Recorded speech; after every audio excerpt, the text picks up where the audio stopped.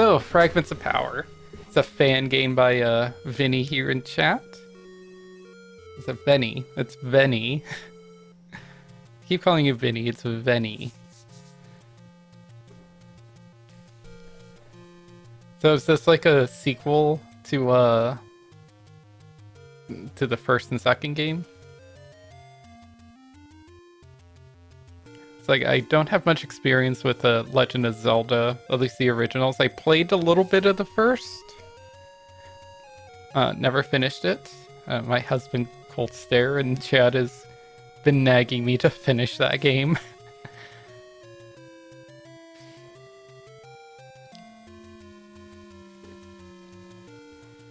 Not Vinny Pine Sauce. My husband loves watching that streamer.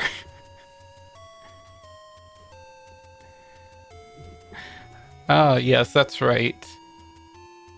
So, Ganon's forces want their boar daddy back. So they're looking to seek the rest of the pieces of the Triforce of Power.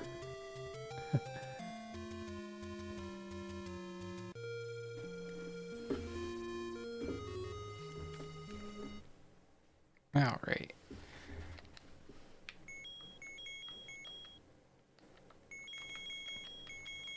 Just go with Chappa. Whoops.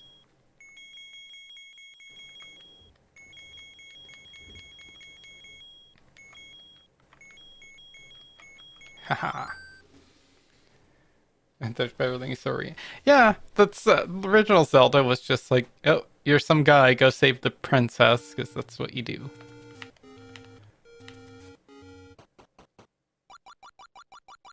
Beware of monsters on the way to you, on your way northeast. So I assume like this is just directional. Like I said, I played a bit just to see how to play it. So north and east are that way, right? Actually, yeah, you can't see my mouse. But east and north.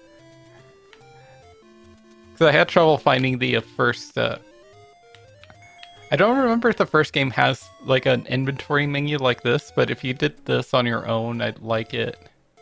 Oh, there. Chew. My beloved boomerang. Chew. Yeah, but I had trouble finding the first area. Because it's not this.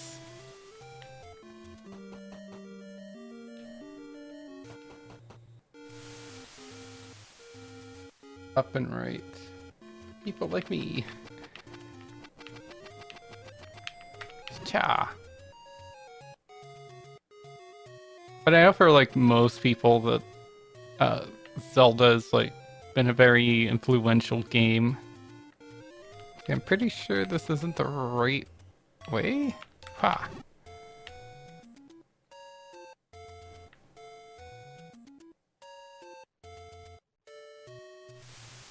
Ah.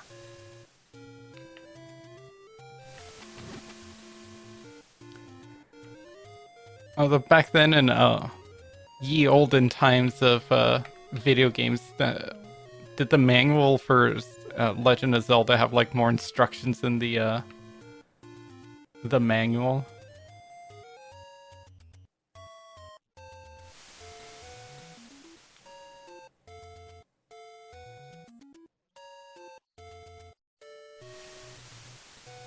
Tree.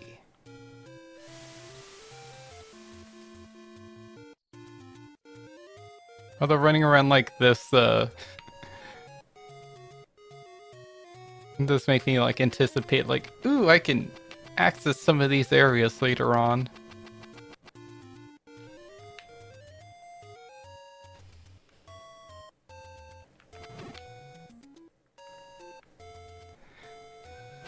Yeah, back in old times when they just came in like crappy cardboard boxes and had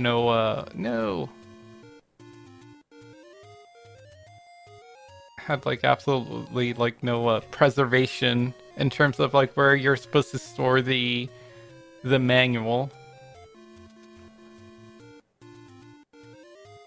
So I can't access this.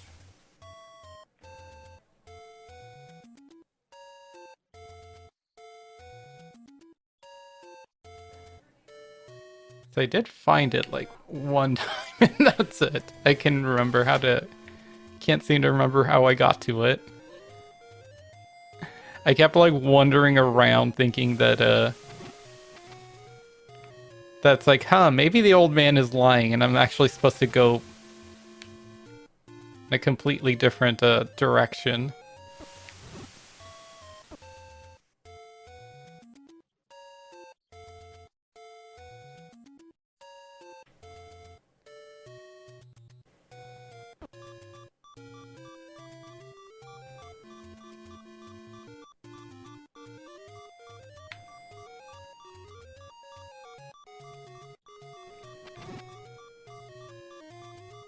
Oh, I think this is it. Haha! I think my problem is that No! So close. No! I think my problem is that I overthink it too much.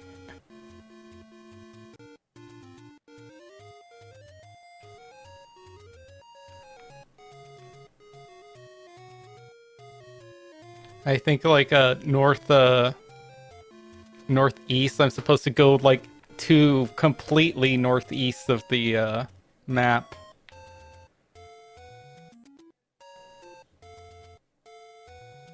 Yeah, so I get that like getting lost is sort of the Getting lost is like the point. I saw somebody tweet the other day that like the closest Zelda, the closest Zelda game that's close to Breath of the Wild is the original Zelda, where it just kind of like dropped in and kind of given no very little direction.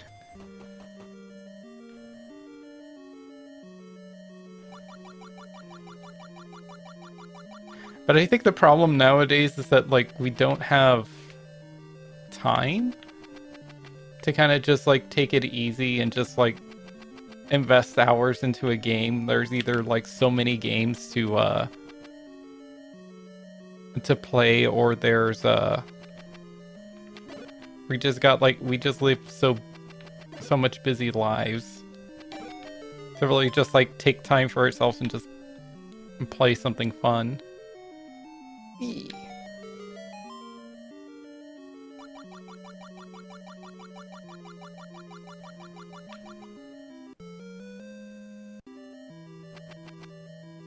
Oh, hey. I didn't realize that this menu was here.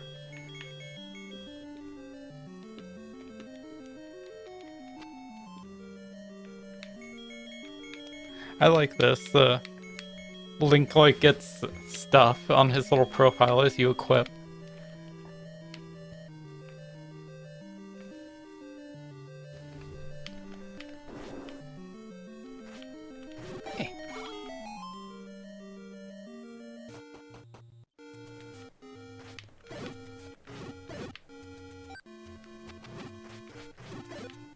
There's a secret heart here.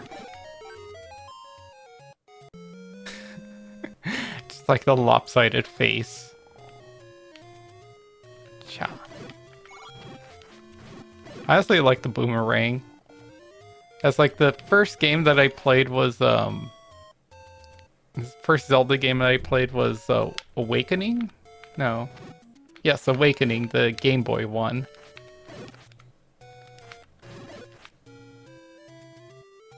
Then I think I played the Link to the Past, followed by the Ocarina of Time. Yeah, I do too. I like the boomerang just because it's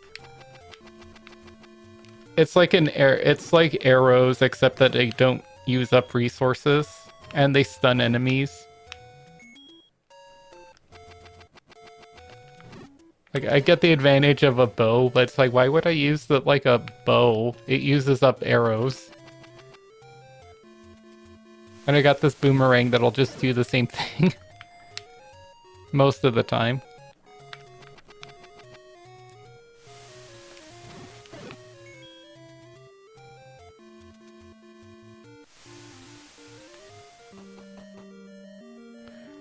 And I've forgotten too with like the bow in this game, you don't get arrows, you just use up money. Joey just has me picture like it's more of a it's more of a slingshot than an actual like bow and arrows.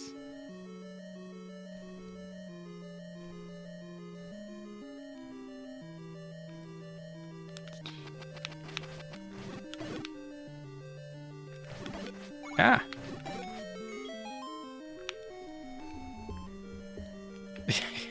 Yeah, you're so rich you just shoot money.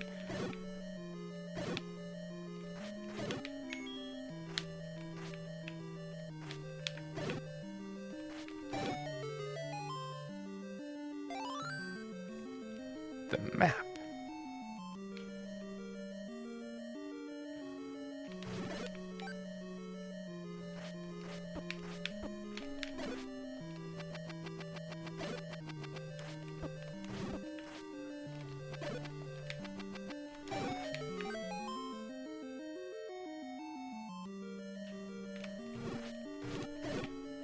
See, these guys have the right ideas.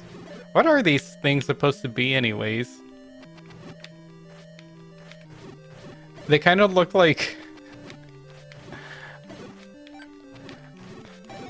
So to me, what these guys look like, they look like boomerang wearing Chapulín Colorados with like mustaches and like beer bellies.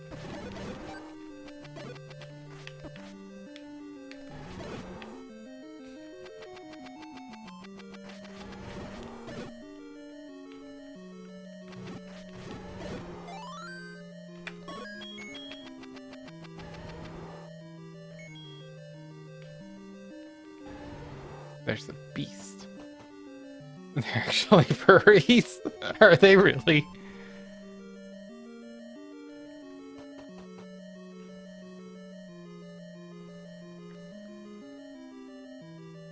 Hey, did you also want to hang out in voice chat, Venny?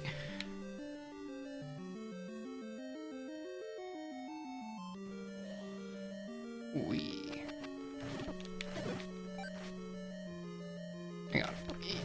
Nope. Acha. Alright, hang on.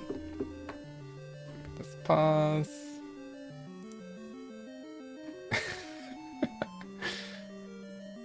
I just opened up Discord and just greeted with things. Here. Let's see, can I do a start a voice call? Hello. Hello. How you doing? Doing good. Give me a second. I'm gonna mute the stream because I don't want to hear myself. Yeah. Here, let me see if I can share the screen. Hang on. I noticed that like Discord really. Don't worry too much about it. It's not too much of a delay. It might be worse if you're trying to stream in two places at once. Ah. Yeah, we'll see.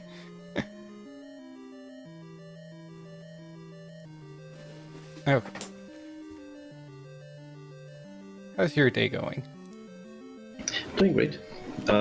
Did not expect like a double game in a single stream. I'm pretty happy about that. I was like, ooh, how could I resist a game with like dragon daddies in it?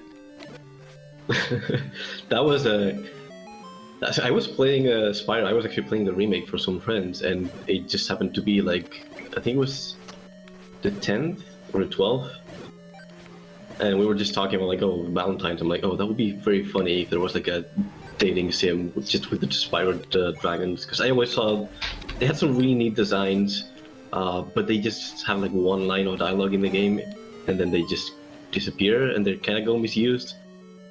So I thought, hey, wouldn't it be funny if someone made a dating sim with them?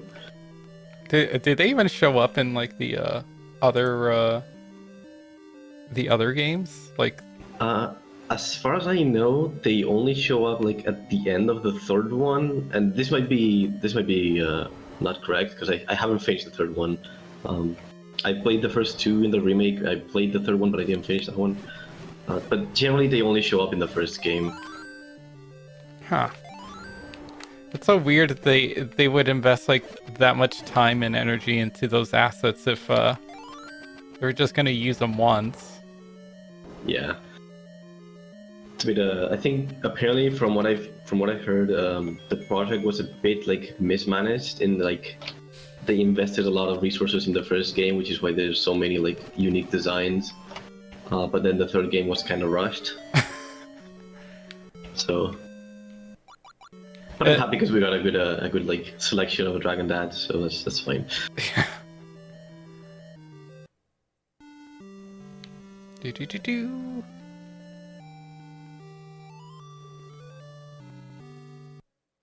Yeah, so you'd like. Well, I would take it that you're a big fan of Zelda games if you made this. Yeah. Ironically enough, I never really played the first one until like I started this project. Like I'm a huge fan of the N64 Zelda games. Those are like my childhood for me. Like I grew up with Ocarina of Time and Majora's Mask specifically.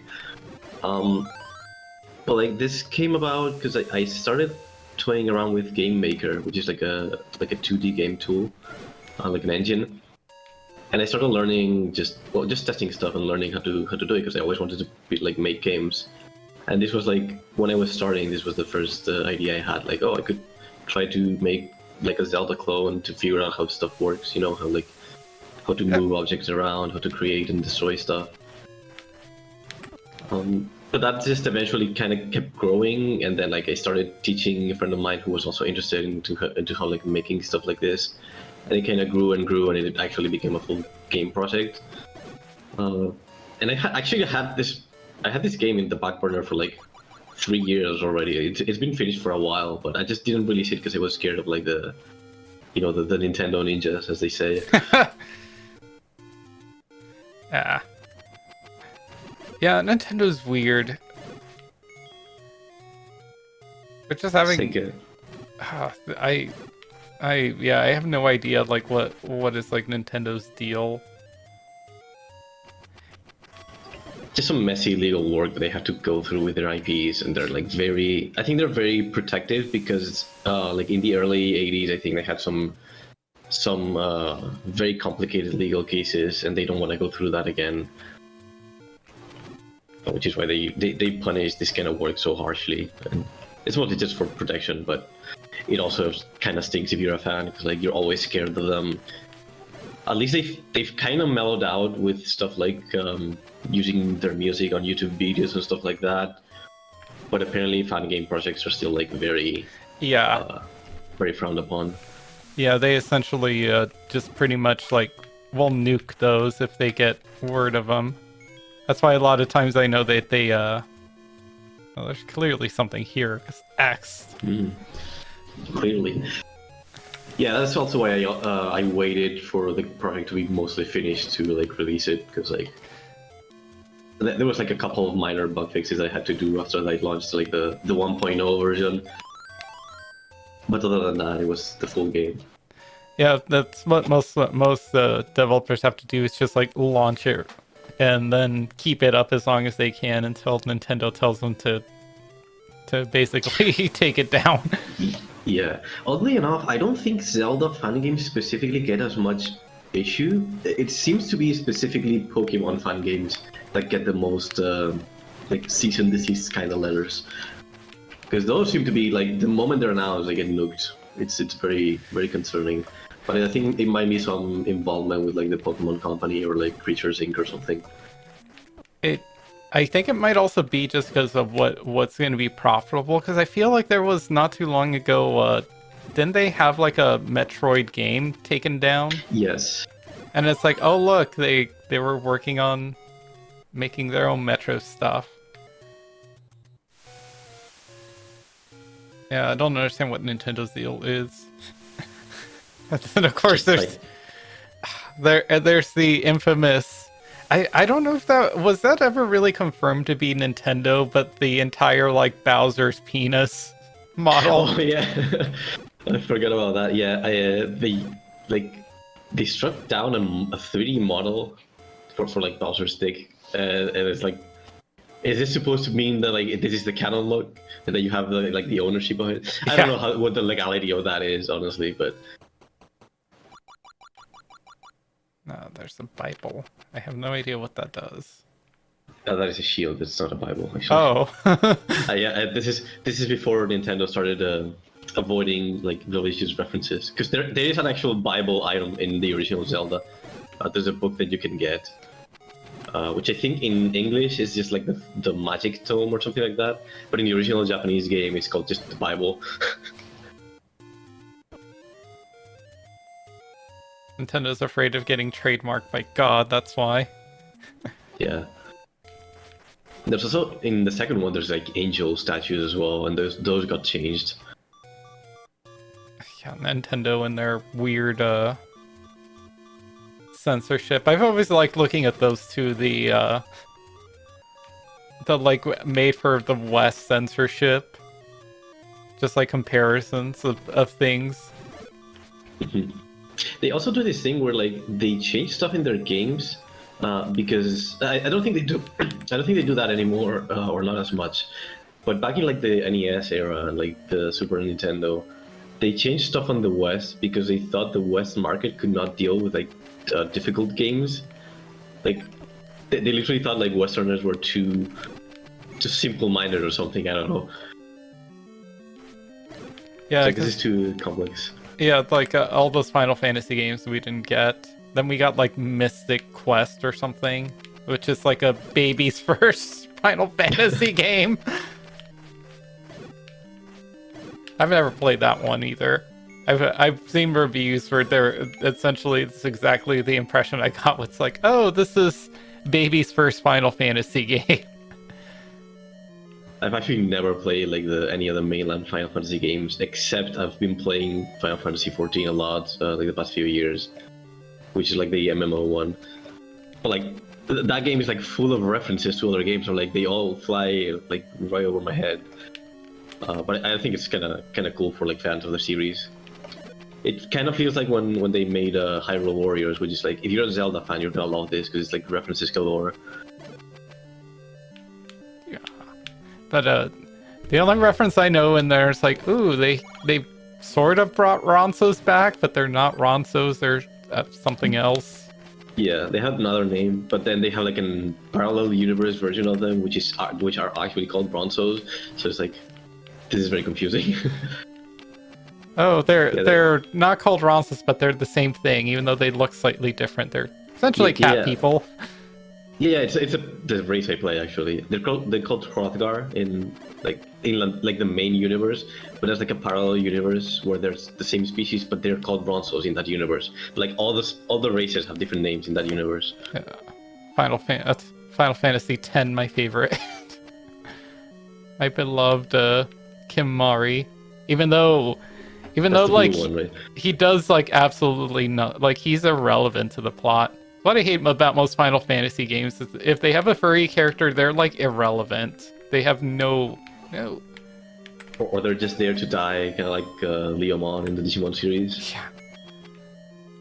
But yeah, there was like a point where he actually does something. It's like you're supposed to run away and leave him behind, but then the game says like no, and then makes you go back for him, and he looks so annoyed. Like, what the hell was the point of that?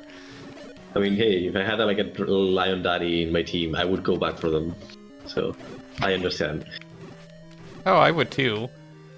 I don't. It isn't even the main player's like choice to do that. Oh, Final Fantasy X is like my favorite, my favorite of the series. I started getting like a passing interest in playing the old Final Fantasy games that I never played, but I'm not a huge fan of like turn-based RPGs, so that's mostly what always put me off of them. But now I'm kind of curious because for example, I'm watching I don't know if you know him. There's Mr. Josh who also streams like VNs. Yes. He's been streaming Final Fantasy IV, and I've been watching it like the past couple of days. And I'm like, oh, I recognize a lot of the music now from FF14 because they do a lot of remixes and stuff like that. Yeah. Get Gamora guards more than meets the eye. That's the other thing with like missing manuals and stuff. Like, what am I how am I supposed to know what a thingy is? Gamora? A Goma? Goma is the what's it called, the spider boss from this dungeon. Uh, Usually, if you're like people who are playing this game, usually if they've played the original NES game, they probably know the names of the enemies because they were on the manual. It also like shows up a lot. It's like a very recurring boss in Zelda.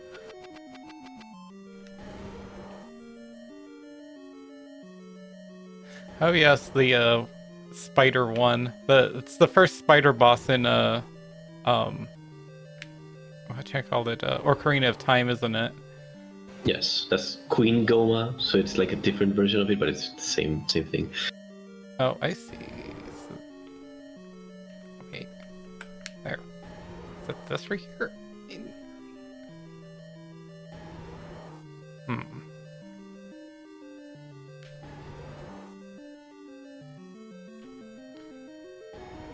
It's like the. Is that in the original game? Like the boss is near and you can hear him. Yes, actually, if you're so like, the dungeons work in like a kind of like a grid base, or like each room, like if you're in a room that's adjacent to the one where the boss is, you can hear them.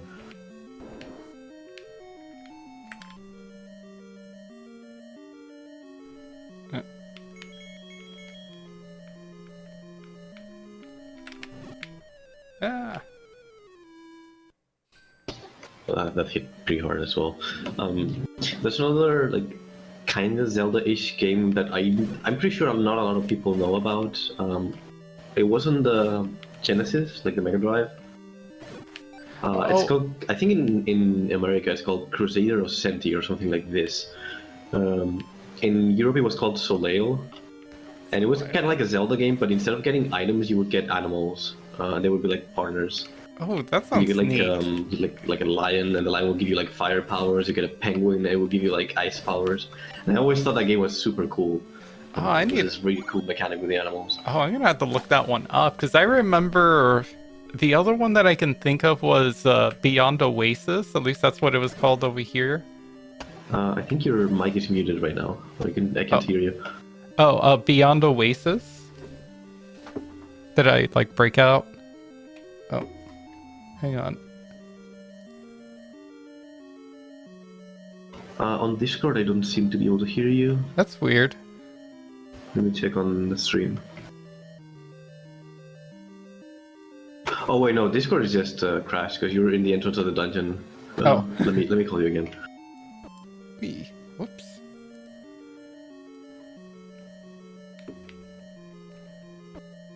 Ah. Where is it? Shield. There we go. Oh. There we go. Yeah, that's weird. I was like, oh, my audio seems to be showing that it's working. Yeah, don't worry. You don't have to double stream. It's fine. I can just watch the stream on Twitch. Oh yeah. So I was saying Beyond Oasis. At least that's what it was called in the West. Or well, at least over here. It you're like some prince, and you get summons. You get like a fairy, a genie, a shadow, and like a plant. Like a Venus fly trap. Oh, this looks like it's like a mix of Prince of Persia and anime. Yes. It's a very strange art style.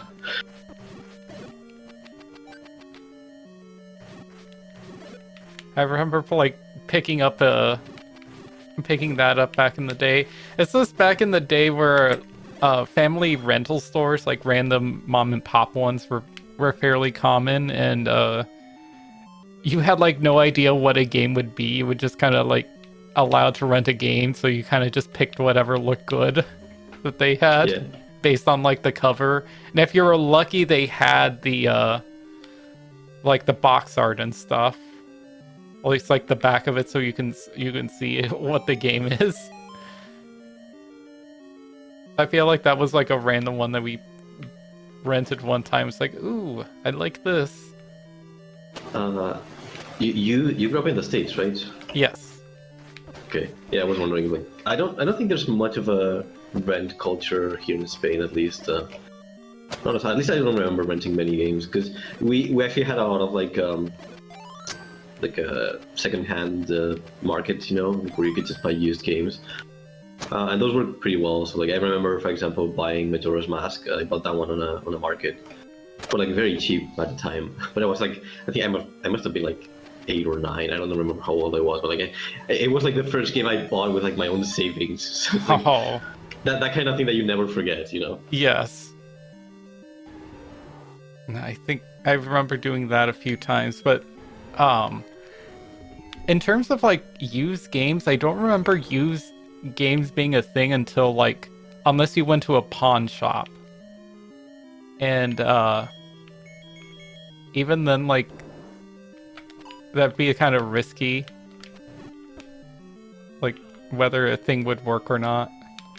Yeah, because like they may be damaged, or especially that at that time where there were cartridges, because like I don't know, someone like drops the cartridge and it gets loose or whatever, and like the pins don't work right, or you have to blow into the into the slot. Yep. That was a pretty common one as well.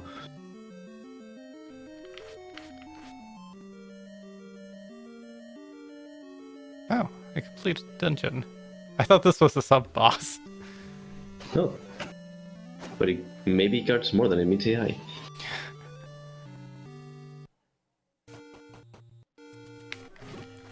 So the thing with this game, when I was playing it out, it was right around the time where I think it was A Link Between Worlds came out.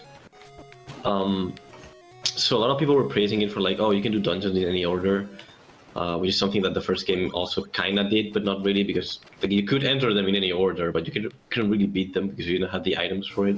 Yeah. So one of the original, like in the original planning for phase for this game, I really wanted the first 3 dungeons to be mostly beatable in any order, and actually doing the third dungeon is very close to where you get the sword. So depending on the way you go, you're probably gonna find the third dungeon before you find the first one, and it's actually kind of advantageous because you can get the bombs there, and that kind of helps you clear around the other the previous dungeons. It kind of gives you some shortcuts. Yeah. And some secrets. So I was very happy with that.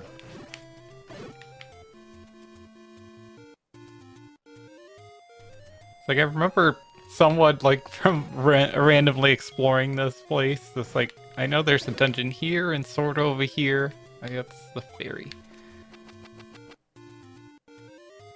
Correct. Phew. Honestly, I feel like this game right now at least feels more laid back than trying to play like the first game. Yeah. I tried to replicate the controls as closely as possible, but like sometimes you get caught in corners, which is something the original had. I really debated whether I wanted to fix that so that you had like a bit of leniency, or like it would slide you off the corners and something like that. But I was really trying to stay as true to the original as possible. For better or worse. I know there's some stuff that is probably a bit like, how would I say this in a nice way, kind of orthopedic. Yeah. But it's kind of part of the charm. I feel like if you died in the original though, didn't you have to start over completely? I don't recall. No, it just puts you to the starting point. It's the same here. If you die in the overworld, you get booted to like the very first screen. You just have to walk back to wherever you were. If you die in a dungeon, you get teleported to the start of the dungeon, though. Oh, hey, Sucky. Sucky's one of the buddies I was playing Spyro with when the whole like Dragon Dad dating simulator came up. Oh, are they in chat? Oh, hi! Oh, I think I recognize you. Went through the logging in. Oh, hey, I recognize you from Mr. Josh's streams. Yeah. Just like that Yeah, name. we were hanging around on Mr. Josh's Discord when that happened. And Cyrus, which is the guy who wrote the script, is also like from that group of friends.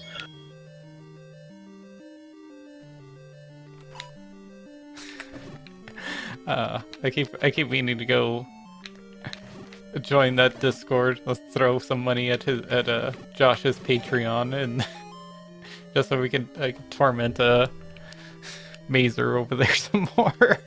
Oh god, yes. Poor Messer. Oh hey, bombs. Josh is such a weird individual because I remember asking him, like, when he was streaming someday, I remember asking him, like, oh, do you have, like, a Discord server or something? Like, where could I find it? It's like, oh, well, you can find it in the Patreon, but, like, you can just sub and unsub and you will get the Discord. I'm like, but that's so scummy. Why would you say that? Because you don't... He's like, oh, on Patreon you don't get charged until, like, the beginning of the month or something like that. You can just sub and then just unsub and you get this Discord. I'm like, but don't say that. Like, I want to support you. Yeah, I would say that'd be someone who wants to be inclusive. But then if you're gonna be inclusive, then why even have it set up for Patreon? Yeah. Why?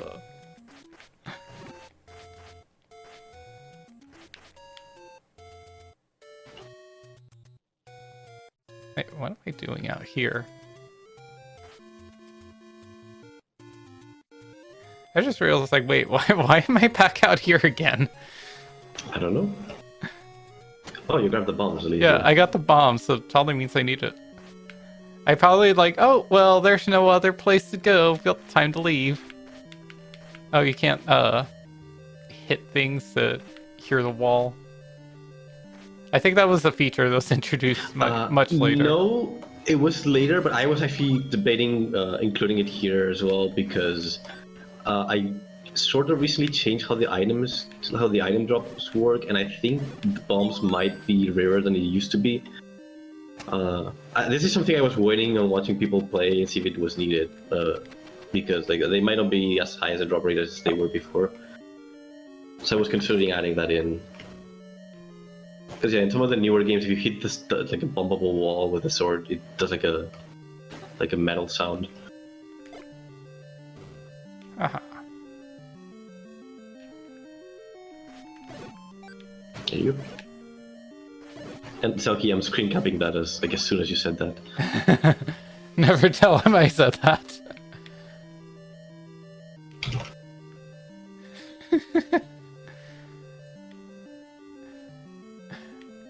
Hey, Cold Sir, if you're listening, could you pin that message? There you go.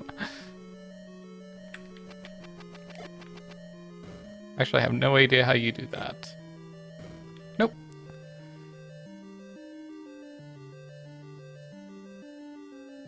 I've seen other streamers do it on Twitch, where they just like pin the message. Yeah. No. Oh yeah, on Canastion stream, you usually there as well. That is a... I keep getting pinned to a comment on that. Feature not enabled. Oh, I can't. That's something I have to enable? I have no idea how to do that. I'll have to dig around for that later. Twitch is like many settings.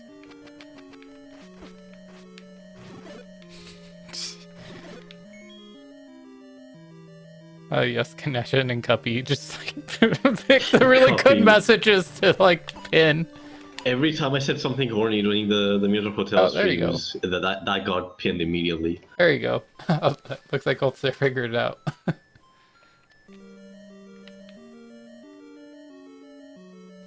Those were very fun as well. It was kind of agony for me because they were very late for my time zones. Like I had to stay up for late until like 10 a.m. Yeah, I'm like, holy shit! Like poor Venny. I know you didn't catch like the other ones. I'm like, oh, Vinny's probably asleep. Like, it won't plaster him. It's like you were missed in those. He's been doing like the rerun with the speedrunner route, I think. Yes. But I'm like, I just it's too late for me like these days. Yeah, he still hasn't uploaded his VODs into YouTube yet. Which, otherwise, I would say to like go catch them over there. Yeah, you need to catch up on those because like speedrunner is very fun too. Yeah, I've tried to guide him to like where he can get like the most like dialogue. The most memes. Oh, I don't understand half of the memes. Did he do the anthill? Not yet. Unless I watched him. Unless he got to it like after I went to bed, because I know he streams kind of late for myself too. It's just like me, because I'm like, Minotaur Hotel, I'll stream that for like 6 to 8 hours straight. It's a very long game. Like there's so much content in it. I just realized I have a key. I just go this way. You're probably missing like a bomb on a wall because this is like the bomb dungeon. Oh wait, no, you do have a key. But yeah, like I remember like when I first played it, like I binged Miracle Hotel for like almost an entire week. Because I remember Kadashian's final stream where like he saw the playtime, it was like 40 something hours. Yeah. It's not even done yet. Aha.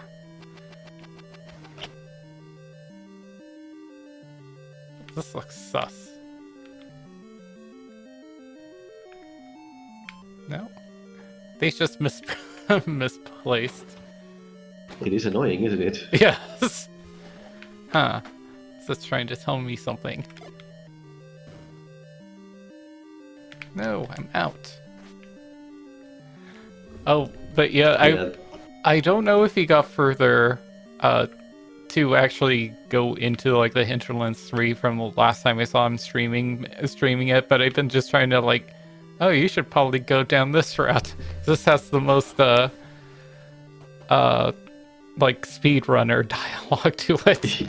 Yeah, no, I watched I think the second session on the speedrunner route. I did watch like almost all of it on his first playthrough. For the speedrunner, I only watched the second bot, I think. But I would love to watch the Hinterlands. I need to catch up because Hinterlands is my favorite. It's amazing how much like the game makes you invest into Asterion. Yeah. And then you reach the Hinterlands, especially like Hinterlands 3, and then you're like, Asterion who? Like the other Minotaur? Because then Storm shows up, and it's like, oh, my heart. Like, maybe because like I think it might be because at least with like Asturian, like sure his situation is awful and what he's been through is just awful, but he's undying. He has the rest of eternity to turn things around. Kinda. And like it's also like hard to, I mean, I wouldn't say it's hard to empathize with him because like, you do empathize with him, but like you can tell like his predicament is all fantasy based in terms of like, oh, there's a magic hotel where that kind of binds him. It's like the will of the gods. And then there's this Storm who's like, yeah, he's marginalized because he's a Minotaur, but like it's not too different from just people being marginalized because they're like black or they're like gay or it's like it's much more like based on real life, you know. It's much more grounded. Yes. And it still has the touch of magic and mystery as the rest of the game, so it doesn't feel too jarring, but exactly, it just feels so real. Especially because since it's based on a lot of like rural Brazil, I saw a lot of like cultural similarities to like where I grew up at. Because I'd go to Mexico like every summer and to like rural Mexico, and a lot of like the descriptions and stuff just like really spoke to me because like, ooh, this is a lot like where I grew up in the summers. For me, it was also pretty close because I'm from Spain, but my father is from Brazil too, so like we visit there often.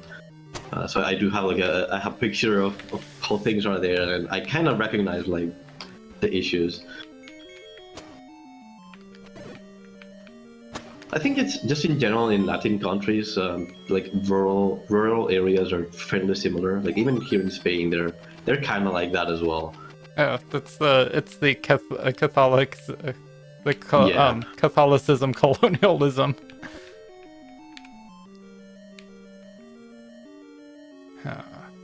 No. How do I get to that? Oh, you didn't get the you can cross.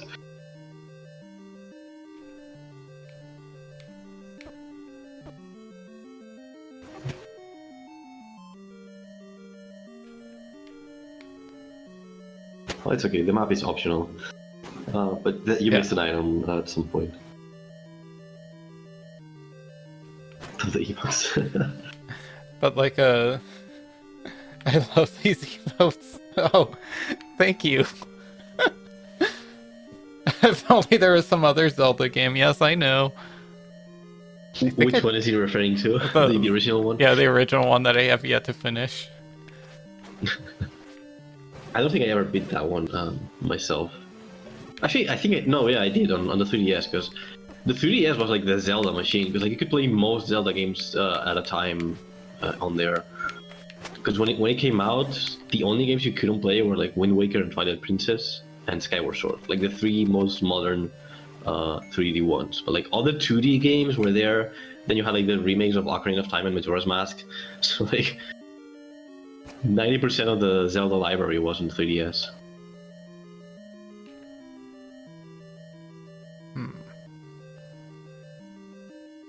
I'll try bombing this here. Oh.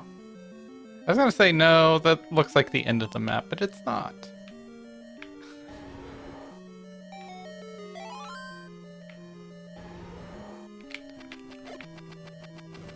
There you go. That satisfies your Yes. your offset LCD. Yeah, I always thought that the emote you have is really fucking funny. That's your persona, I'm guessing, like the laughing emote. Yes.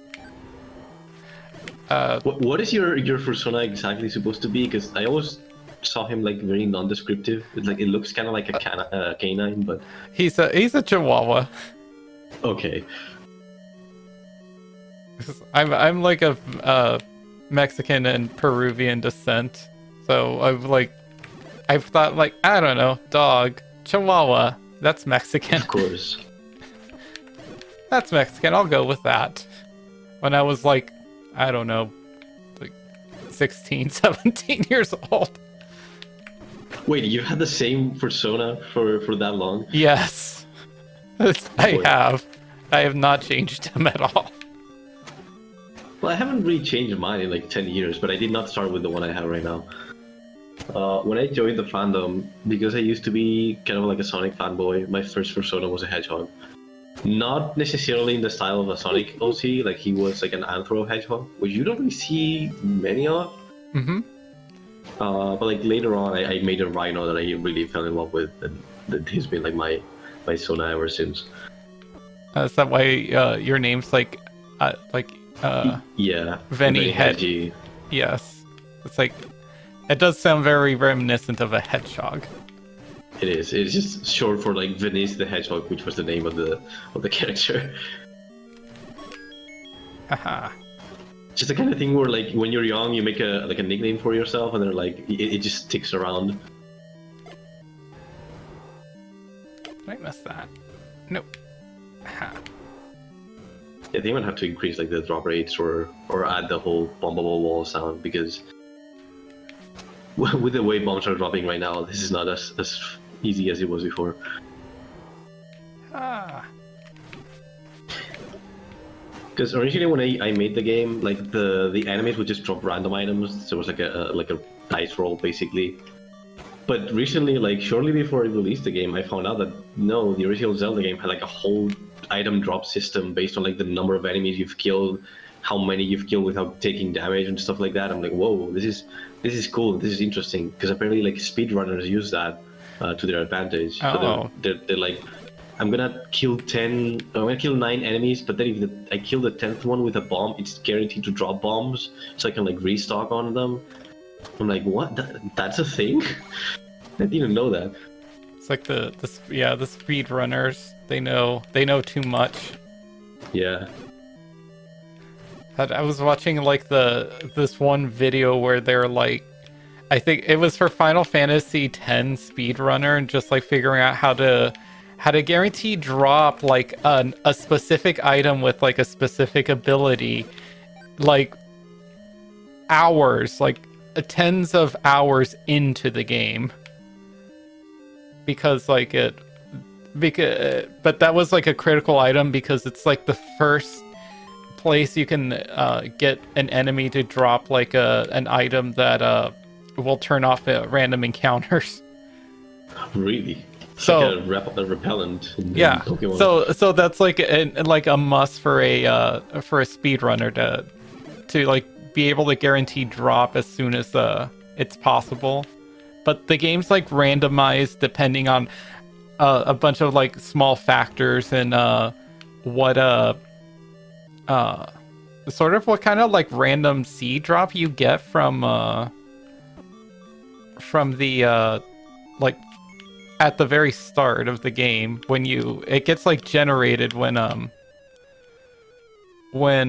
you start up a brand new game, like depending Right. on like how long you sit on the menu affects it. And I think there's like certain ways you can tell from what kind of seed drop you have with some other events earlier on in the game. But I think other factors influence it too, so you have to Wait, play carefully. And it's just so insane that what game was this? Final Fantasy X. Okay, yeah, I heard something like about that game, something like that. And it's just so bizarre to the lengths that people go just to like do speed runs. It's so amazing. Like some people would say it's a waste of time for like something so pointless as like a speedrunner record, but just the amount of effort into like backwards to like back engineer some like a game and its mechanics is just so fascinating. Yeah, tell that to the people who are like reverse engineering like N64 games, making Zelda PC boards. I find that fascinating. It's like how does that work? Because this game I made completely from scratch. Like I just built in an entire engine in like Game Maker Studio. But like I wouldn't know how to port like a 64 game to PC. Some people are like truly unhinged on their skills, in like a good way.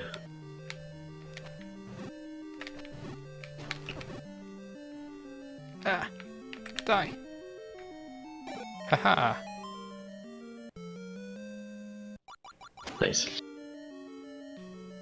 You can one-shot that boss with a bomb if you manage to hit the four heads with the explosion. But it's very tricky. There are a lot more secrets in here besides the map. Yeah, maybe. It is the bomb dungeon. And there's a suspiciously missing square in there. That's like, huh, there's a lot of walls I can go bomb. Is 8 the maximum bombs you can carry? No, so I did something different in this one compared to the original, where you will get more bomb bags in certain dungeons. So 8 is the initial limit, but you can go up to 32 eventually. Okay. No. Ah.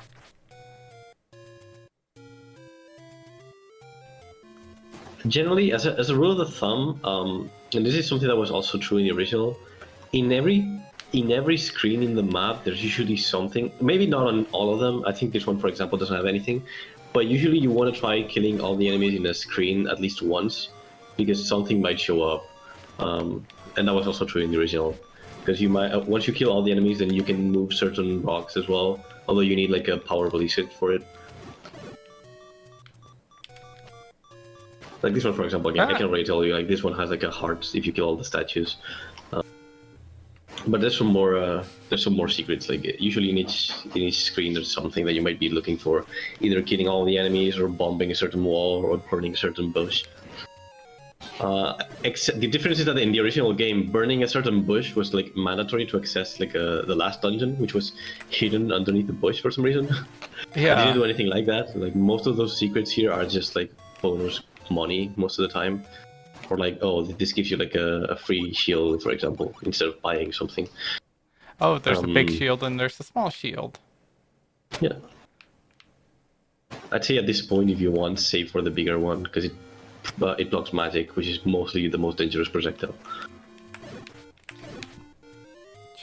But yeah, you will need like money eventually for some items, so it's good to save up. But you can't save too much because 255 is also the maximum number of rupees you can have, and that one doesn't go up. Like 255 is a hard cap. 255. That's like a. Isn't that like the standard kind of like RAM number for Yeah. Nintendo games? Well, it's No. the maximum number you can get with 8 bits. Also, it's completely unrelated to anything, but that just reminded me of a very funny fact that I found out while watching one of the Super Smash Brothers directs, and I will never forget. I think it was like the direct for like one of the DLC characters. I think it was one of the Fire Emblem ones. And in that direct, other than learning about the DLC, I learned that with your human hand, you can count up to like 30 something, if you count in binary. I'm like, Huh. this is truly unhinged. Like, Sakurai count in binary because you get more range just counting with your hand. It's like, well, that's some funny funny info that I never considered. I have no idea how to count in binary. So each one of your fingers would count as like a power of 2. Instead of adding 1 with each finger, you would start by adding 1, then 2, then 4, then 8, and then 16. And with that, you can go up to 30 something, I think 31. God, that feels like that's Just- Josh yeah, thing to exactly. do. I actually really like that particular stream because I remember when they announced it, there was this picture of Sakurai, who's the game director, doing like a 3-finger pose, and everyone started speculating, oh, what could that mean? It's a 3, maybe it's like the I don't know, like it's the 3rd game in his franchise getting a bonus character, or like Xenoblade Chronicles 3, something like that. And it turned out to just be the number 16 in binary, as in 16 games in the Fire Emblem series, which he just counted in binary live on that stream. It was so fucking funny. I will never forget that.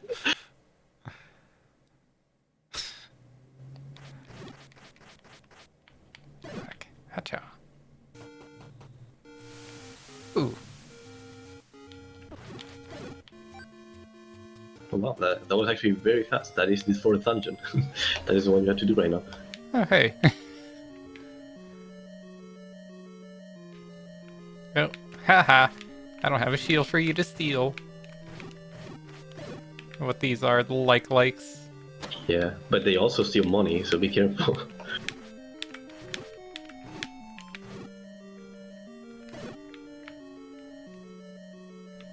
And money doesn't seem like too much in this game, but you actually really need it like later on in the game, so it's not a great idea to get your money sucked, as Sucky would put it. The suck, yeah.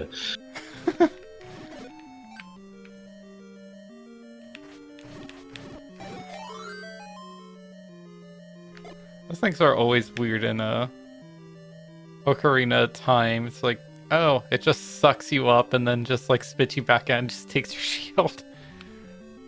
Like, what a weird creature. Oh. Curse you. I got overconfident.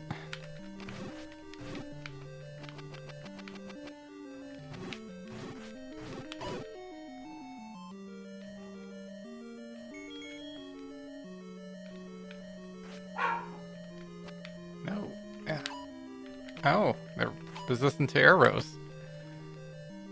Yeah, these guys are only weak to the sword. And only from the sides or the back. Actually, no, they're weak to bombs as well, yes. But bombs are a short resource at this level, so...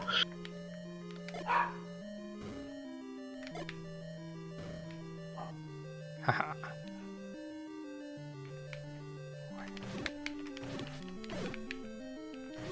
Yeah, I'll probably have to add something for the bombs, because they look like they might be a bit too scarce for how much you need them. Because for me, when I'm playing it again, like while I'm debugging and stuff, like I already know where I have to go, you know. So like, I don't have to try. Oh, is this the right wall? You know, I don't waste as many bombs as a regular player would. So it's not really fair to the regular player.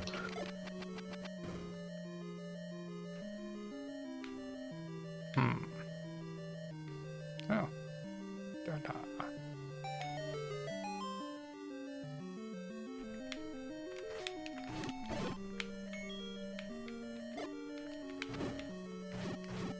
I keep mispressing.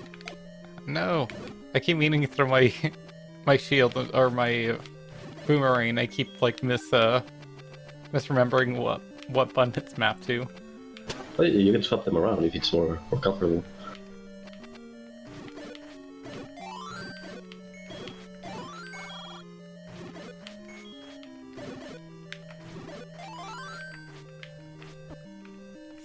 Wow.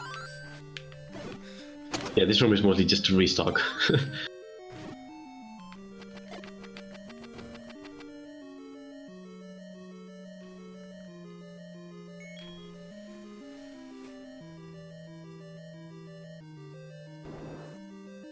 Da-da-da.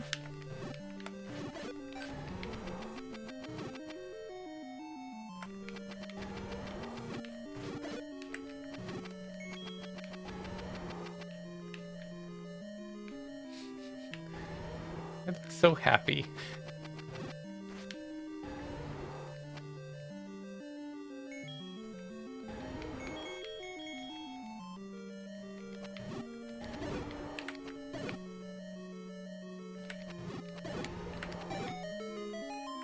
Oh, bombs.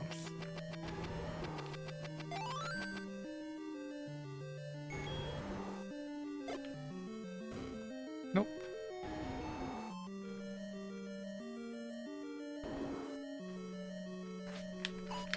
I remember you, rhinos.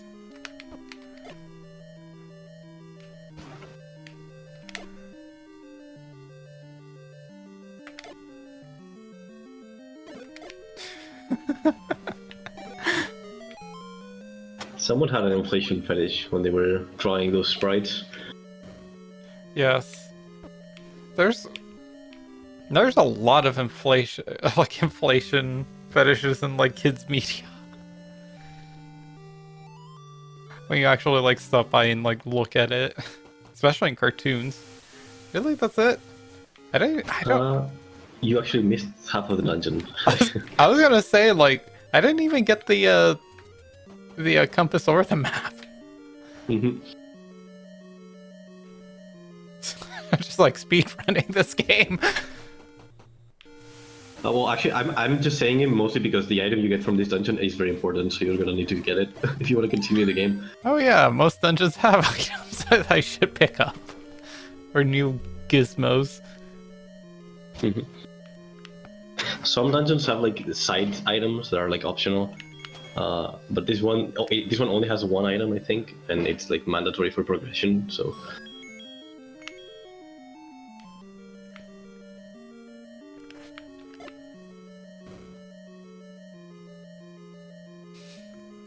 You do have a map in the pause menu though. Before you get the map, any room you have explored gets registered to your map. Huh. The map just adds all of them at the same time.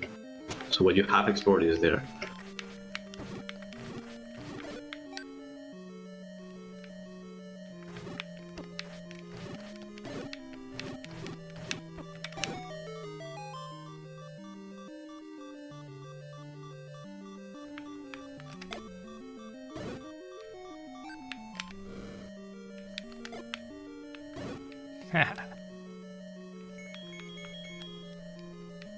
Hooah.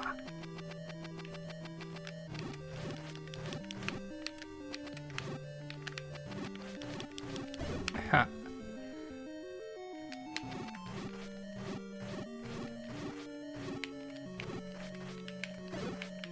Not sure why I'm killing them. Let's see.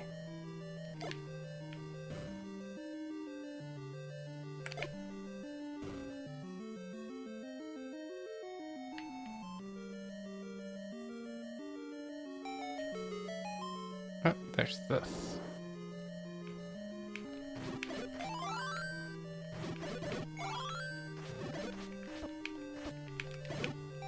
Yeah, what Saki said, like breakable walls are kind of like a crazy proposition because like the moment you introduce that concept, you have to try on every wall, and that's something the original game did, and I do it in this one as well, which I'm not super happy with. It's one of those things where like I did it because the original did it, but maybe I probably should not. So that's why I want to add the whole like detection sound because It's I'll like probably patch that in today. you'll drive yourself crazy, like trying to break every wall. Yeah, because like yeah, I know where they are, but like another player will not. So Well, they also usually add like oh, what should I call like little visual cues or something like a Yeah. The cracks. That's the thing. Like the problem is that these games were made in a time where you bought a game and that was supposed to last you forever. Like it was just a way to like make the game feel longer, which is every fattening, wall. really. Yeah, because they didn't have a sound cue or a visual cue. You just had to try on every dungeon. Walls. I really need to keep like a like I don't have like my chat box like in here. I really should like get my phone turned on.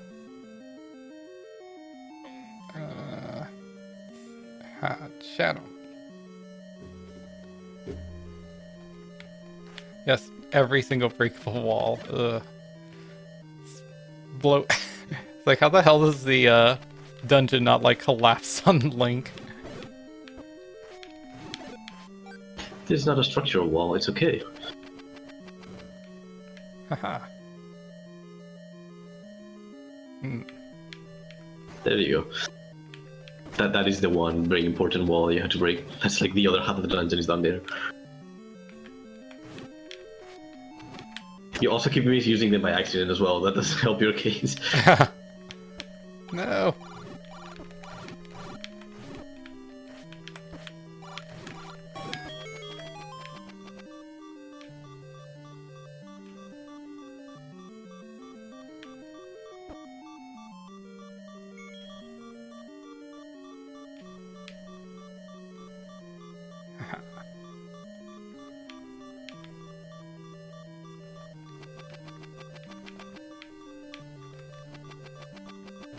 So this isn't. So you made this like from a different engine. It's not the original.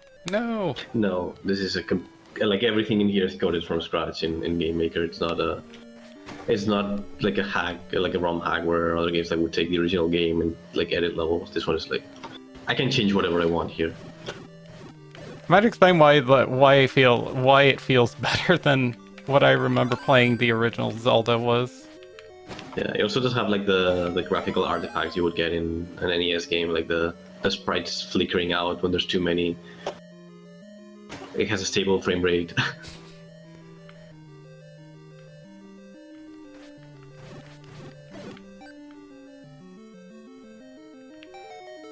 It's like I feel like my husband's gonna make me break out the NES and finish my Zelda game. It's like, well. Oh yeah, because you mentioned you were playing it on hardware, right? Yeah. Like the original hardware. Oh god, that would be agony. You're gonna stream. How do you stream an NES? Can you even stream an NES? I guess that's I can. I actually can, yes, because I have a like a TV tuner card in my computer, and I could just hook it up to that. Mm-hmm. I think I wanted to do that with my N64. I just don't have it in. I don't have it with me because it's at my parents' house, but I would like to get it back eventually, so I can just straight up stream N64 games in the original hardware. Yeah, yeah. It'll always look like crap, but like it's still something kind of amusing. Just have like have original hardware. Yeah, because I tried to stream it from an emulator like a few days ago for Selkie actually, who's here, but it just wasn't working on the. I don't know what was going on with the N64 emulator. It just kept getting like graphical glitches on Discord. Yeah, and that's the thing too. The emulators, they're not always perfect. Yeah, they've definitely gotten way better than like when I first heard about emulators, but there's still something kind of like fun about having original hardware. The only thing I can say is like that. At least like you don't have to deal with the some of the issues or having like some of the. You can't cross either. Oh. Am I supposed to have like some item from this dungeon or like a different dungeon? Yeah, so right after you beat the second dungeon, which is where you get the fire candle, like right next to that dungeon is another like mini dungeon where you get another pretty important item. I have to remember where the second dungeon is. Yeah, it's like all the way top of the mountain almost. But like something, of course, that's missing from older games is just convenience. Yeah. Because like, wow, some of the having to like start a game from scratch when if you die, or just having like rewind features, or the games are just designed to kind of waste your time. Yeah, that's what I meant with the walls as well. Like back in the day, you had so much time to play games, and like his games were not as prominent as they are right now. You usually would just buy one game, and that game would last you for months and months. Because something like the original Zelda, like finding all the secrets and with how cryptid it was, you'd have to explore for a long time. Yeah, it was sort of part of the challenge, but like they're also based on arcade games, which were meant to eat quarters. So they're designed to kind of be unfair and to actually like keep killing you and having to start over. Those games that I really hate, that's like I just want to keep playing without having to start over from the very beginning. As someone who played way too much Sonic as a kid, yeah. Because in the first two Sonic games, there was no saving system, so every time you like got a game over, you had to start the entire game over. Oh yeah, I remember. I grew up with a Sega Genesis. I got really good at Sonic. Because my brother had that one. I was like 3 or 4, I think, when he got the Genesis. Because I have an older brother. He's usually like the one who used to introduce me to stuff when I was a kid, you know. And he had the Mega Drive, and he had Sonic 1, and I think we also had Sonic 3 and Knuckles. We didn't have Sonic 2. Levy, hey, how you doing? I recognize the username.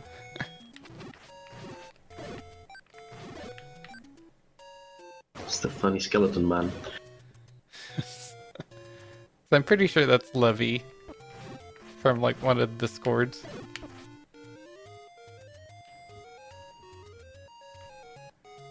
Can I bomb these? Nope. No. Oh, those are very specifically for the power bracelet. I was gonna say, is there a power bracelet in this game? Yes.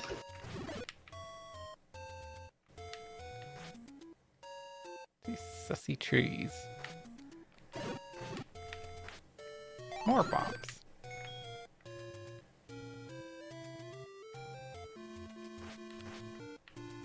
Okay, my notifications worked that time. Oh yeah, these guys hit hard. Run. No, it's not up here.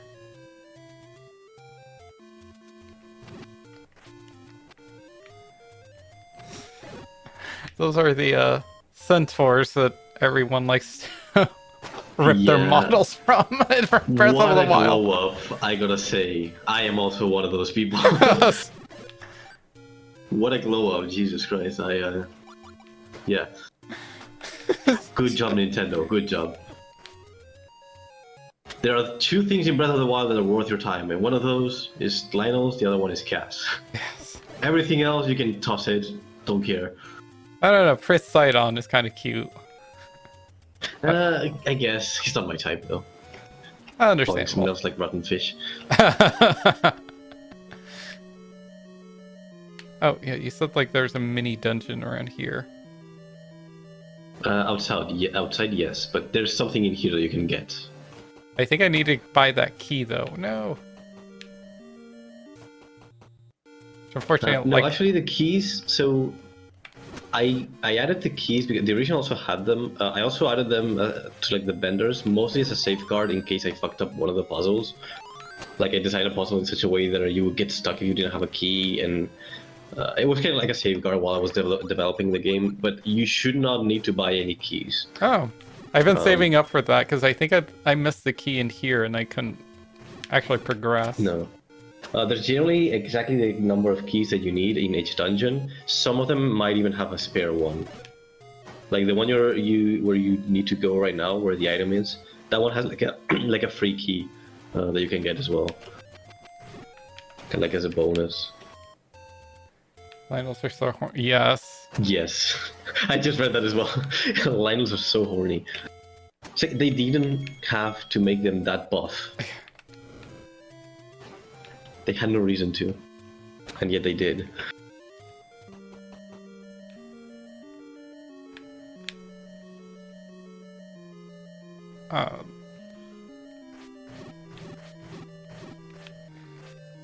That always sent me. That always, that always sent mixed messages to me as kids. Like, they make the enemies really hot, and then it's like, I don't want to kill them. And I'd understand why, but it's like, I don't want to kill the monsters. Can't I be their friends? Mm-hmm. That's something I really hate about video games in general, where they always have really cool designs and they never like the player character. Like the player character is always the most boring, bland design. Like it's always you're in a world of like fantasy and furries, and you have to play as the human. Like, come on. Yes. No.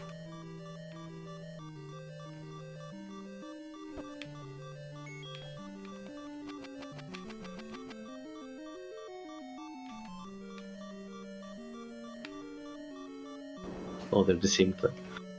There you go.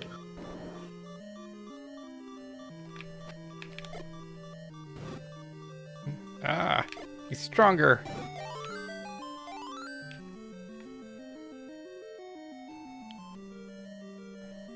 Oh, that's a lucky fairy. You were almost dead. Oh, it's the ladder.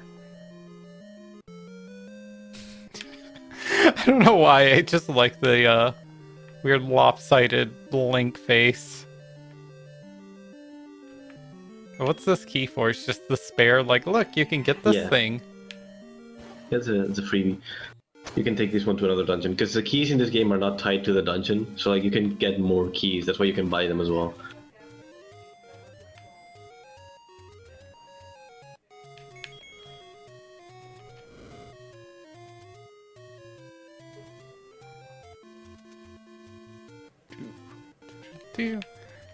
So at least this theme is like very catchy.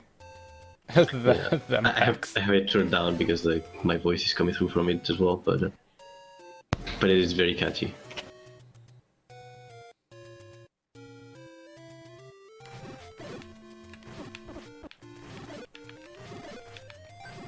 Haha. Whoa. They just sniped you all at the same time. Yes. No. Wrong one. Yeah. I remember this from your trailer. At first Oh, it you saw looks the trailer? Yeah, and it looks of course very sussy too. But Era's pointing. So what's this flute do? So the flute has 2 uses. Actually, it has 3 uses. If you use it on the overworld, it will teleport you to any dungeon that you have already cleared. So it's a good like fast travel tool. There's some place that you can use it as well. It's also kind of like a reference to the original game. And then if you use it in dungeons, the bunny enemies, they will die immediately to the sound of the flute. Ah. Wee. Oh yeah, and since you cleared the 4th dungeon, you can go back and get the item. That was convenient. Like the sussy S thing. That makes me want to go bomb these walls. You don't need to bomb anything else at this point. You can just get the item.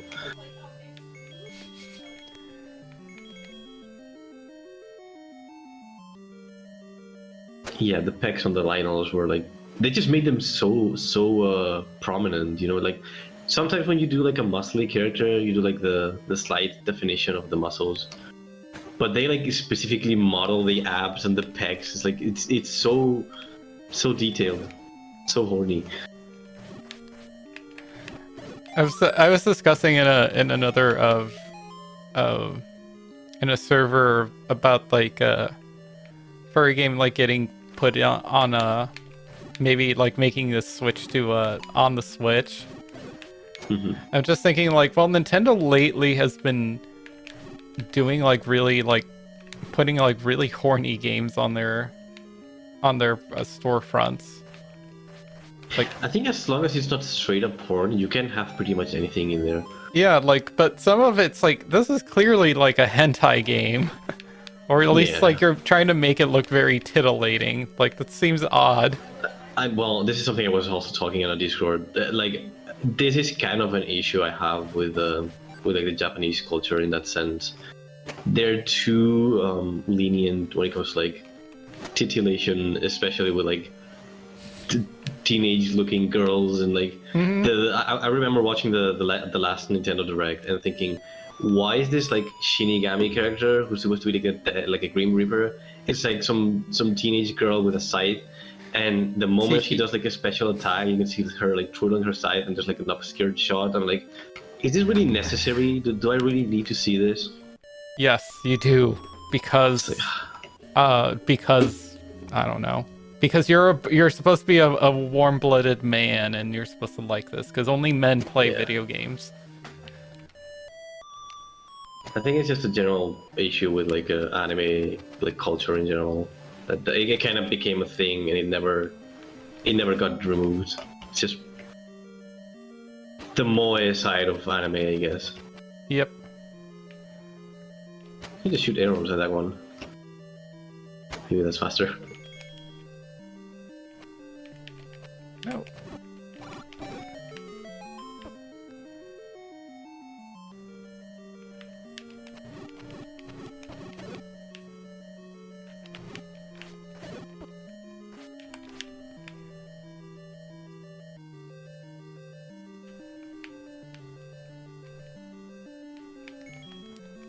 Now, I don't know if you were like in VC or watching the stream. There's a stream with Mr. Josh. I brought up the topic of Digimon Survive.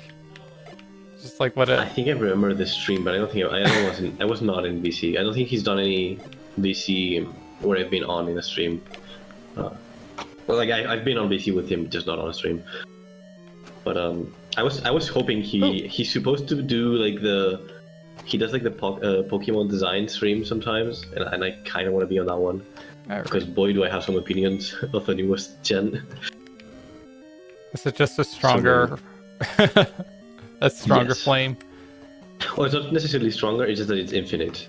So the original candle you can only use once per screen. Okay. I don't know why it's like that, but it's just how it is. Yeah, I noticed when I was trying to escape, like, oh, I can't use the candle again. But I mentioned like just the concept that like one of the issues I had was like with Digimon Survive was that it felt very like it felt aggressively like hetero or cis normative and like gender conforming, like aggressively. Like the first I've off, not played it nor seen it, but I know exactly what you mean because there's so much media from Japanese developers that's like that. like I'm like, was this Digimon game like written by like some old person? But no, Josh said no. Then like probably someone up higher is much older, but like the team is supposed to be young. So I haven't looked into like who exactly wrote it, but it's like it feels so aggressively like just like gender conforming, because like a lot of the like I would have I would have liked to see like some queer coded character, because I feel like that's probably the best we would ever get in like a Digimon game, especially with like some of the other Digimon games. They've been very like tongue-in-cheek, whether like the clearly queer characters are queer. Are they? That's not something I've heard before, but like I'm not really up to date with Digimon.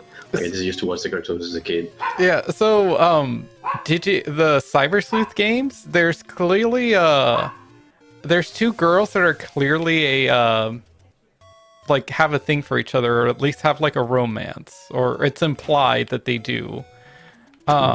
Because especially the other one, like one of them is the primary character, the other one's like a secondary. It seems like it always seems to be kind of implied that like she was sort of being used, but not really. Like, no, it's not.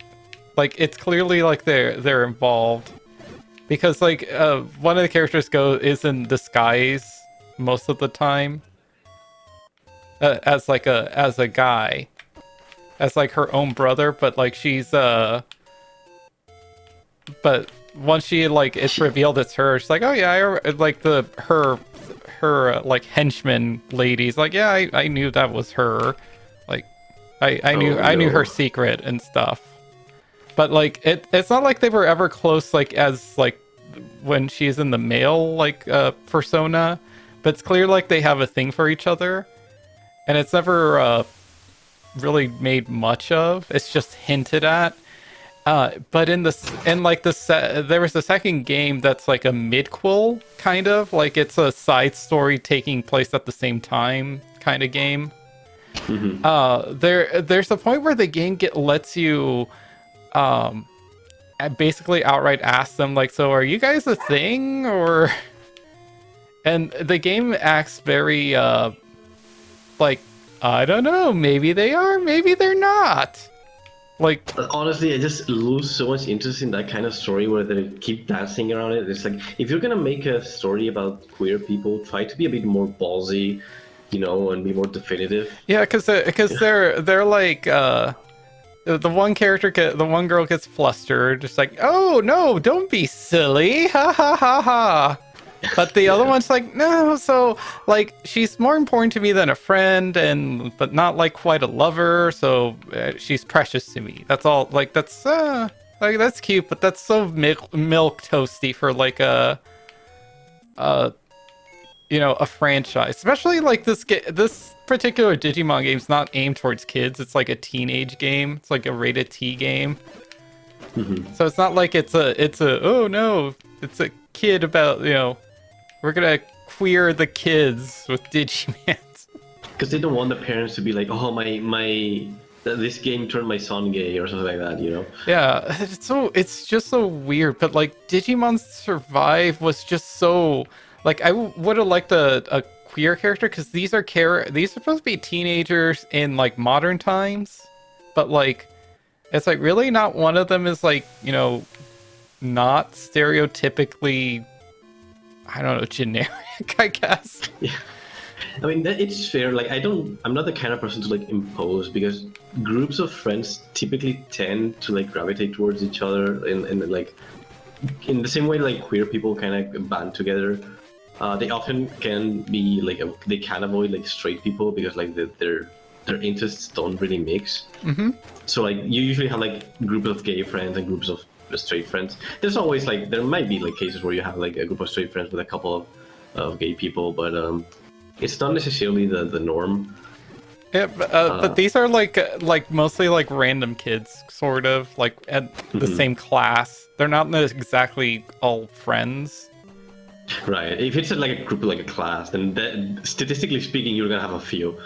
Yeah, and it's just in my high school class. I think there was at least 3 of us were at least gay. Yeah, and it was a class of like 20 people, so it was a decent percentage.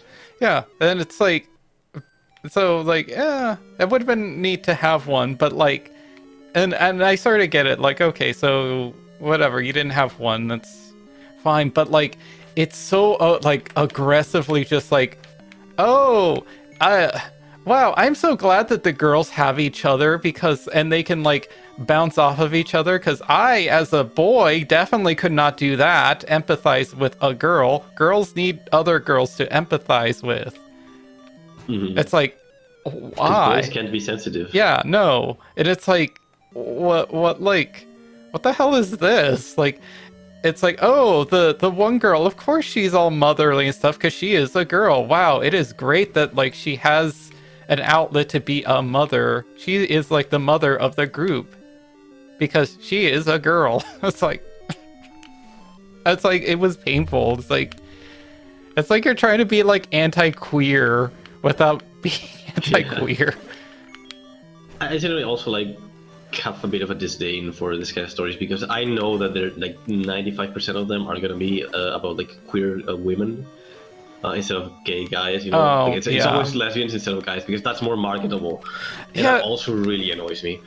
Yeah, so like back to the that other Digimon game. So the second game, like the first game, it has you play as a protagonist that has like a you can pick to be a boy or a girl. The second game has you play with just one default with a male character, and he clearly has like a best friend that's like clearly effeminate looking. It's another boy, clearly effeminate, like femboy looking kid, who wants to get like wants his attention more, and he sort of like later revealed to be like sort of an antagonist, not really, like more like a misled character who just wanted like more of his attention. So it's like, It's okay, friends. yeah, you would think it's like, oh, this is why like you were supposed to be a boy, because this is supposed to be queer. Like this boy has a crush on you, clearly. But no, it's not a search for the turtle shell. But like, you get when you confront him and you reveal that he's the one who stole your identity. It's complicated. He, you have like you're given like dialogue options to pick from like a list, and one of them is like saying, "Oh hey, I love you," as the Straight up. protagonist. But then immediately it's all like, "Haha, gotcha." Oh god, I hate how they dance It's around like, that. are you serious? Like, are you serious right now? Like, why even bother including that? Again, because like it's more. That's why they do it with women. Usually, it's more marketable. Like even when they say they're making media for the straight for the gays, it's not media for the gays. It's for the straights. That's why you get so many lesbians in video games and TV shows, and barely any gay men. You have to like. So I saw that like they were discussing like a VN that was that I guess has plans to be put on the Switch, which means they're gonna take out the not safe for work content. Mhm. And it's not a VN that I've played, so I can't like speak to its quality and what the not safe for work content is, or whether it'll be missed or not. But most people are saying that it's not really necessary for that Yeah, I particular think game. a lot of the games don't really need it. I think that's probably one of the reasons I like. I kind of got blindsided by Minotaur Hotel as well, because like when I started playing the first time, I thought, oh, this is a cute Minotaur, like this is like a porn game, sure. Yeah, And then it became super deep, and I'm like, oh god, I don't even care about the porn. Yeah, And there's like two scenes in the entire game so far. I'm like, yeah, no, you know what? I don't even care. I don't really want it. Well, it's not that I don't want this. Like if it's there, it's fine. But like this is not what I'm looking for in this game anymore. You know? yeah, that's exactly when what I thought was like, oh, I played it when it was just a point zero 0.01, and then I kind of ignored it after that. And so I thought it was going to be like this horny game, like, oh, you find a minotaur and stuff, and then you fix up the hotel, and I don't know, you have lots of horny sex hotel brothel thing or something. Yeah. That's sort of what I was expecting, and it's like, oh no, this is like really deep. You may want to explore a little bit on the outside for a while because you're a bit Under you don't have a lot of health upgrades, yeah, and there's like a defense upgrade you can get. Yeah, that is kind of like the premise I was going for the Dragon game. Like, as it came out like a couple days ago, it was very rushed because I wanted to have like a test, like a proof of concept for Valentine's Day, so we can write like a story together. But like now that I have time to actually develop it, I think the original idea was to have like this because like Gavin is like a barista, so the original idea is to have like this cafe where like a lot of dragons can meet. It's kind of like the hotel for Minotaur Hotel. It's like the hub, you know, where like the story revolves around. So you would have this cafe where like the dragons would meet, and you would like get to know them and stuff, and that would be like where you would choose, oh, who do you want to romance if you want to romance one of them. But the demo was just like a simple like date story, I guess. Yeah. The thing is, I'm not really a writer. Like, I know the technical side of making games, like I can do some art, but writing is not a thing I've done before. This one was written by Cirrus. It wasn't written by me. Oh, I had to actually beat the dungeon before I can teleport to it. Yes. You have to get a Triforce in that dungeon so to fly there.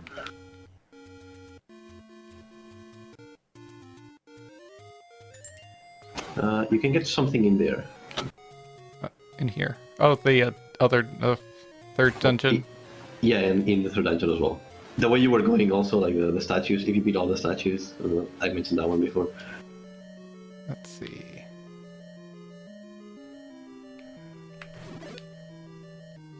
Yeah, so like each... Oh, sorry, go on. I was gonna say, like, yeah, I was expecting it to be this like horny mess. Oh no, with the flute. Like a horny game is like, oh, it's like so. This is like something really like intriguing, and I like put it down for a couple of years, but it still stuck with me after a couple of years. Like, I wonder like where that Minotaur came, like how far along it is. Oh no, I think I've already been through here. I mean, I played it. It must have been around a year ago now, actually, because or even a bit earlier. I think it was like January of last year, and it was around like it ended at chapter 18, so it's still like the story stuff is still at the same point right now. It's been like the side content that they've added, so it was pretty far ahead in development. So it was a very fun ride. Yeah, I was gonna say like all the dungeons in this game, they're supposed to have slightly like shaped after. They're supposed to be shaped after something. This one in particular is supposed to be like a music note. This is something that the first game did. Yeah. Where, like, every dungeon had a name, but it's like, oh, this is like the lizard. I'm like, is it? You look at the map and it's like, is it really a lizard? It's sort of if you squint at it. Yeah.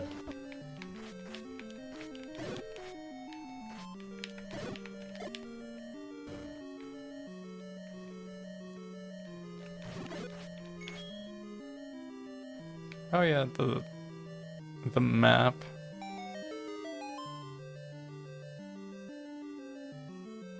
Oh, hey, you can get them up now, yeah. Yeah, but just something I was just thinking about, like Nintendo, if like I kind of like the idea of I don't know, there's just or maybe I'm thinking of some other dungeon. No, I am missing the.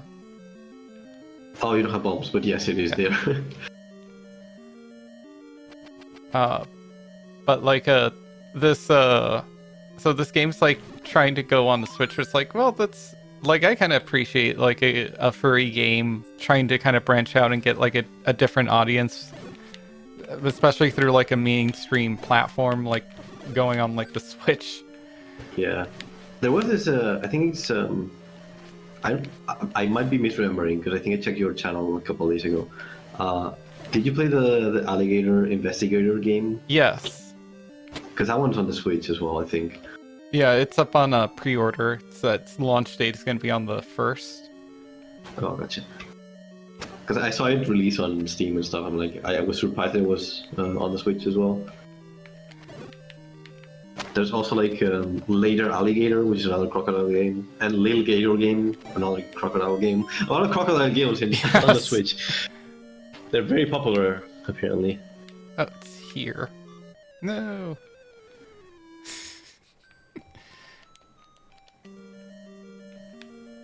But yeah, like I sort of like get it. Like trying to cut the content. I just like what I would hope that no game would have to do, like a any kind of game that's like flamboyantly gay in its story or anything, is to like tone down the gayness or something. Like I can understand like getting having to like take out like sex scenes and stuff or like censor nudity to get onto a platform, because fortunately like I don't like it, but that's just sort of where we are. You gotta play by their rules. Yeah, but like there's something so intrinsically tied to being gay, to being like, because like it's something that you figure out usually later in life when you're already almost an adult, usually. So like at that time, and like being gay is about like sexuality, and sexuality is about sex at the end of the day. So like it's almost impossible to decouple those concepts together. You know, like it's intrinsically an adult theme. Like I'm not saying like teenagers cannot figure out that they're gay, but like that's kind of where it comes from. Oh god, that door is giving you trouble. Yeah. bombs. Give me bombs. Ha. But like, I just hope that like they don't tone down like gayness or gay like, oh, because just to get like on Nintendo, because like I was saying that there's all these like hentai, like clearly like vaguely hentai games on Nintendo Switch now, and I would assume that they probably, if one of these games isn't just like a hentai game that had the sex removed from it just to get onto the Switch store, like I'm pretty sure they didn't need to tone down their like strong sexual tensions and straight drama to get onto the Switch. Like I certainly hope that's not a requirement. I don't think it is necessarily, because there's some games with like fairly adult themes, although they might not be like centered around the sexual tension. But I think I've seen some games with gay characters in them. Actually, in fact, isn't one of the main cast in Persona 5 like a gay guy? Maybe. I've never played any of the Persona games, but well, I'm just like asking in general. I don't. I think I've heard something about that, but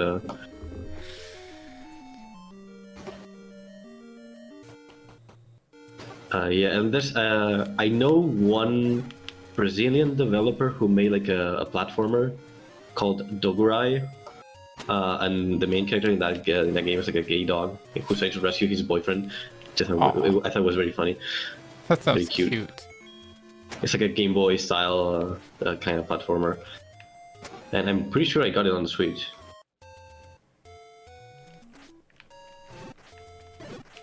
Oh yeah, like I'm sure there's plenty of games with like that are like gay, but like something like if they took like if they were able to publish like Minotaur Hotel in on the Switch, like I would assume like if they could just get away with like the non-safe for work or the safe for work version, I don't know, censor all the censor bars with like underwear. You'd have to delete Luke as a character to be able to put that game on but Switch. That's the thing. No, like that's the problem I would have. Like if cutting out all the sex is fine with because what they have with like the safer work version like stuff is actually pretty good in itself. Yeah. If everything was just left like that, without like the sex scenes, even with like Luke being Luke, like that'd be great. But like I feel like they would still want like those concessions to just take everything away or take a lot of things away that make like that game like Minotaur Hotel. Like I don't know, turn down Luke or something. And I feel like no, that would be like that's an unfair like compromise. Because I feel like if there was like a character like that in a straight story, they probably wouldn't have a problem with it. And that's what I'm hoping like that's not like a thing that any kind of developer would have to do. You know, that is actually not an uncommon trope either. Like the very raunchy straight guy who's like very very pushy with girls, and they like they often like play it as a joke, like haha, he's like a perv, and then he gets like punched by the girls, and stuff like that. It's like that is actually fairly common in anime and in some games as well. So it's sad to say, but it is unfair because like people would see that as like the gay version of that. They would see that as like predatory or something like that.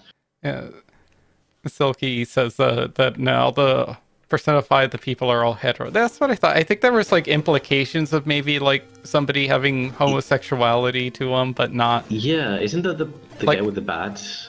Maybe it's like one of them may be closeted, but otherwise there probably isn't no like real gay expression. Yeah, then it's probably like one of those like, oh, it's hinted at, but you have to like read the subtext and it's never confirmed. And then comes like the revisited version where they erase all of that and they confirm that no, they're straight. Kind of like Ike in Fire Emblem, who is apparently like a closet gay in his first game. Or Birdie. It's a Birdio, the Birdo, yeah. Birdo. The trans queen. I don't know their gender, whatever. I think, whatever they choose. Yeah. I think they're a male to female trans. I think that's what the original book said. Oh hey, ta. Yeah, but they always comment on it like, "Oh, isn't he weird?" Yeah, like oh ho haha, ho. it's a weird guy dressing as a guy. It's like That's a the girl. Gerudo, the guy who's like a trans Gerudo in Zelda. Yeah, oh Like, ho ho, isn't he weird? Haha. Yeah, He wants to be a girl. gayness, like gay, like lesbians are usually more established, but like talking about gay men in Japanese media is not very common, and it's always like very played for laughs. And usually they tend to like tie it together with trans, like trans men are usually or I should say gay men are assumed to be trans. Like they would be the kind of men who dress up as a woman, you know. And I think that's a very very disturbing stigma that they have. Yeah. Not that there's anything wrong with like the guys who want to dress as women, but the fact that that's what they think all gay men do that's the problem for me. It's, Like that stigma. I was gonna say, is it like in Spain, like how's like the gay representation? Do you guys have like a soap operas over there? We do, but they're not as popular as they would be. Usually, the fact is, we get the Latin American soap operas here. They just play them on TV because it's like a channel dedicated just to soap operas. Because usually here they're played as a parody because of the different dialects. It's actually that room, yeah. It's because of the different dialect. It's usually played for laughs here because like it's like it feels like they're overacting, you know. Yeah. Which I'm pretty sure you notice even in there because they're always so overreacted. But I guess that's kind of part of the charm to them. But like, there's a lot of media covering like gay and trans characters usually on TV. For most shows here in Spain, usually have a character dedicated kind of to that subculture, I should say, like to LGBT themes. Yeah, yeah. Usually Mexican. I haven't seen a Mexican drama in a long time. I might catch a bit if the TV's on when I'm visiting family, but like. It seems like there's always like a gay character. Like they just have a gay. It's usually a guy that's, but they're all kind of a bit stereotypical because they're always like a guy hanging out with the girls. He's like the girls. He's just like one of the girls, kind of. There is actually one of my favorite shows. One of the few the shows I like from Spain. It's like a comedy. It's like a sitcom here. It's called Aquí no hay quien viva, which would roughly translate to like there's no living here, like kind of speaking about the neighbors. It's like this comedy show about like a building, like a neighborhood, like a single building neighborhood, I should say. In that show, that's like one of my favorite shows here. There's one of the characters who was like they started the series as a gay couple, and he stays for the entire run of the series, so it's like one of the main characters, and most of his scenes or like story threads are just about his like love life. So there's a lot of representation through that, and it also happened to come out like the series started roughly a couple years before gay marriage was legal here in Spain.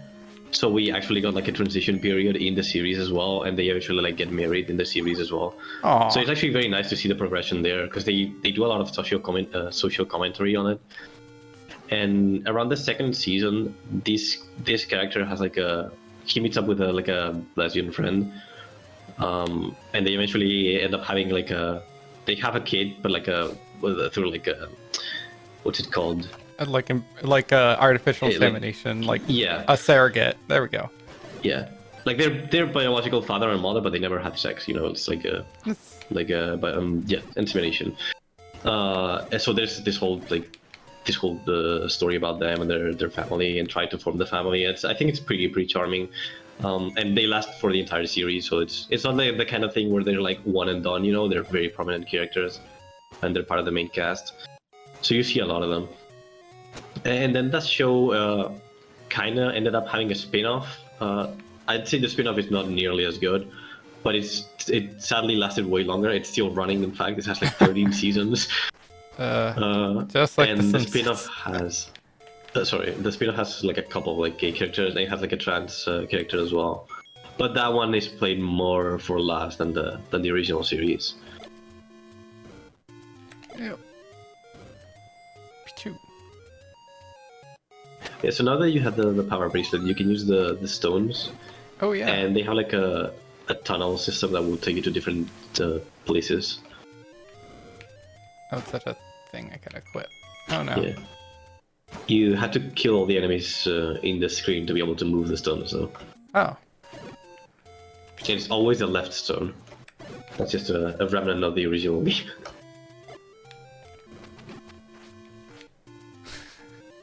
It's probably something I should change just for convenience sake. Because like a lot of people probably haven't played the original. Because they seem like completely arbitrary limitations. Like, you can only move the left stone and only up, I think. Yeah, that's sort of the challenge when you're creating a game. It's like what inconveniences do you choose to keep just because it's sort of like a staple of the game versus like, no, let's just change that because it's annoying. Yeah.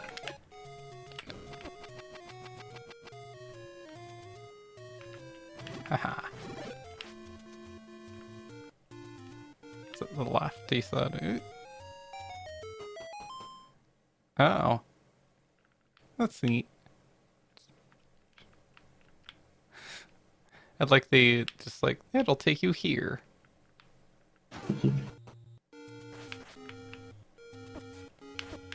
Oh, mistakes were made. This was probably not a good choice. Actually, I haven't been here.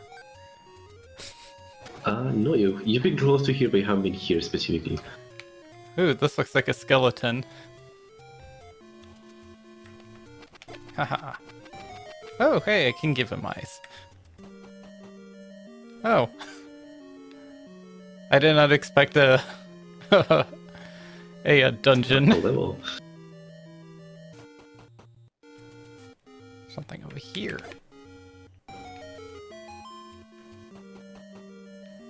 Oh. Supposed to remake that.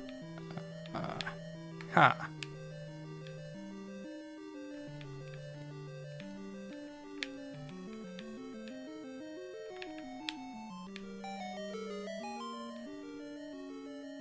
Eyes. Oh no, not these guys. Wait, the clock just instantly kills them? Yeah, that was just mostly just to avoid. Because the clock usually stuns all enemies in the screen, but there's certain enemies that have like invulnerable phases, Oh. so that just kind of kills them. It doesn't really kill them because they're still there. If you leave the room and come back, they will be there, but it kind of disables them, so it counts as they're being killed.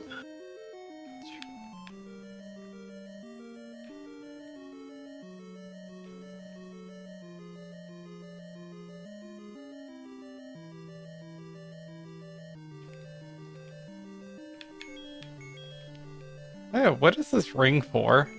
Is it just a thing? We what ring? Yeah, the ring. Oh, the green. That's your defense.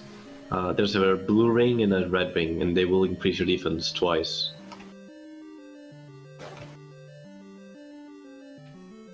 It's just that the green one is like the default green tunic. It's basically your tunic, but it's a ring for some reason instead. Ah. I just didn't want to make a tunic sprite.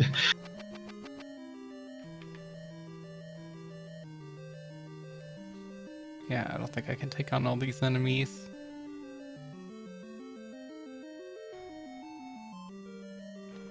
I assume there's like a master sword somewhere. Yes.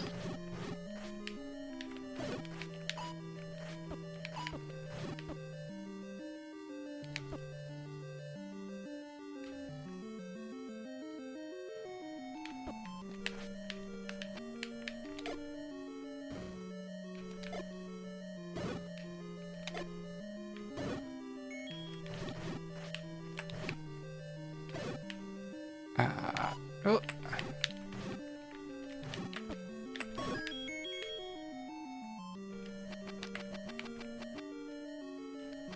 I'm out of bombs. You have 3 keys though. I don't think I've seen a door with a key on it yet. You've kind of been going into dungeons, getting keys, and then leaving, and not opening the doors. That's fine though. That's why they're not tied to the dungeon, because like you can kind of buy or get the excess dungeons, excess keys. I will be. There's also an item that you can get late in the game that's just like a master key that opens all doors, so it's like infinite keys. Which is probably why they had like a limited amount of them.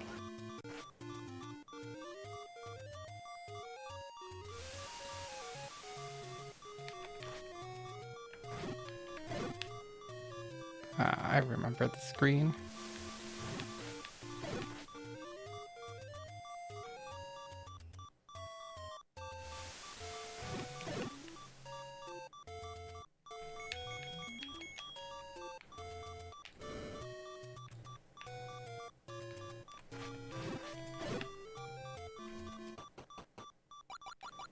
Yep, more keys.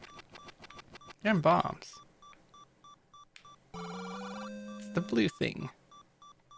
The blue thing is a potion. For 15 rupees, it's actually not that bad.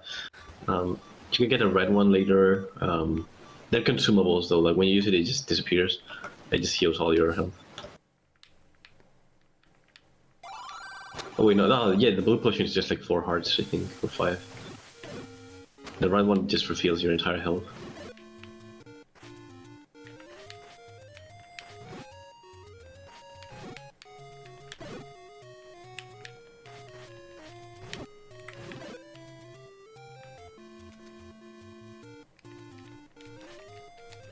Haha.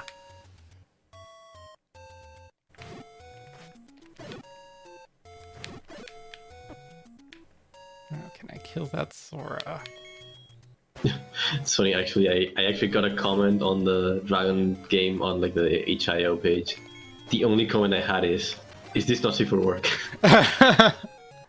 Yeah, it's sad that you have to ask that like on itch.io games, because there's some games where I'm like, I don't know, I'm pretty sure this game has like, or there's games that I know for sure are definitely not safe for work, and that there's nowhere on the game does it actually to say that it's like not safe for work. To be fair, I might be mistaken, but from my experience when I was uploading the game, it doesn't really ask you for like an age rating anywhere. Like, Yeah. if the game is auto theme, you have to put it on the description to warn. You also have to kill all the enemies to move stuff around. It's kind of like a rock. Yeah, like you don't get an option to put the rate. Let me check. Actually, I'm not sure.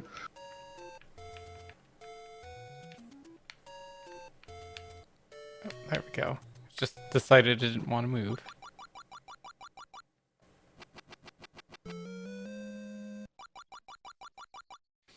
Oh, he's gone.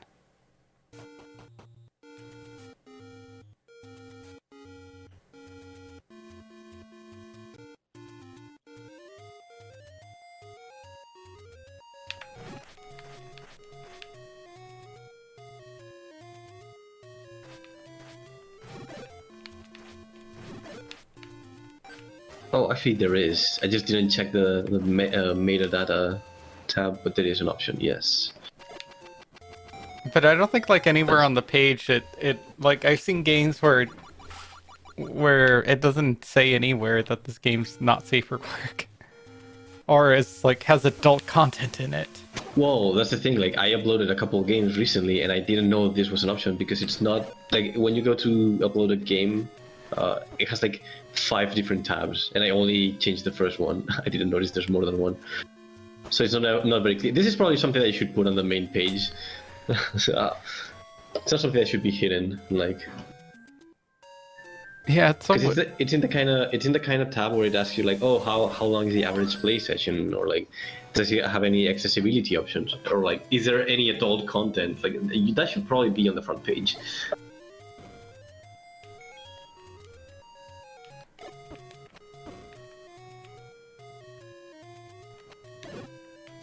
Haha. Yeah, that actually is something I might change as well. The having to kill the enemies, because this is something I changed recently.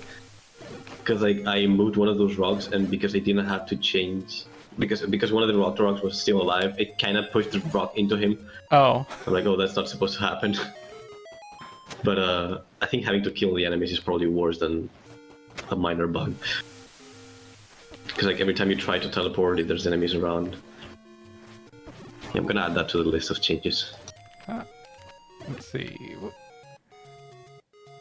Especially if like I'm doing this, I'm trying to figure out, okay, where does this take me? Yeah, until you know where each one takes you. I recommend you take the top left one. That will get you near something useful.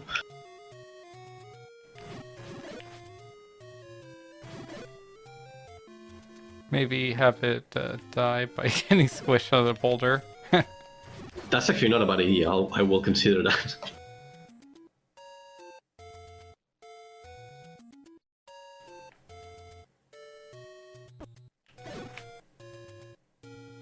Yeah, I'll probably add the sound to the walls as well, if you can bomb them. Because I've been noticing like the bombs are a struggle, especially this early when you don't have the upgrades. Yeah, didn't I need to still get something here? Yes, actually, you can get something here. Blue. And it will be fairly useful moving forward.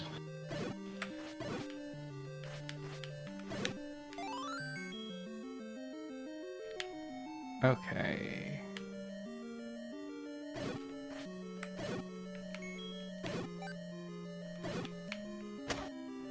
Yes, Wait, that is me, the Venny who's guy. talking to. Yes, it is. It's Venny. Hello.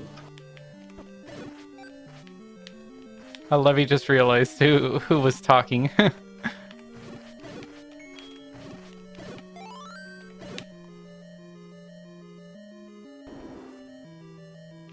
Ooh, the compass.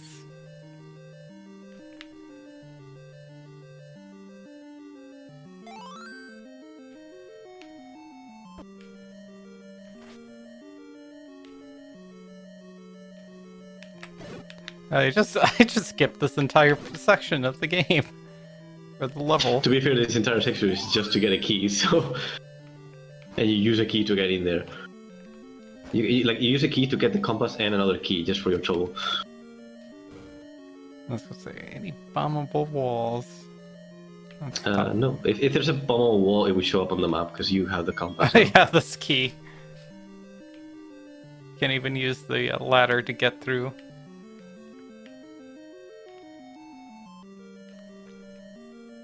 Oh yeah, now I just got the... Wow. Run.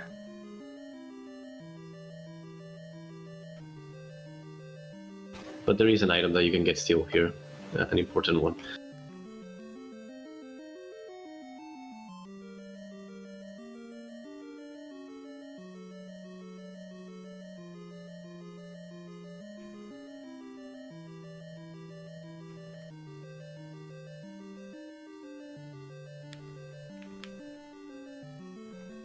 So that red dot that's on my map. So yeah, the green dot is you. The gray dot is where the Triforce was, but you already picked it up, which is usually right next to the final boss.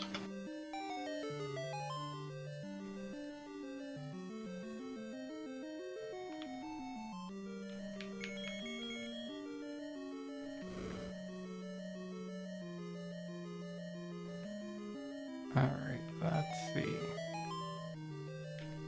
Oh yeah, you said he was guarding something here.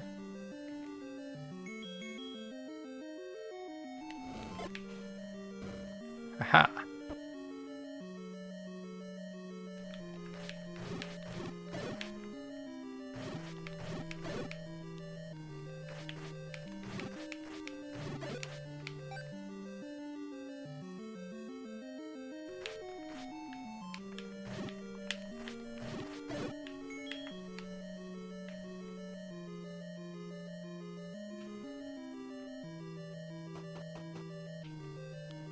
Ooh, is this a super boomerang? Yes, so that's the magic boomerang. It allows you to stun magic enemies, like the wizards. But the most important thing is if you use it with the enemies that curse you and don't let you use your sword, like the bubble enemies, they have a chance to become a fairy, and that's very helpful. Because like a full health refill. It also destroys them, which gets rid of the annoying curse. Sweet. Also, if you hold the button for the boomerang, it will stay in place until you like let it go. Oh. I didn't know that.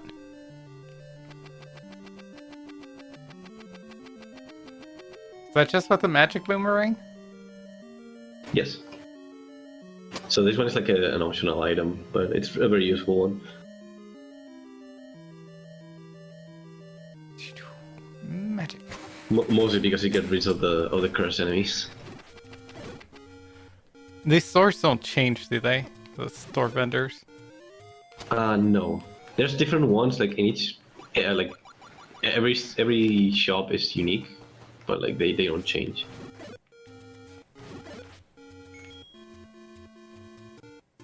The idea is that they are all worth checking because they all have different prices. So you might get some really good items for very cheap in certain shops. Like there's one very close to where you start that just sells the shields for very cheap. I think it's like 20 rupees for the basic shield.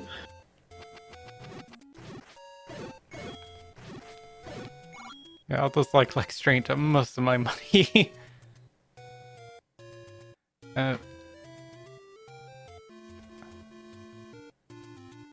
This is like Wandering Forest. I think I remember something like this in the first game. Yeah, it's not exactly the same here because in the first game, it does like warp you back to the same like square. But I couldn't really implement that in this engine, so I just made it like they do look the same, but you can figure out the way.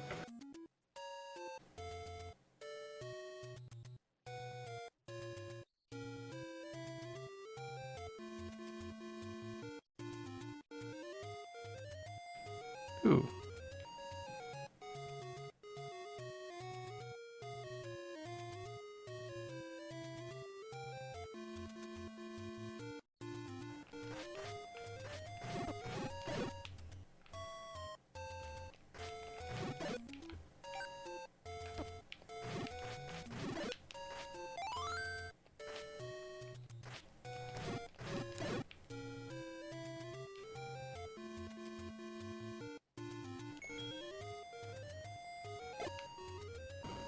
Nope.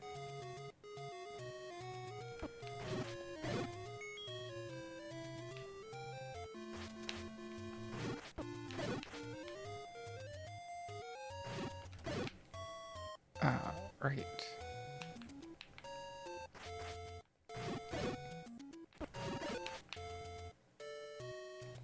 So another teleport spot. Yes, that is the one I mentioned. Like it would take you close to where you need to be.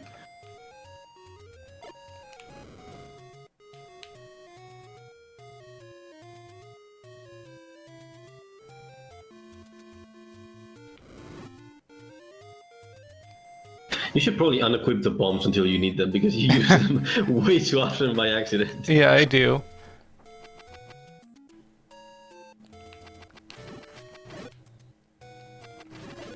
It's like I'm like a... It's like I get used to them being like equipped to like one button, and then if it changes. Yeah, the original only had one button, the other one was the sword, but I thought that was way too limiting. Like that would drive me insane. See, now there's a place where you want to use the bombs actually. Just having one item slot would have been way too annoying to deal with. Because this one later on has a couple of new items that the original doesn't have. It's a secret to everyone. It's a secret to everybody. The classics. Yeah, so there's a couple more items in this game than the original game, so...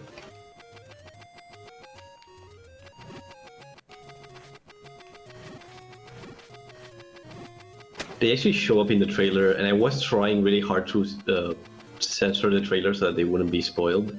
Because I do like the surprise of like, oh, this item was not in this game, like in the original. Understandable. But I think a couple of them did slip through. Ooh, secret. And actually, it's related to those S blocks. Magnet gloves. Yeah. Oh, kissing Yeah. Muglins for money. Yeah. I'm a dirty muggling kisser. So what those are supposed to be? The monsters, Muglins. This is cool, Sir says. So yeah, it is kind of a treat. Oh, you're going backwards, by the way. It's a kind of a treat for people who played the Game Boy games. But yeah. Moblins, so. Moglins are something else, aren't they? Moblins. I have an amiibo, a Moblin amiibo. No, that's what they're called. Yeah, just the No. big guys. No, I think I was saying Moglins, not Moblins. Oh, Moglin. No, it's a Moblin with a B. Yeah.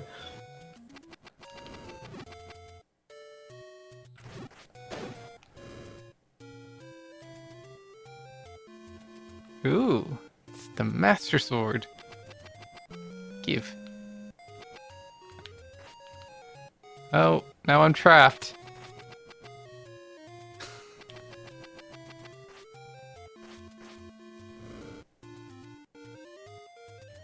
I guess technically you could use the flute. I was gonna say I could use the but flute. Don't. That's not what, because the flute was added afterwards, actually. Hmm.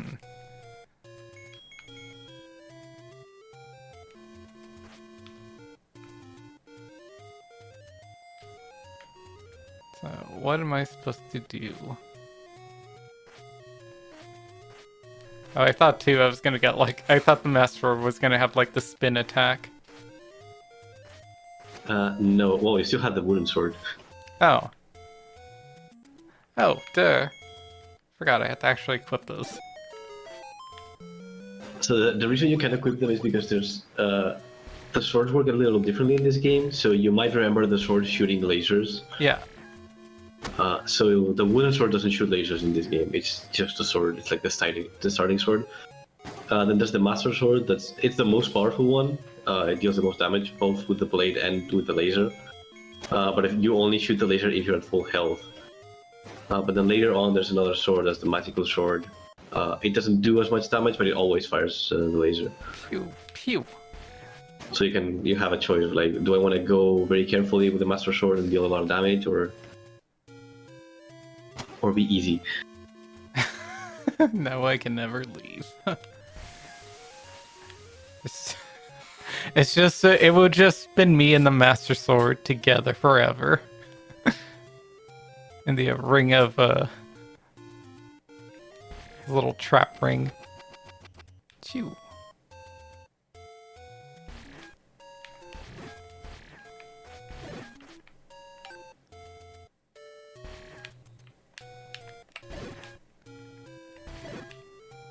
Chew. Chew. Chew. Ah.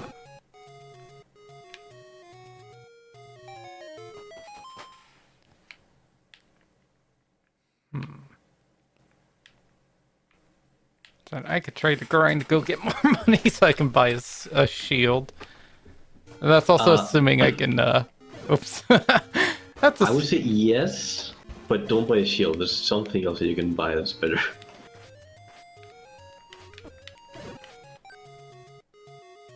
It is a bit hidden, honestly. I think that might be something I should change as well, because it's a pretty crucial item, but you have to buy it and it's hidden. Like, it's not in... You have to find... There's one of those old men in a dungeon that gives you a clue, but the clue is kind of cryptic. You have to have the bracelet as well, which is already like a hidden item on itself. So I don't know. I might change that because it's a bit too hard to find.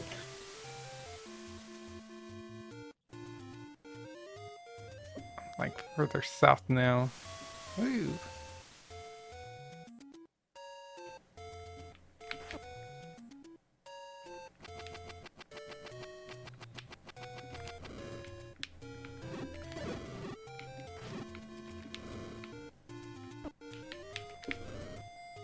I'm clumsy. I always run into my own firepower.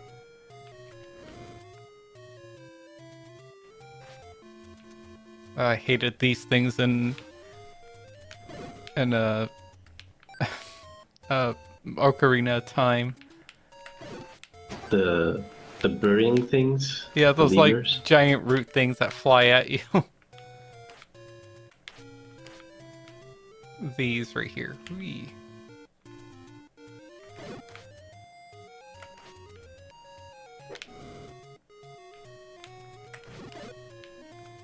Yeah, well, it's not Pea hats. this. Oh, I think you were talking about the levers, because the levers are also in Ocarina of Time, which is the burying ones, but the flying ones are peahats, yeah.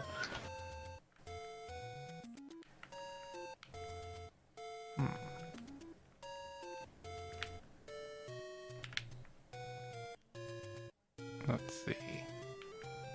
Place a bomb here. Haha. Ooh, more money. I didn't expect that much money. Oops. Now I'm You're maxed already out. full now. Yep. Be careful though, because some of those might have negative money. They do. Yeah. So you don't want to get super confident. Like that. Oh, yeah, there you go. Well, I think you actually ended up losing money, because even though it was less than the one that the guy gave you, Yes. because you hit the max, you didn't get all the 150.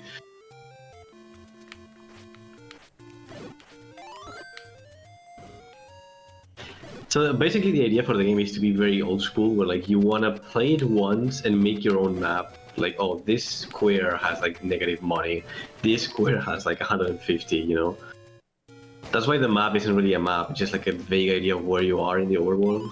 Yeah. And I always appreciated that. I thought that was very charming. It's something I really enjoyed from Tunic. I don't know if you've played that game. I haven't yet, but I know about it. It's essentially the same idea with the little fox character. Yeah. With Yeah, basically, like, you have to figure out the map. and the instructions of the game are how to play it. It's like it's supposed to be like in a different language. So like coded in a different language. You can translate it apparently, but it's like very, very hard, because it's not like a one-to-one letter conversion. It's like a phonetic language.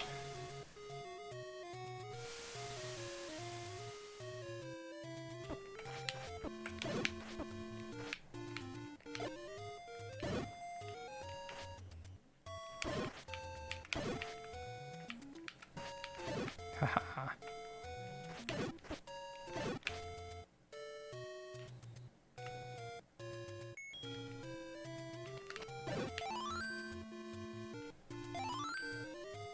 Phew. Lucky.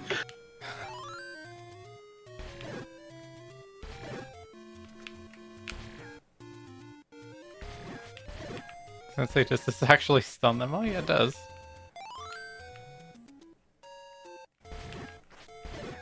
I didn't think they would like spring to life, or they'd be just immune. Yeah, because you have it lasts until you leave the room.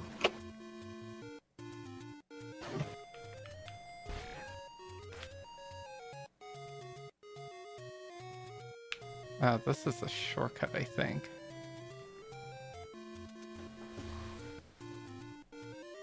Then, of course, you added a randomizer, too. So, even if you did memorize everything... So, it's a funny story about that, because I've not played a single randomizer in my life other than my own. I always thought, like, I don't get the point of randomizers. And I don't know why I decided to do it. It's like, sure, why not? Oh, yeah, I think I watched Venny. We were talking about Venny earlier. I watched Venny play a Majora's Mask randomizer. I thought, oh, that actually looks kind of fun. And I thought, why don't I try implementing that in the game?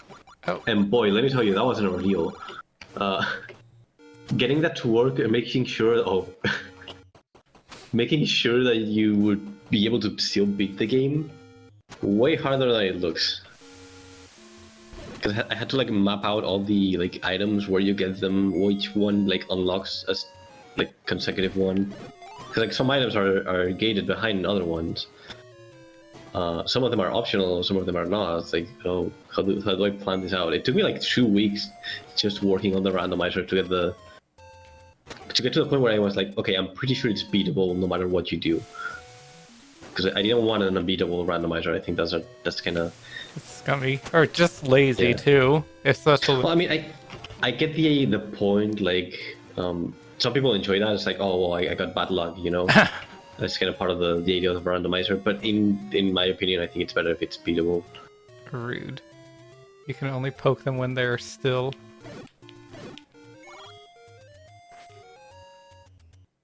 I think he was talking about the pea hats earlier, the flying enemies.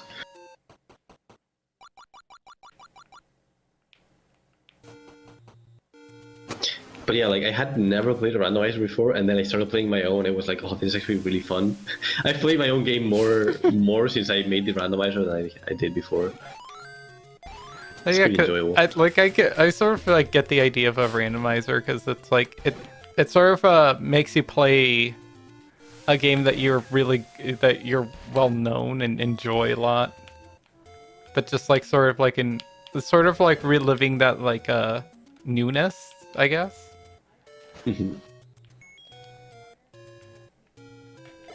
So that like it's like almost like real like playing the game for the first time. Oh damn! I just keep running into everyone who wants to take money. Damn, all the bad ones. Yes.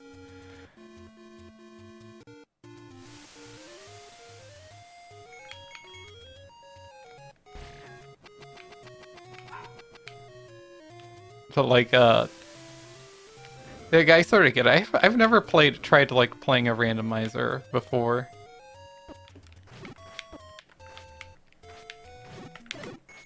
Now the problem with this one is that you had to know exactly where all the items are and where all the hard containers are, because those get swapped around. And if there's a secret that you haven't found in like the base game, you might get like a critical item that you need, and it might be in a place that you don't know. Yeah. So... Oh, that's true. Like if we haven't found the secret before.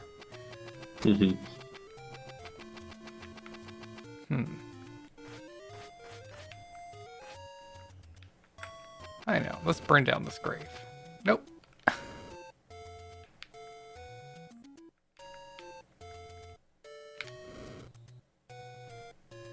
I know. Let's blow it up. Aw.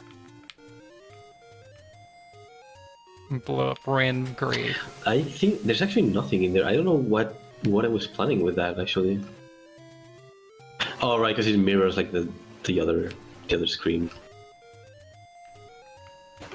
Yeah, because there are both ways to traverse the ocean, but you don't have either of them. So.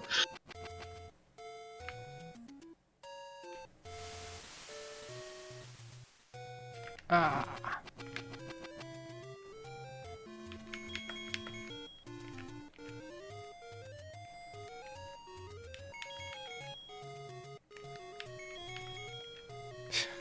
Keep trying to unequip the bombs. I keep like re-equipping it. There we go. Haha. And now you're gonna play the flute by accident, which is even worse. Alright.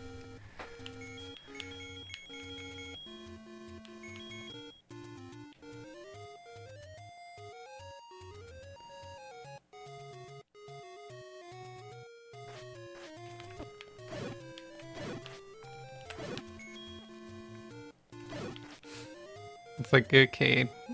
Now I just have like absolutely no idea where to go. Oh. I guess the small shield. No. Yeah, for 20 rupees that was good. Because it blocks like arrows and rocks. Take all the physical projectiles. At this point with my luck with often I keep losing money. I'd rather spend the money than just lose it. Oh, that's really neat though. Like I was asking, this wasn't in the first game, was it? This menu?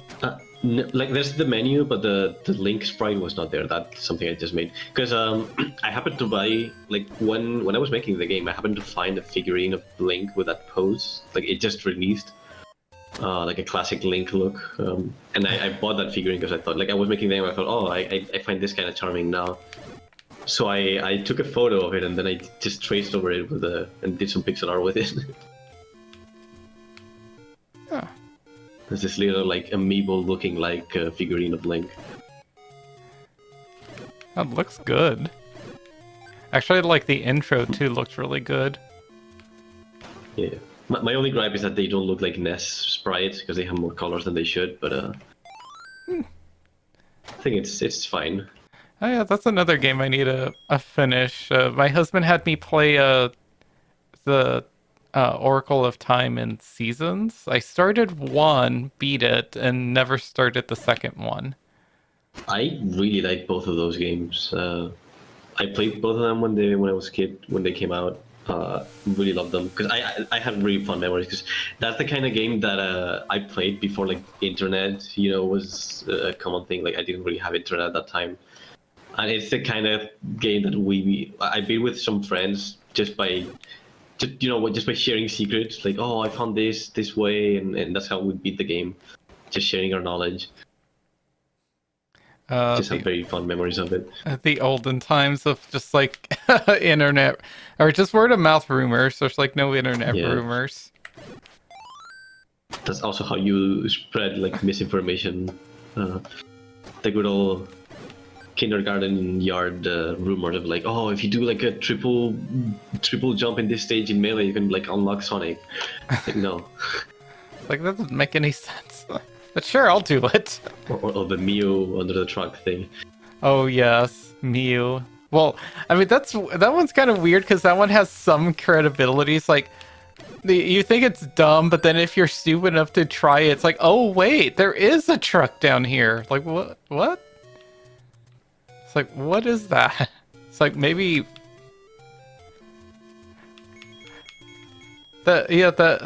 like with the Mew thing, that's a little odd too. That's just like, oh yeah, there's just this random truck. Oh hey, more money. No. But is it a good one? No, it's just. It is a good one. It was just, well, yeah, it was a positive one, but like, it's only 25. You have a net gain of 0. Yes.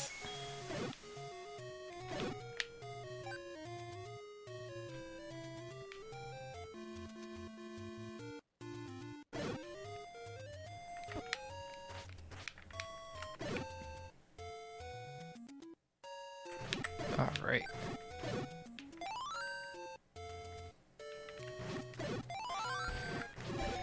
Ooh.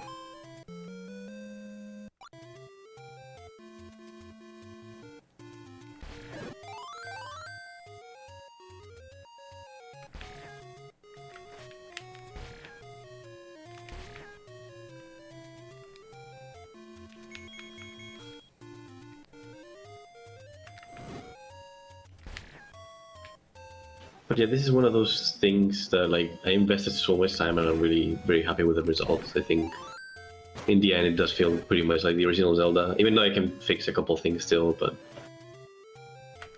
We should be proud of it. This is a baby project. Yeah.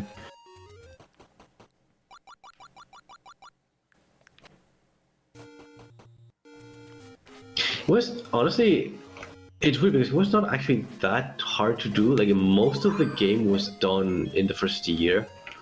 After that was like a lot of polishing and like changing some levels and stuff. But like making the base like gameplay was fairly easy.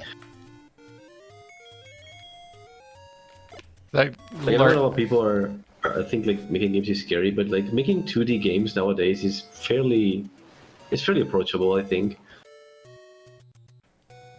And I was not an expert back then. Like this is when I was starting, when I started making this. But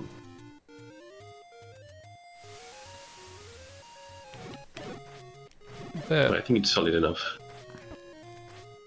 And sometimes it's just a matter of like getting into it and just trying it. I think a lot of people get scared to just like at the concept of failing, that they don't even bother trying at all.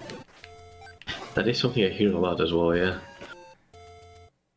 It is pretty daunting if you're gonna make a game, but that you wanna have like, because this is something I knew I was just doing for fun, you know, because like it's a Zelda fun game, I'm not gonna make money out of this.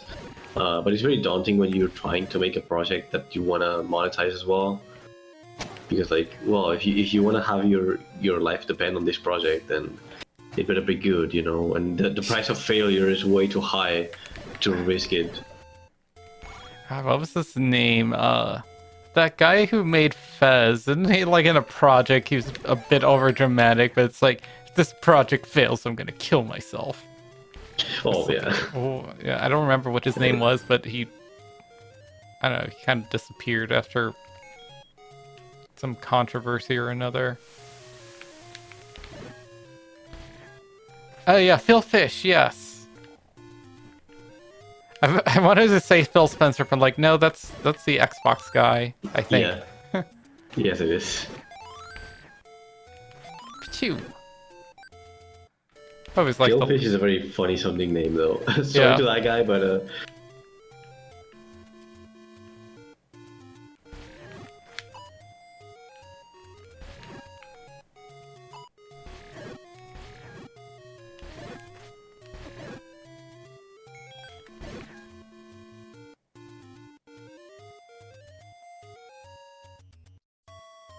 Ah, no, it's already in this forest. Oh.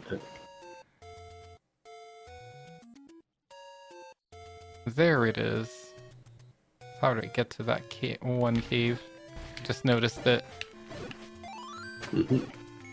yeah, it pays off exploring just to find secrets because there's a lot of hard upgrades just in the overworld.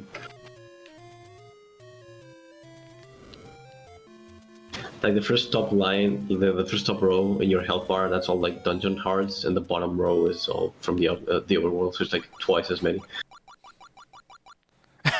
Oh, that's sad.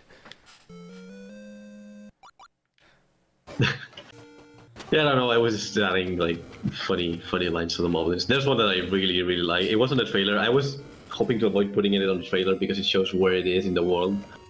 Because the map is always on the trailer. But this one is like a reference to a Game Grumps episode that I always find fucking hilarious. I don't think there's anything new up here. There is something near here. I can tell you that.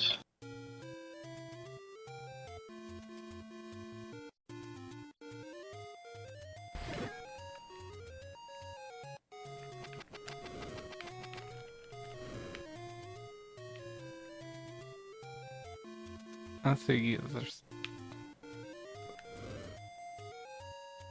Oh, I can't actually like burn down random trees. No, there's specific trees that have to be burned. Actually, I think it. Did I get everything in here? Yeah. This one's like very tiny. This just has the ladder and the extra key. Sausage staircase, yeah, exactly. See, that is something that the original game also did. The way you get into that staircase, if you find it, you'll see soon enough. But in this one, at least there's a hint, because you can see the other side, but in the original game, there was no hint for that. It's like, there's a random wall that you can just walk through. I was like, what? What?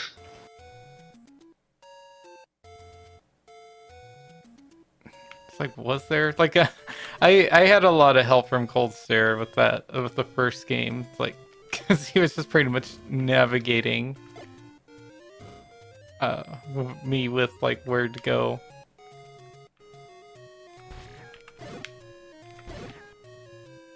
The crack. No, actually, none of the cracks are actual cracks. That's just different tiles for the sake of flair. If something is bombable, it's not going to be a crack. Ironically enough. Yeah, it's well, if you burn one of the bushes, then you can walk through it. Oh. But yeah, like that's you have to look at the screen where you want to go and see roughly like where the stair is, and then like you go to the bottom one, which is where the fountain is. What, this right here? It's the other one, I think, the right side. I said it's mostly because it's like a repeating pattern. Like I do it in a few places. Oh. Huh.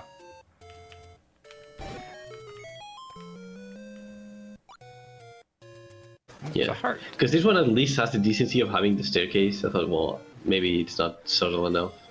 Oh, yeah, that makes sense. But like in the original game, like you would just randomly be able to walk into a wall, and that was another one of the dungeons, like one of the mandatory progression dungeons. Like, why would you do that? Just How no. do you expect me to beat this game? Why, you have to buy a Nintendo Power, of course. Yeah, actually, they did that to sell magazines. Or what should I call it? The Nintendo Power helpline. Nintendo Which helpline. I'm willing to bet it was a paid service. Oh yeah, it is. It's a 900 number. Yeah, all the dollar.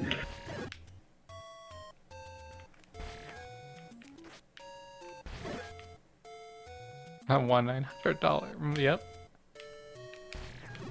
Even more expensive. I was just picturing the a Nintendo helpline being like more expensive than like the sex lines.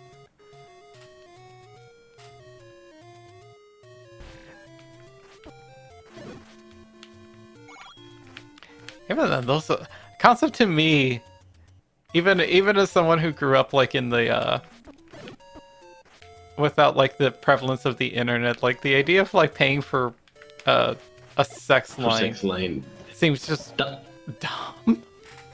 Yeah, that always seemed dumb to me as well. It's like, are you really that desperate? Like at that point. Some men were, I guess, Yeah. for them to be a thing. It was weird seeing like those commercials because those are like they air, but they air at like such weird hours in like the morning. Well, yeah, when like adults are awake and not the kids, because they don't want kids in the fringe time zone. But it's all like weird steamy like woman on the bed and like, oh, you feeling lonely? Yeah, I always like how they have to dance around it because they can't really say what it is. Yeah, it's but like, would you like well, some know what company? Call 9-100, get off. Oh God, you just unlocked the memories of those horrible ads. It's kind of like those ads you get on like the adult sites where they're like, oh, the new trend is the adult games. You know, it's like, oh, welcome to the new real game where you can play with your friend. Or it's like, No, they look like really crap like games, or even worse are like the ones with like stolen assets are just clearly a stolen animation from like an actual porn video. It's like, ooh, new video games. Oh, my favorite are the ones that are like using stolen models from video games. Like I remember there's one in specific that's using, I think it's Dante, from like the ugly Dante version. It's like, why would you use this one in particular? I was like, why? I don't know, they're fucking hilarious to me. Oh, you can do that dungeon. You have bombs now. Oh yeah. Ta-da. Because you left because you didn't have any bombs that didn't return. I am so lonely and my kingdom is under attack. Come help and fuck me. Who would say that? Princess Peach or Bowser?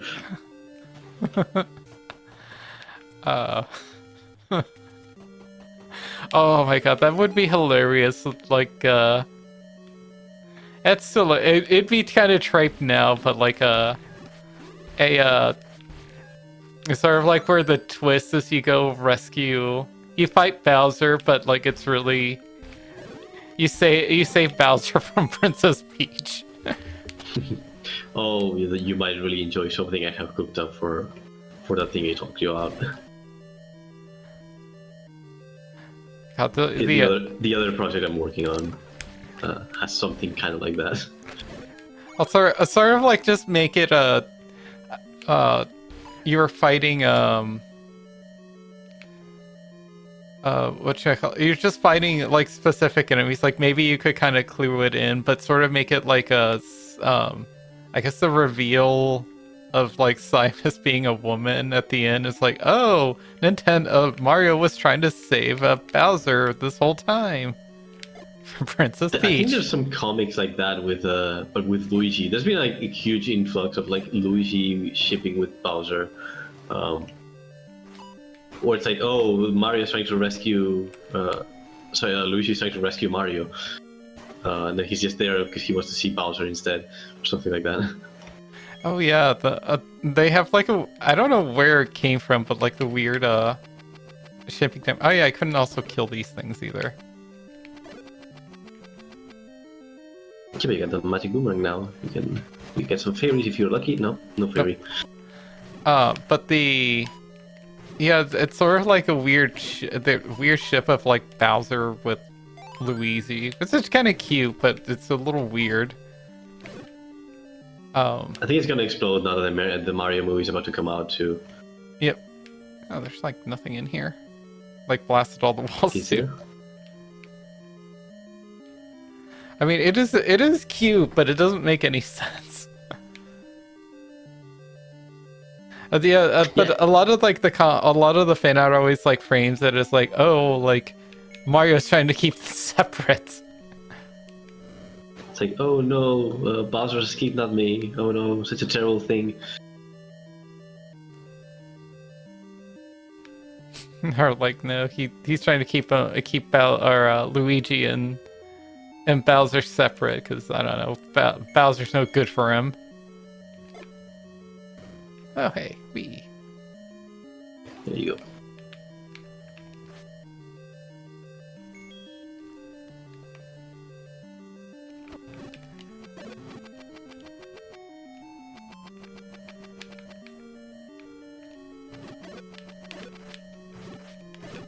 Haha. Ooh, Master Sword. Haha.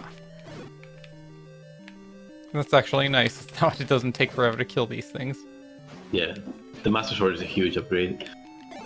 Oh hey.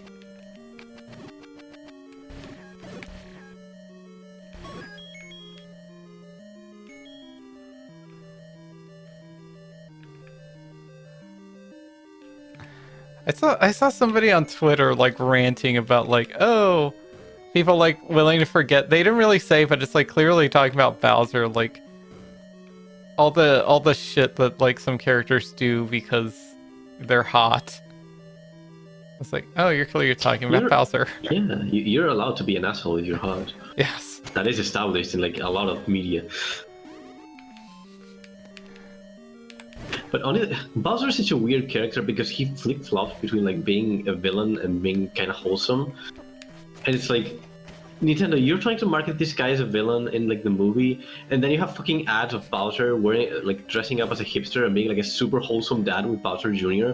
It's like, what am I supposed to make out of this guy? Yeah, or like I like the parental rules and stuff for like the Switch, where he's just like trying to pull these. Bowser, At least like poor Bowser Jr. Just covering his eyes when he's looking at, you know, his dad probably on the internet. He's like, oh no, Bowser Jr. discovering A61. Oh hey, the gloves, yay!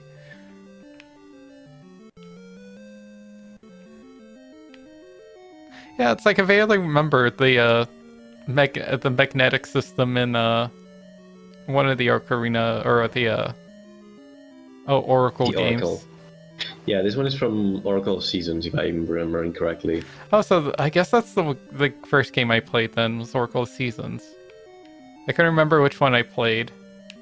I hadn't played Oracle of Time. Ages. Or Ages. Found the Bowser's OnlyFans. Oh no.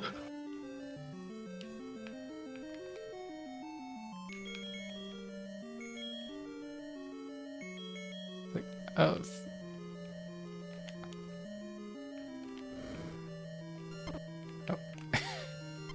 Oh, I see.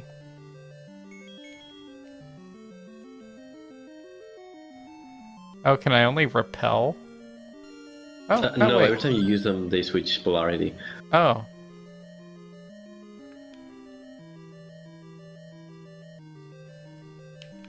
Let's see, there's somewhere else. The other... Yeah, in retrospect, I probably should have added like a safe environment to test them out. But oh well. Like, nah, we're further in the game. Did I skip a dungeon? I feel like I Nope. did. Well, yeah, you did skip 5, but this one is easier than 5. This is what I was saying earlier. Like this game, you can do the dungeons kind of in any order. So like as long as you have the item that you need to get in, and some of them are more advantageous if you do them in a different order. This one is relatively easy once you have the gloves. Huh.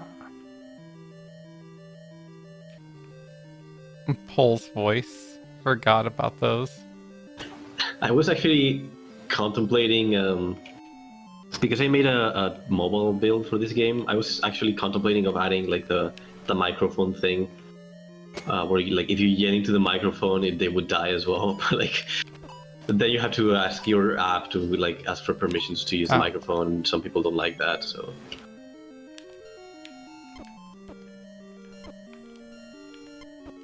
I don't know. Was I supposed to use the gloves? No, you just hit it with a sword. Oh. I was overthinking it. No. I saw the color patterns. I'm like, oh, am I supposed to use the gloves on him? Oh no, that's just the color palette for most NES sprites. Yeah, this dungeon has this slight. I wouldn't say it's a bug. It's more like a mistake, but I didn't really know how to change it. Like if you die on one of the sides, there's like a dual dungeon. If you die in one of the sides, it teleports you to the other one always. Well, not the other one. It always takes you to the left side. But oh well. Again, one of those things that maybe I could have changed, but.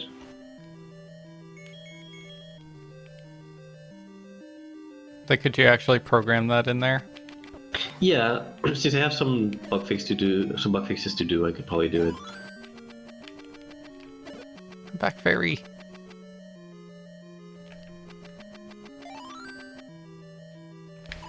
You probably should get that.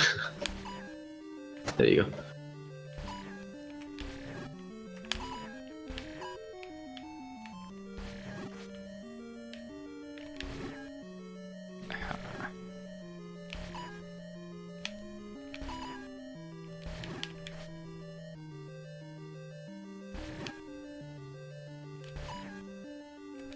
You're be wandering around like, oh.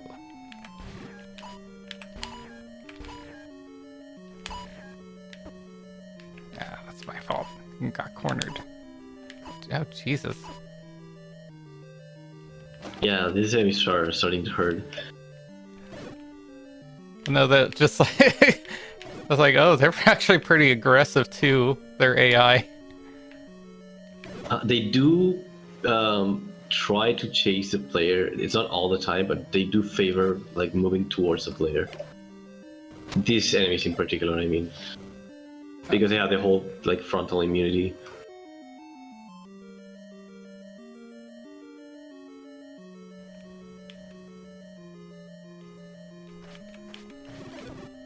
No.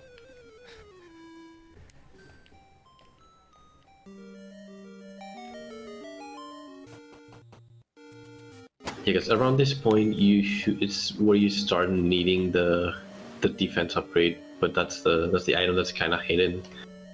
I might swap that item around because I don't like how hidden it is. Let's see. Yeah, flute.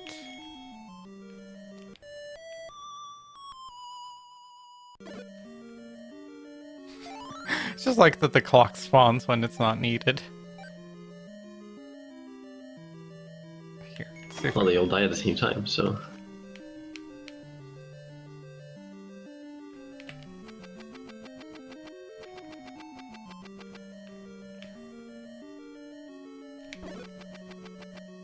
let's see if one of these spawns a fairy. Aha.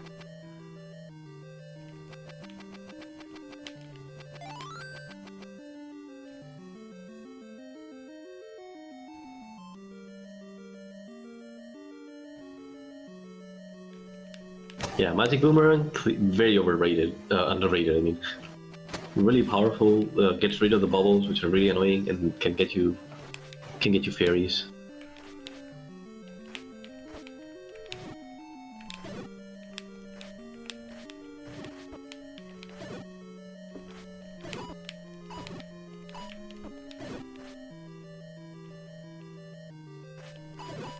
Oh, come on. Yeah.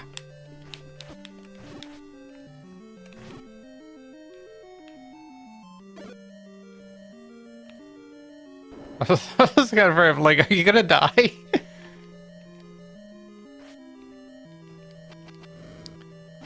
Ah.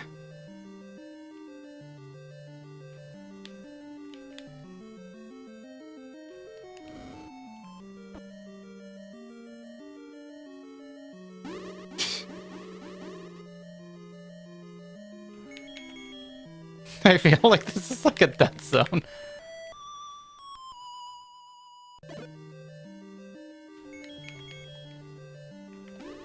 Well, the flute really helps. Honestly, the fact that you found it is really helpful. Yeah. Because Oh. there's a couple items that are like very specifically made to kill certain enemies, like the flute and the boomerang. So that really can help you clear up some rooms. Ah, I'm gonna have to go kill those things again, though.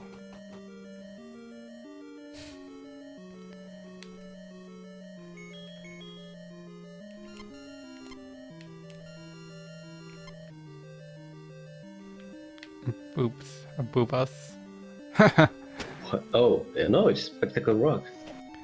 Oh, the bow. Oh no, it looks like rice balls. Oh, my husband's I hungry. am pretty hungry myself as well. Wasn't already like what, like 3 o'clock in the morning over there? Oh, 2. No, it's just 1:30. It's fine because I stay up until like 6 a.m. But this is usually where I get my like midnight snack.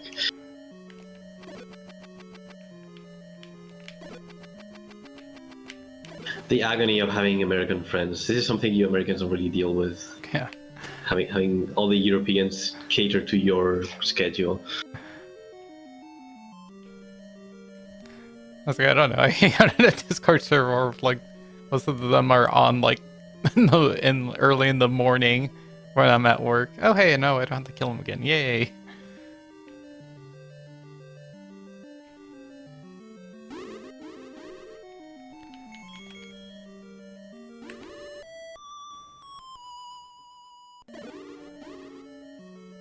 It's like pretty soon too. We're gonna be moving to like the Oh, yeah, Easter you time moving. soon. You remain just across the country, right? You're not moving to another country. No, just across. Uh-oh. What'd you call Sirlink? It's just rice balls. Rice balls. Oh, those will look good.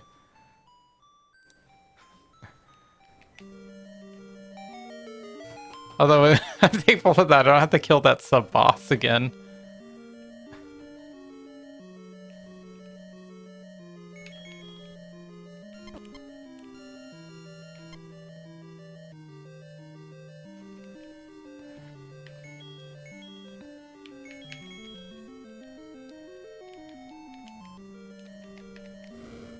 Gonna be irresponsible. Are you gonna order McDonald's?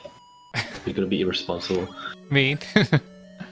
No, Oh, cold stare. Oh, gonna be irresponsible, yes. He might be. Or he's gonna order, like, something much more expensive. It's only Thursday. No, come back, fairy. Something I remember playing, Ocarina of Time as a kid. My younger cousin, one of the things she always like jokingly said, it's always like headcanon, is like Navi is like a little like is actually like this like little fat like man fairy. Oh. Or at least like just looks like a fat trucker or something. Have you ever just like zoom in on her? Yeah, they never do zoom in on her. You just see a ball of light. You don't know what they look like underneath.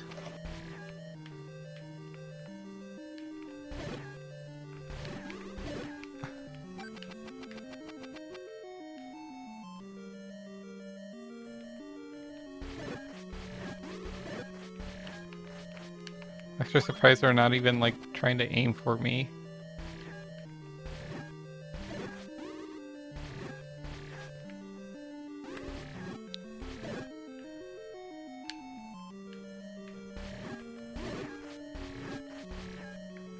I massacred this family of mages. Now you have the entire right side. The extended family.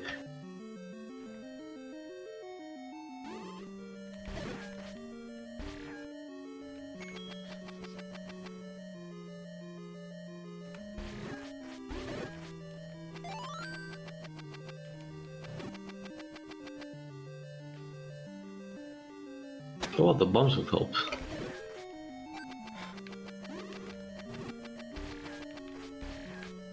Oh, that one was out of sync. That was weird. Yeah, Did you stun them? Apparently, apparently I can stun them when they're like transparent. Nothing good is open. I'm 200. Go get. Oh, to wait. I'm gonna go get chips. Yeah.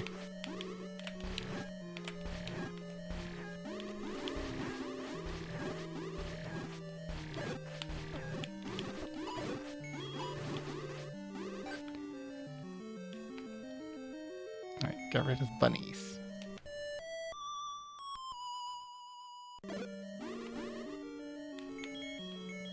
They also die to arrows in one hit. The whole deal with the bunnies is that in the original Japanese game, the NES in Japan had like a microphone and you could yell into the microphone and they would die. But the American NES doesn't have it, so they had to make like a new weakness for the enemy, and that just became arrows. So in this one, you can kill them with like the flute because it's like the sound, like the loud sound, or the arrows.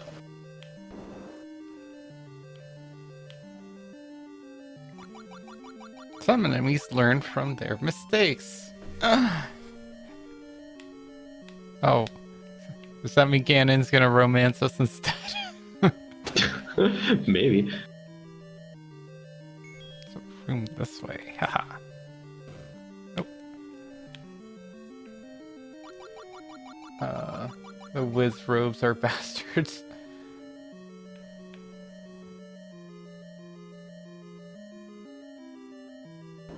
Oh, I was just gonna fight the enemies.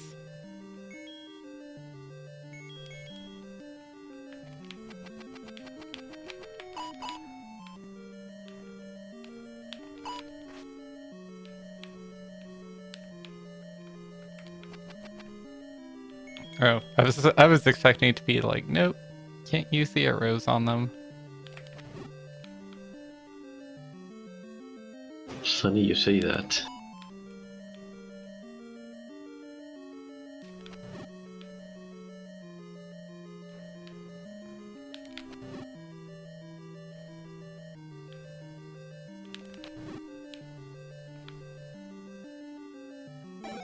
Oh.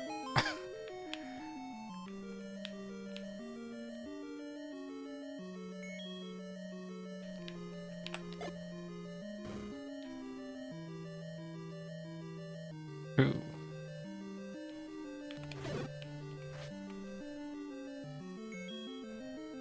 Oh, I don't remember this room. Sushi place isn't open? No.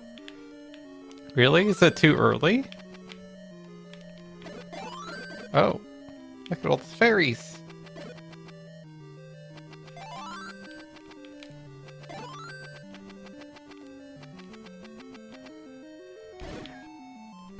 Ten whole minutes.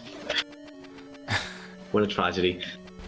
And here I am wanting McDonald's or something like that at 2 a.m. and it's all closed already. You have to wait until tomorrow. Have to wait till 6 until they open for breakfast, assuming they're like that.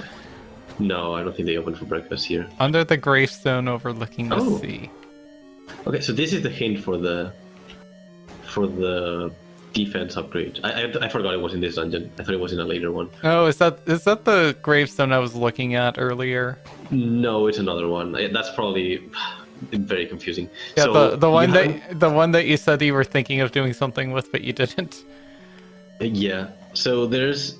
You haven't been in there yet. I don't think there's a graveyard. Well, you've been to the graveyard, but the the furthest grave, like into the corner, which is overlooking the sea as well. That's the one that has like the thing. But in retrospect, it's probably better that I put it on the other one, on the top one. I think maybe it wasn't a top one at first, and then I changed it. I don't remember really. It's been like 6 years. Because Yeah. most of this was built like in the initial like first year of development. Damn, you've been working on this game for that long. Yeah, well, not actively. Like, I On started and like off. 6 years ago, and I worked very intensely on it for like a year, which is where most of the game was built. And then I had trouble finishing a couple of the dungeons, specifically the seventh one. I was just running out of ideas for the dungeons at that point, because I had already done like 10. Because this game has like 12 dungeons. Oof. Because it's like the 8 main ones, but there's like a couple of extra ones that are kind of mandatory as well. And at that point, I was running out of ideas. I kind of hit a slump for a long time until I sat down and really like worked on it.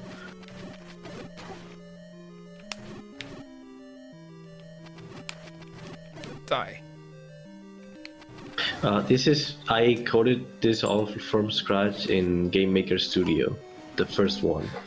I started this on Game Maker Studio 1, and Game Maker Studio 2 came out halfway through. But I never really bothered upgrading. Oh, these are just bombs for. Let me to use down here. Well, you have the map, so you at least know not to try them on places that don't even have a square.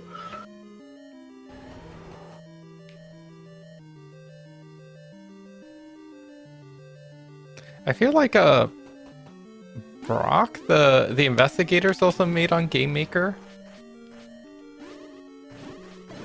It's likely. If it's a 2D game, it's a very comfy like engine to use for 2D games. So I wouldn't be surprised. Oh. I know Undertale was built with Game Maker because that's why I started working on it. Because I thought, oh, you can make games with this.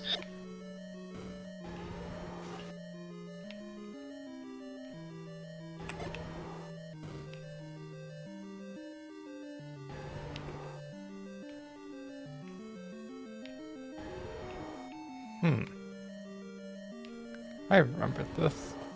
This links. Oh. The rod.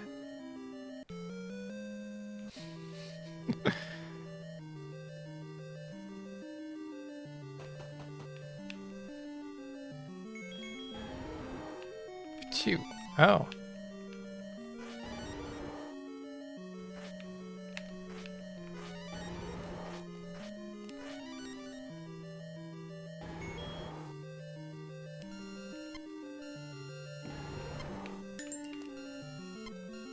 Oh.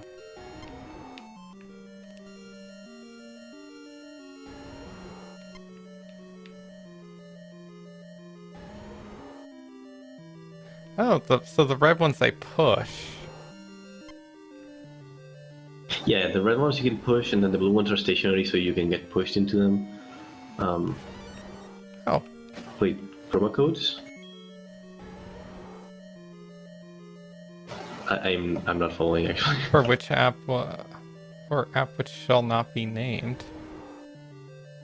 That shall. Oh. No. No, I don't think I even have any subscribed to their email address anymore. Let's see. Wee.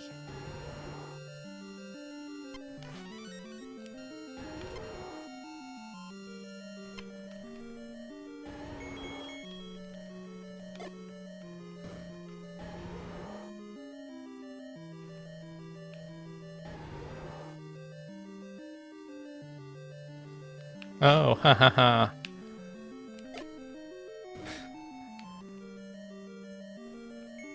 Oh, I think you might be screwed here. Why? You cannot kill this one with arrows. You have to use magic. And the only magic attacks you have right now is the sword beam, which you need to be full health for. Fire. Tja. No, I don't think fire will reach. It's too far away. Yeah. Yeah, you won't be able to kill this boss until you beat a certain dungeon. Whoops. But that is the end of the dungeon, so you got the items at least. Oh no, the cane just makes the blocks, unless I can hurl blocks at him. No. Actually, that might work. Because I changed how damage works, and it never occurred to me to do that. Oh no, but I can't spawn them on that side. Oh yeah, you can only spawn them when there's no collision.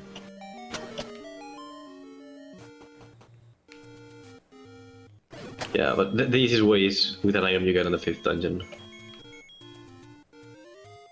Oh yeah, the 5th dungeon is the graveyard. Yeah. Actually, no, I can get that. No, they don't shatter. It's just that you cannot create them where there's collision. They had to be like no collision tiles.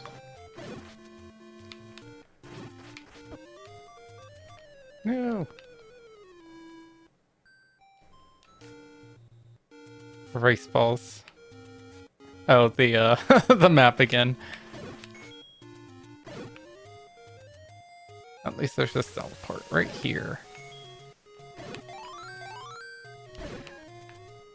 I would recommend you take the one to the forest, the top left one, because there was a magnetic block there. Oops. And if I remember correctly, that's one of the first places where you can get like bomb upgrades. Because just 8 bombs is a bit too little. And there's this one right here. Whee.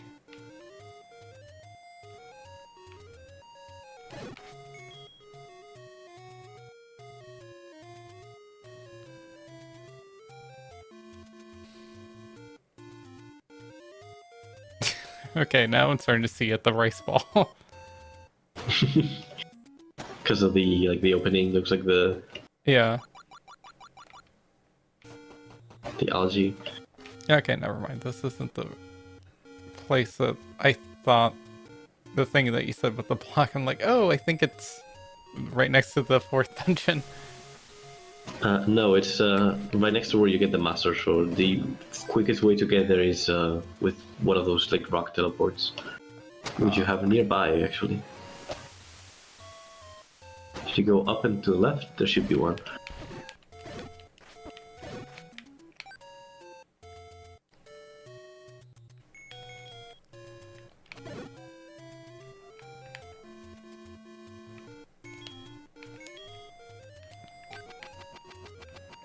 Yeah, I'm gonna change the requirement for the enemies to be dead because that really slows this down.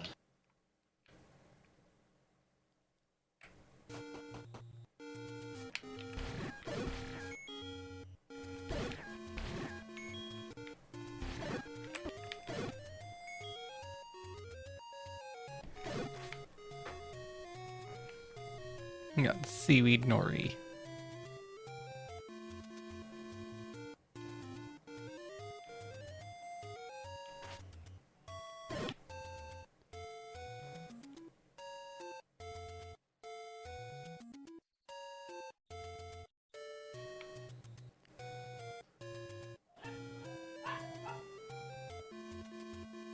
I blame you for this. Uh-oh. Did you order nori?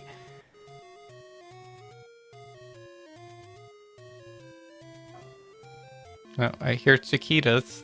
Something's setting Chiquita off. Let's see.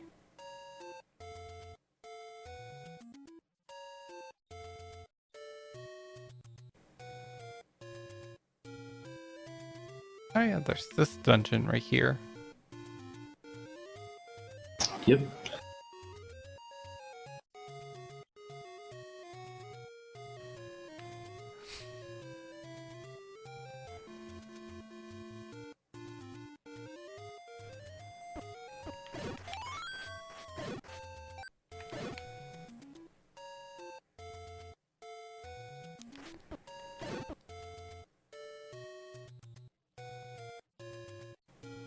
Trying to remember where else did I see a block. Oh, you left the area you were... Whoops. Yeah, it's in the green forest. Just very close to the teleport.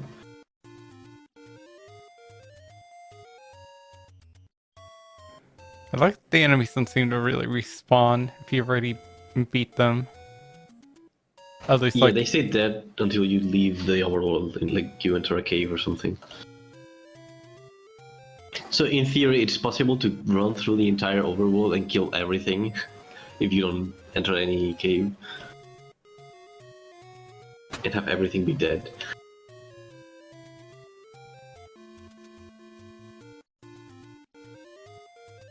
I kind of like this, like, when, like, things respawn. At least, like, the first game, I feel like as soon as you leave the screen, they respawn.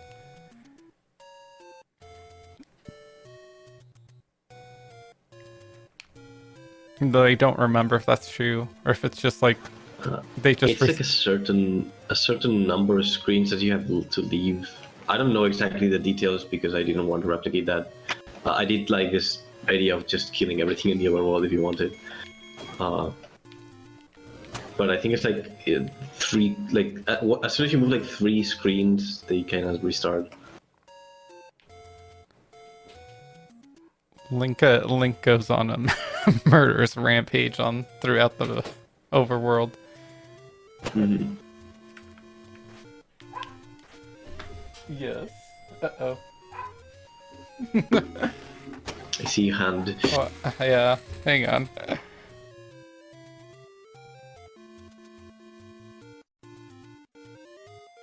Oh, okay, he's just fucking around.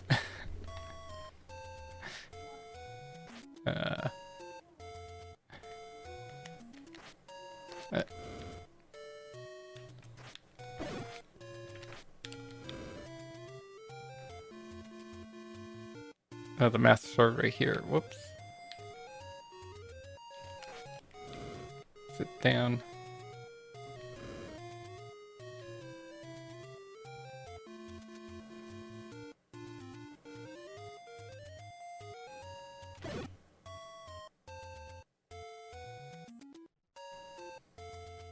Oh, this one.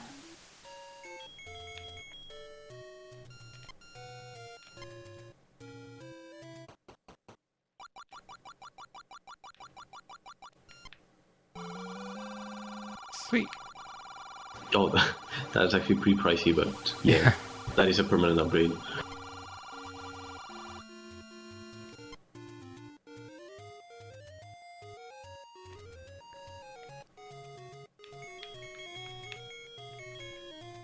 Alright.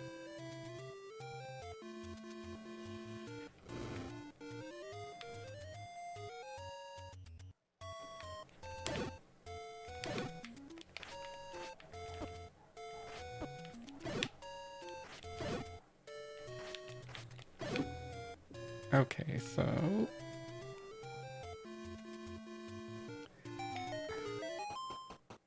Let's say I'm wondering like, can I beat this game in like one sitting? I kind of want to play Probably the Oracle. not. No, probably not because the last dungeons are very long. Yeah, like you're missing the longest dungeons still, and there's like 3 of them at least. You said there for 12 dungeons, and there's barely at like 6. Well, I count like the one where you get the sword and the one where you get the ladder. Those count as dungeons, but so yes, there are 12, but those are like really short. But then on the other end of the spectrum, the final 4 dungeons are really long.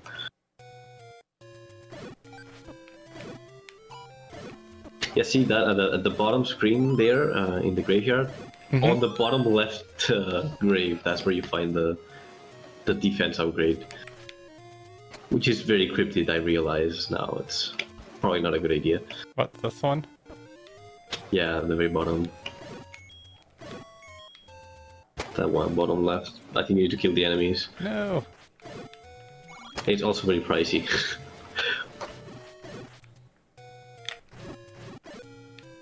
Said that having the damage you take is such a huge upgrade that at first I thought, well, this should be expensive. I want to devour you. Oh, Yeah, boy, this is really expensive. Exactly. there goes Dan. Hi. Oh, Thank hey you for the guys. follow. Hey, it looks like my alerts are working again.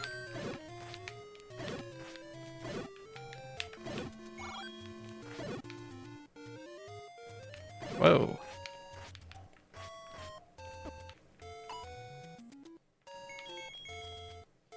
Choo.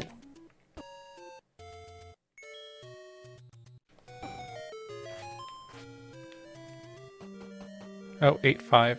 Wait, wasn't I in a dungeon around here before? This wasn't the dungeon I was thinking Yeah, about. this is you're right next to the 5th dungeon, which is the one you have to do. This is the second to last one. Oh. So this is one of the longer dungeons that I was talking about.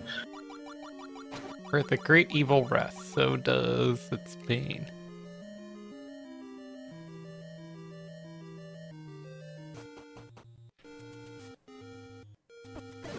Holy moly, there's just so many in them. Lore-wise, that's supposed to be Ganon's grave, and there's like a bunch of moblins guarding it. Aw. No. But again, like there's barely any story anyway, so... Oh, that's... Yeah, that is something I wanted to change, but I never got around to it. If you spawn on like an enemy hitbox, because like you don't know exactly where they spawn, and they might be close to the edges, make it so that they spawn later. But I never got around doing that.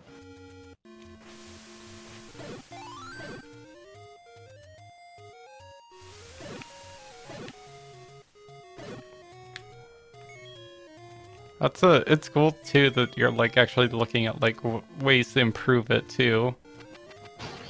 Every time someone plays it, like I haven't had too many people play it yet, much less stream it. So every time I see someone playing it for the first time, it's really, really informative.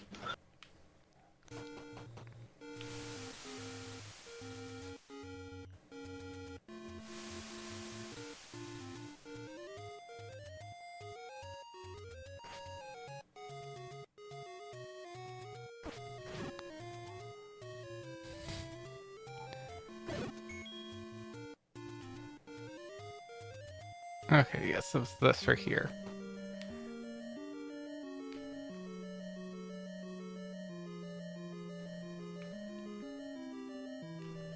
Yeah, you have like 7 more hearts than you did when you were here last time. And you didn't actually beat any dungeon, you just got hearts from the overworld.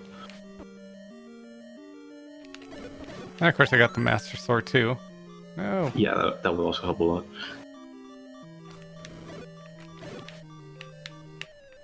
And more bombs.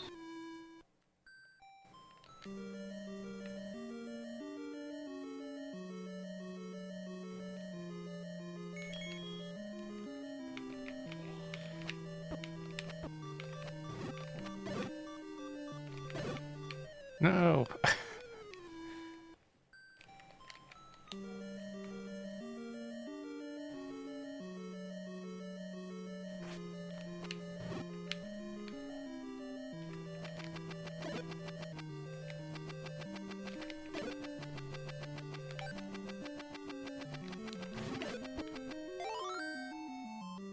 Sweet, just what I needed.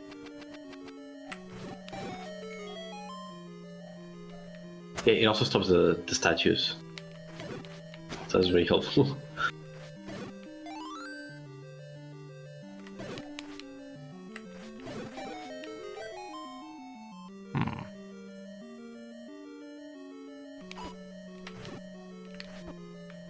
I need to look into those enemies as well, because they do like a weird skip sometimes, and I don't know why they do that when they jump.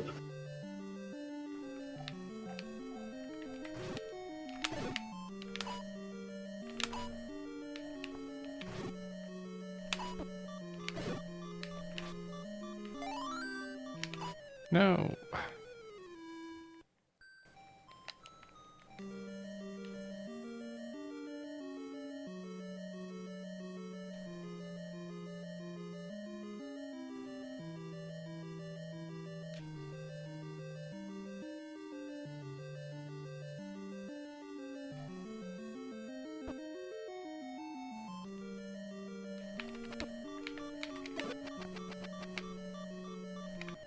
Ah.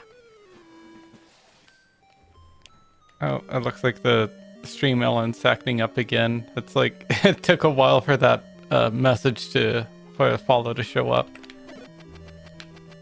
I've noticed that Stream Elements has been having like issues on other people's streams. Well, there you go. Very. I really don't know much about how Twitch works though.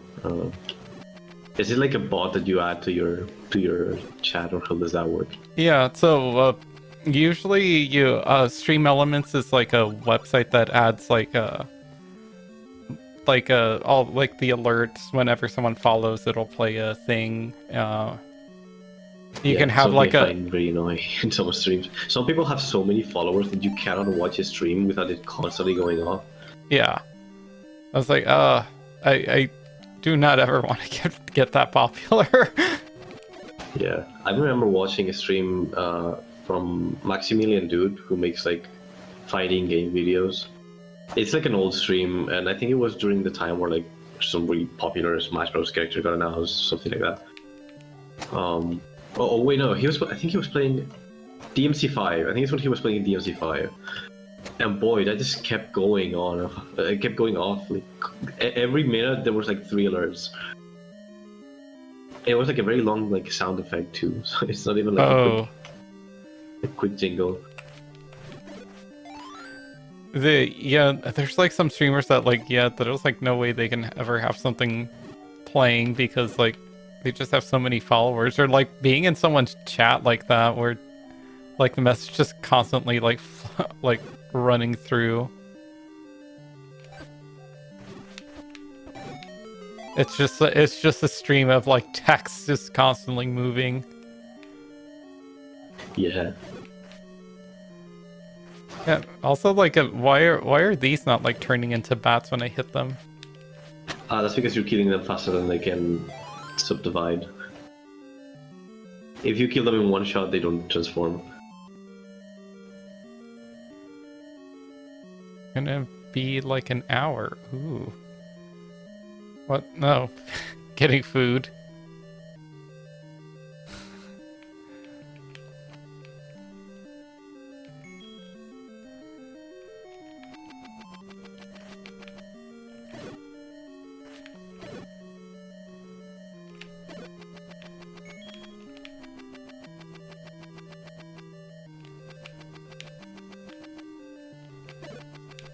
Ooh, come on. One.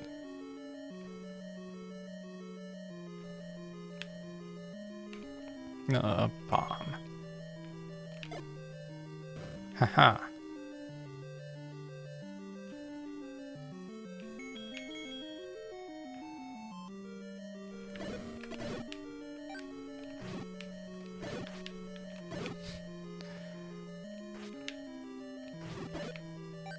I don't know why I enjoyed like burning the mummies. That's actually something you can't really do in the original. That's from the Game Boy games. But I thought it was a neat touch, so I put it in as well.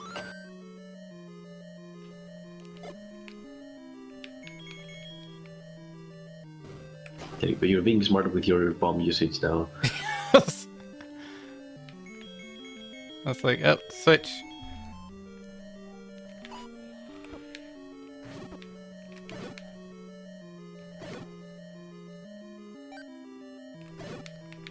Alright.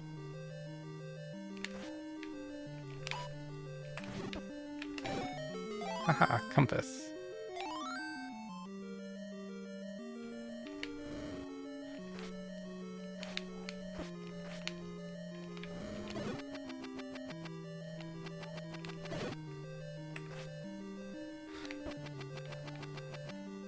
It's one of my mini keys, damn it.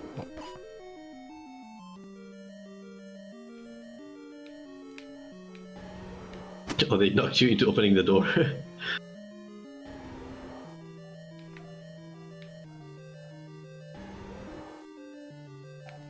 There we go. Oh.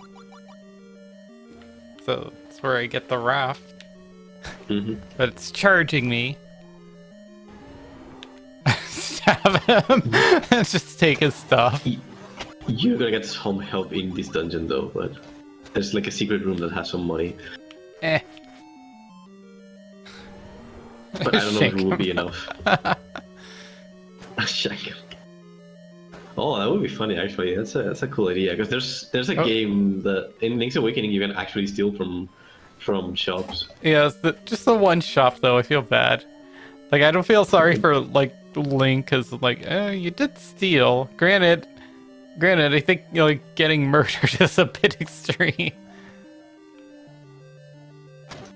Yeah, but I do like how they change your name. Yeah, you steal to from a shop, they thief. steal your name to thief. Or like all like, hey thief, what's up thief? It's a nice day we're having, thief.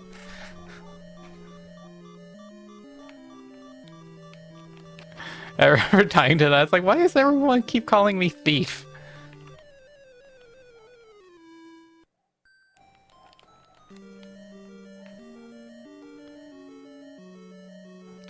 Yeah. Wake up as a thief, you get the scarlet letter thief.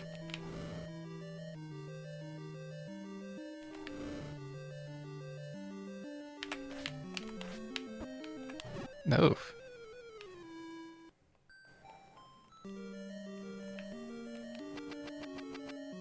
Yeah, that first room when you only have 3 hearts kinda it hurts. Actually, there isn't any. Oh, you do have the. You can get it.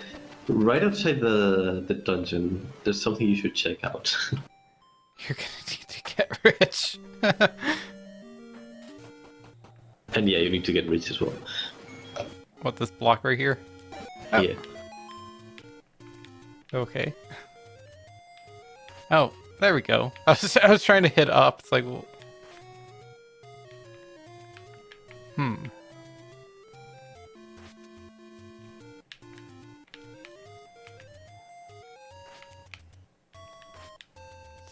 I need to burn down something. Oh, sing.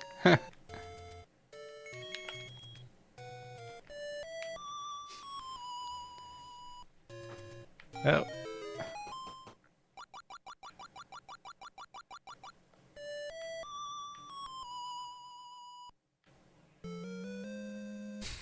It's just like one of them just gets in there.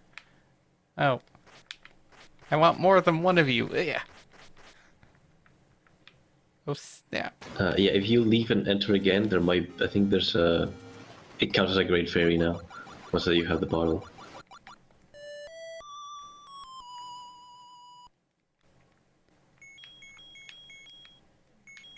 Or not, but wait, what? I'm pretty sure. Oh, that might be a bug. Let me check that.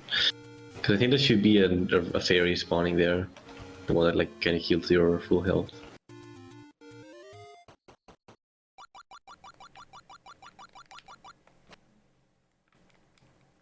I think I just catch one. Get over here. Yeah.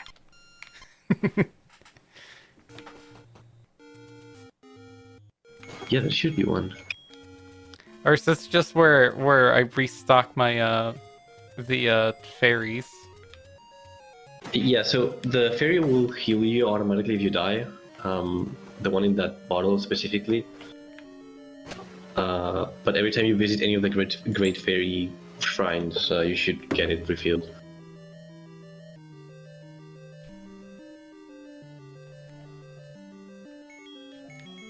But there should be one in the cave, and apparently it's not working properly. I'll check that.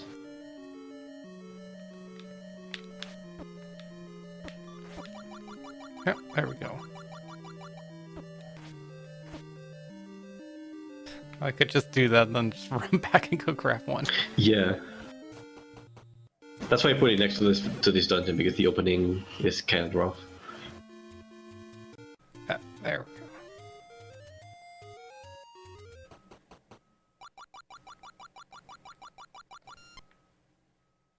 Yeah, and the text shouldn't appear again either, so there might be something going on there. Oh no, they're not like hopping into my bottle. Get in here. Eh. Yeah, that's a bug. Let me see what it is.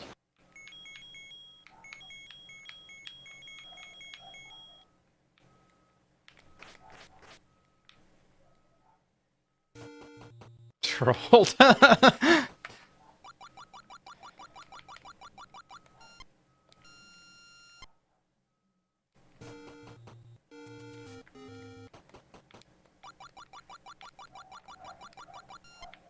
Oh, I think in a way might be.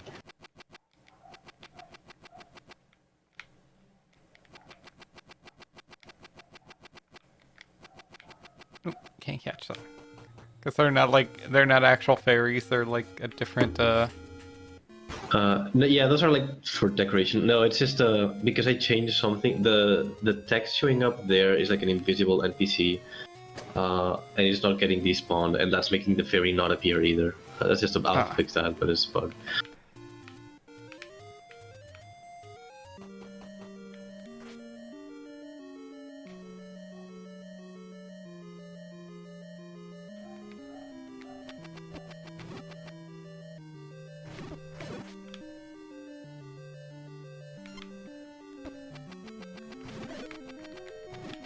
no.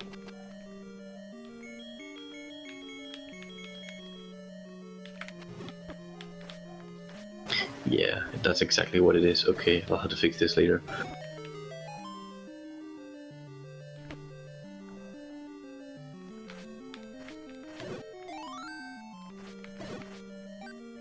Because originally the first NPC in the game that gives you the boomerang, he gives you like, oh, you have to go like northeast, and then he disappears.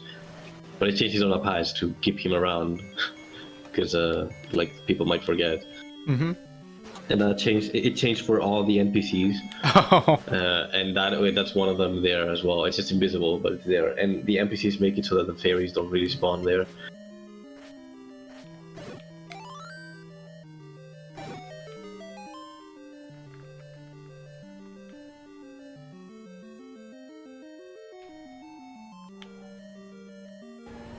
Death trap.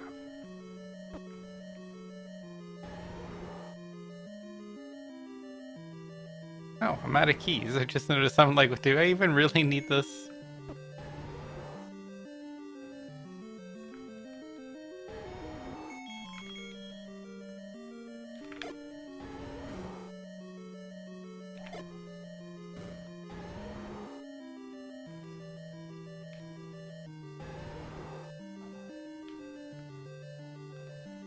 Guess there could be one over there at the end.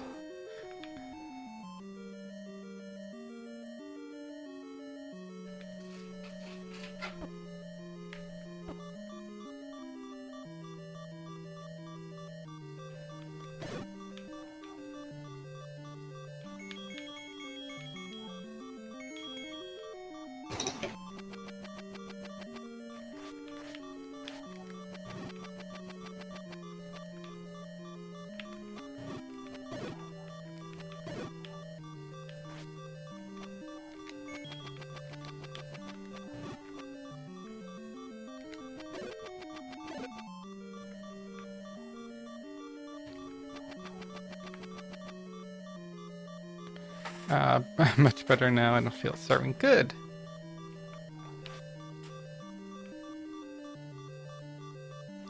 Oh. Oh, those guys are like actually tough.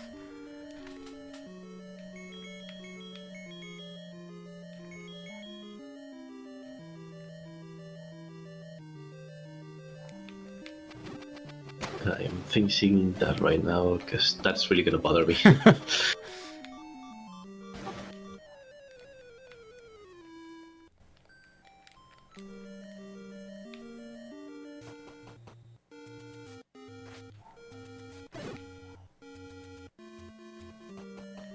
All right.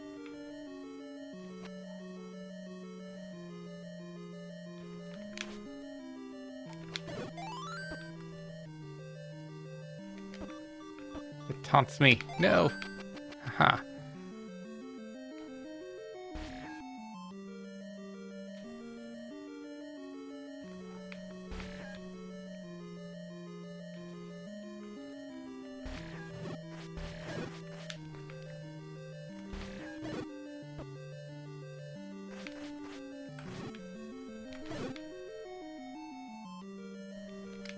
There we go.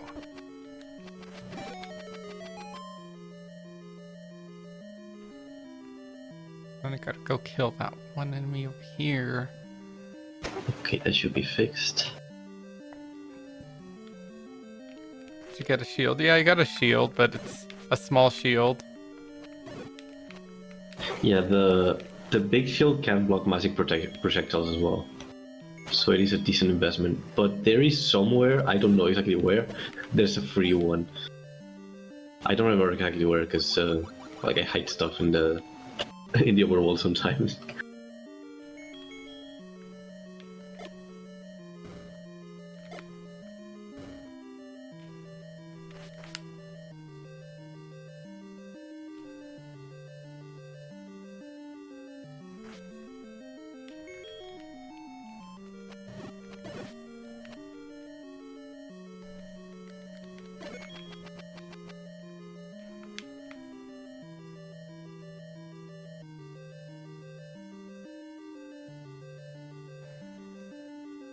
Alright.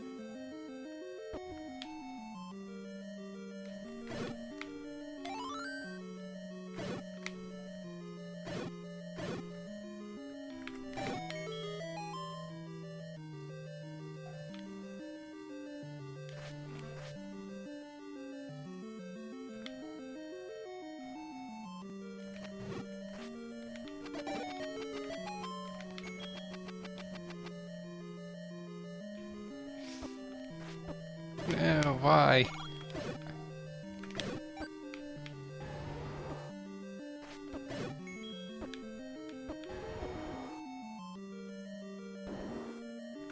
Whew. Maybe you want to beat overworld in that room. Ah.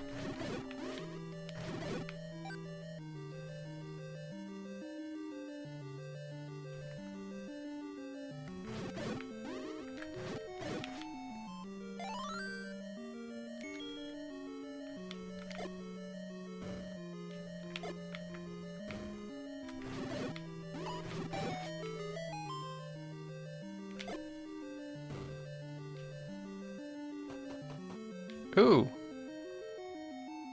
Magic Oh, rod. there you go. Yeah, that's what you need to kill the other crab. It's basically a replacement for your arrows, because it's like, it's arrows but they don't cost money. Oh, sweet. And they make an annoying sound. That is the price to pay.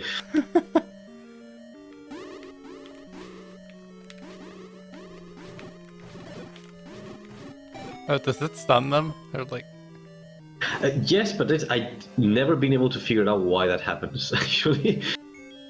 is I that should probably look into that at some point. Sometimes those wizards, when they get hit, they get stunned, and I don't know why it's happening. I was gonna say, is it because maybe it's pulling from like the boomerang? This shouldn't be, really. I don't really know. I need to look into it, but it is something that has been on my to-do list for a very long time. I just never really found it too egregious to care.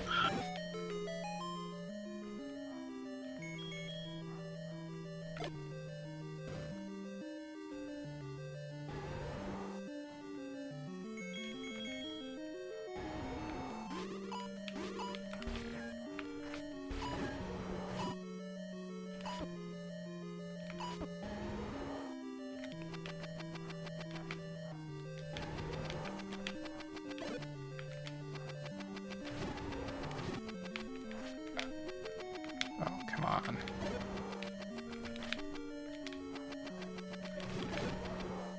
Pew. Like they always turn around when I'm trying to hit them. It seems like this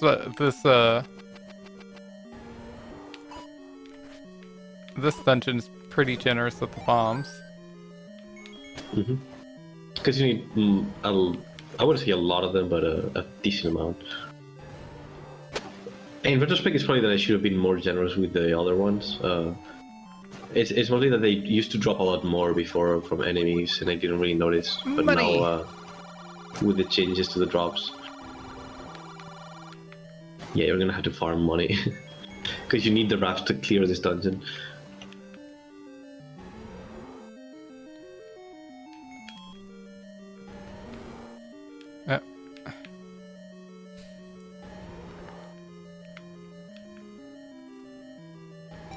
Actually, you don't now because you had the cane.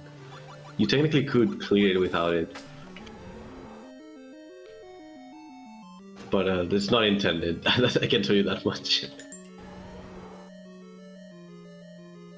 Yeah.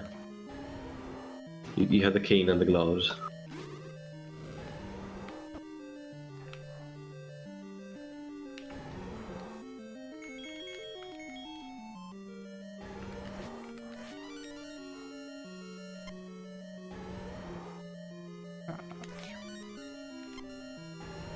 Oh, no, it won't let me. Ah, I predicted that then. Good. You. Oh, wait. Okay, now it worked. Ah, god damn it. But yeah, it wouldn't let me, it won't let me off of the thing. So I kind of... Yeah. Wait, I'm not sure why that worked here. It's because of the collision detection for the magnet. It's wider than than it looks Okay. Wait, for so ease of use. it works for this block right here. Oh, is that why I can't, like, use the ladder on, like, up and down? Because the specific points where you can use the rafts have like a specific type of water. Usually they have a pier next to both sides, but it felt strange to have a pier like indoors, which is why I never added it here. But in retrospect, I probably should because it's where you get the rafts. In fact, I'm gonna add it right now. You know what? Since I have the editor open.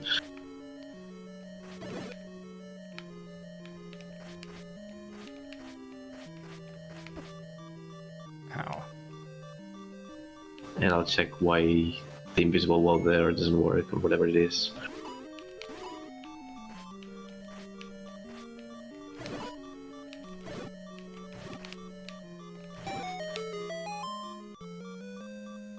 Hooray.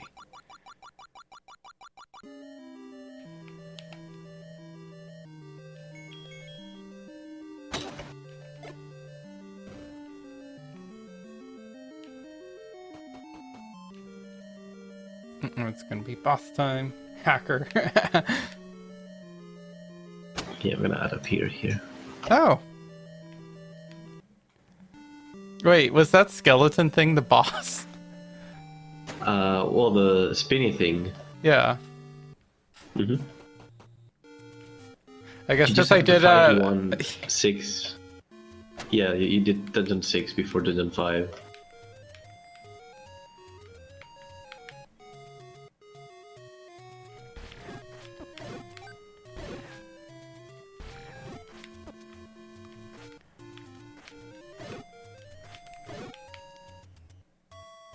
give me money.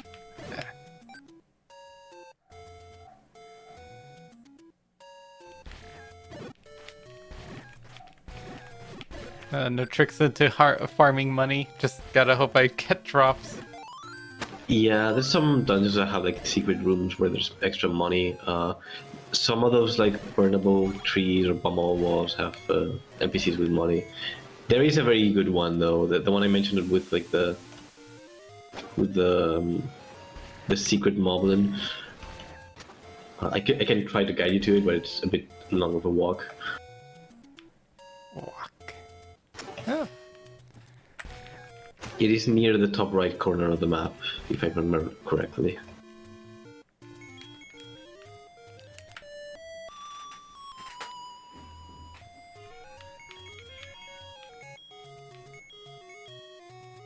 Trying to think of which one. Level 1.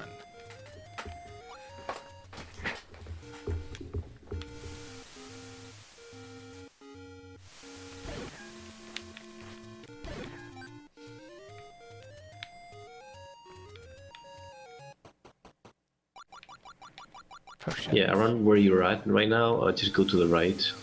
Actually, you may want to buy one of those potions because this guy's going to refill your entire money. Oh. Get the red potion, that will help.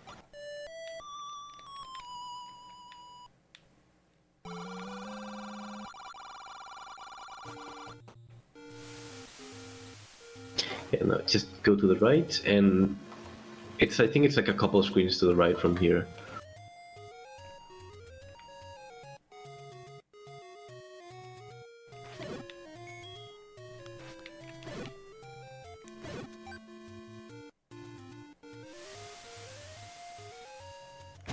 No, no, go back. This is already heading to the ending. Try going up here. It's somewhere around this land, this like green land.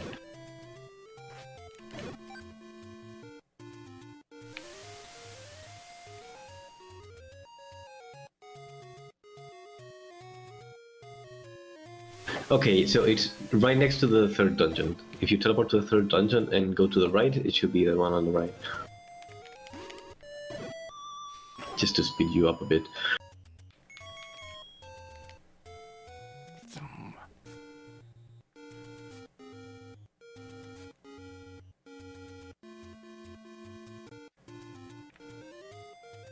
Yeah, the bushes to the right, those bushes, one of those has the... In the previous screen. Oh, the previous screen.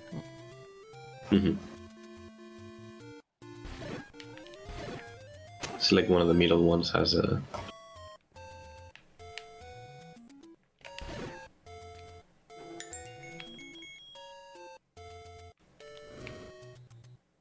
Oh.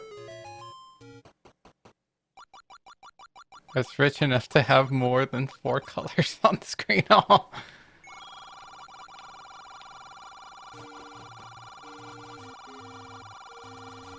He gives you more money than you can hold. That's how rich he is. Yeah, this is the point of the game where, like, I said, oh, you have a lot of money, there should be ways to burn it.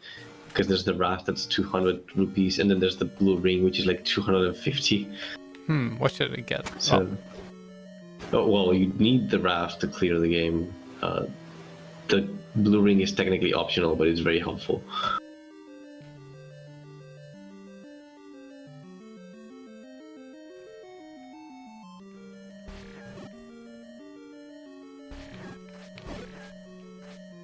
And the raft is at the very top of the left side of the skull. Just like the left horn. Hey, I was wondering, it's like, huh, is that a skull or is it a heart?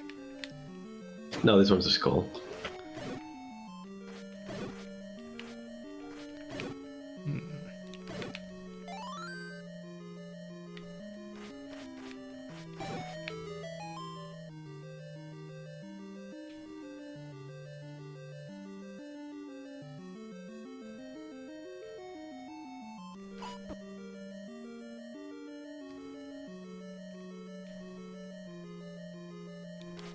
That's right.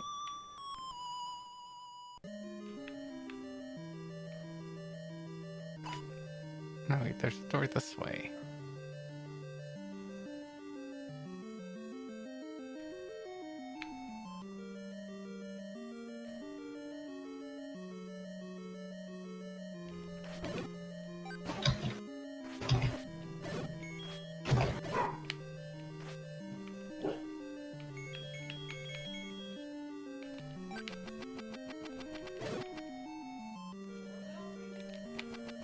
Oh, come back. Haha.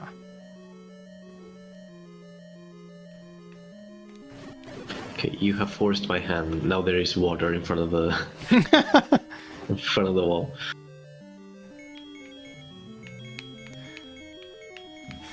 So it's the water. It's not so much the wall, it's the water. The Yeah. tiles that are like in front of it. Well, I removed the two side tiles that kind of allowed you to fiddle with it.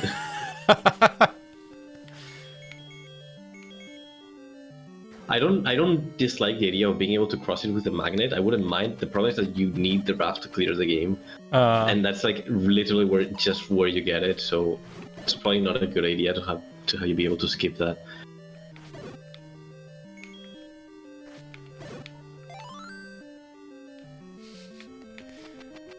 Because otherwise, I would welcome the idea of like just cross it with a magnet. You just got it. Why not?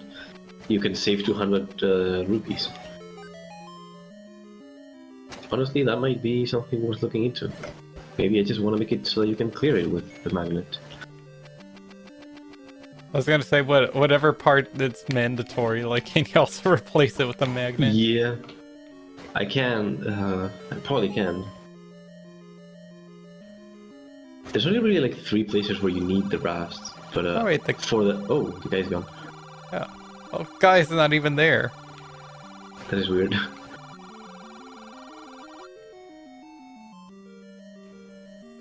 Man, I could've... And Link is just too honest. He just like, yeah, I'll just leave the money there.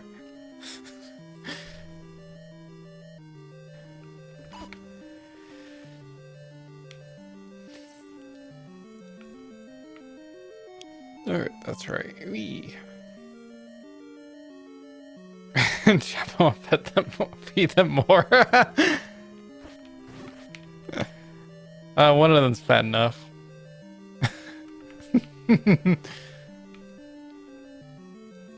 Nah, one of my dogs is way too fat.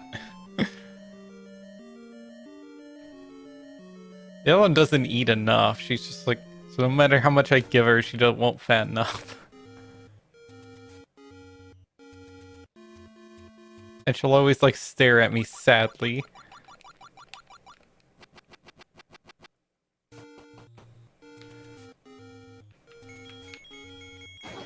Alright, so...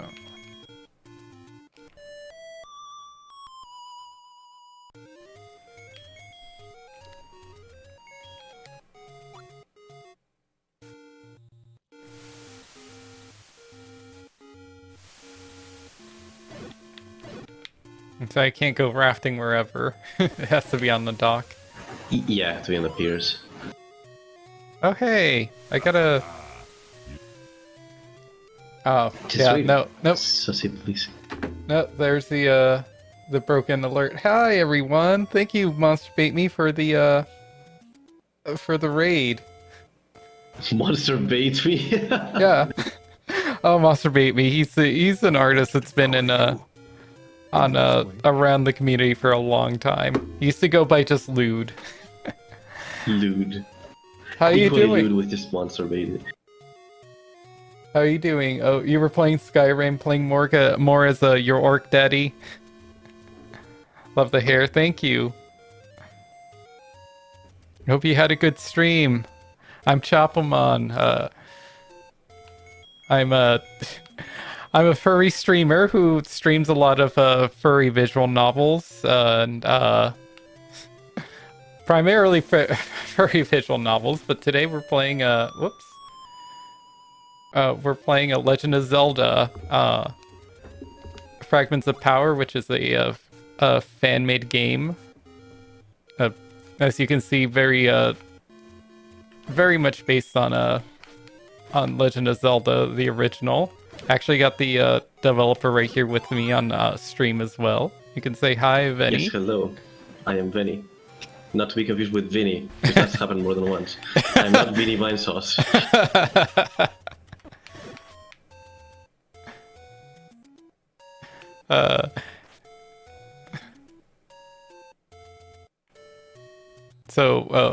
I'm just I am playing through Fragments of Power as if my first time ever playing Legend of Zelda. Venny Vinesauce. Vinny Vinesauce. That is actually one of my. That's my nickname in one of the discords I'm in. They decided to call me that. I'm like, sure, whatever. Oh, played the first Legend of Zelda. I played the original a couple of years ago at the behest of my husband. I never actually finished it though. Honestly, I'd say this game is much funner, much more enjoyable than the original Legend of Zelda on original hardware. It's probably because they also got like a bunch of the items too. A bunch more items. The sussy trees. Nope. I'm also trying to provide some guidance so that you're not just running around. Because like for a stream, that's probably not the best. Too. And of course, Culture Ass, of course I will. Probably will write. I remember linking to the past very fondly. Let's start with the original. Yeah, Link to the Past I played. Link's Awakening as well.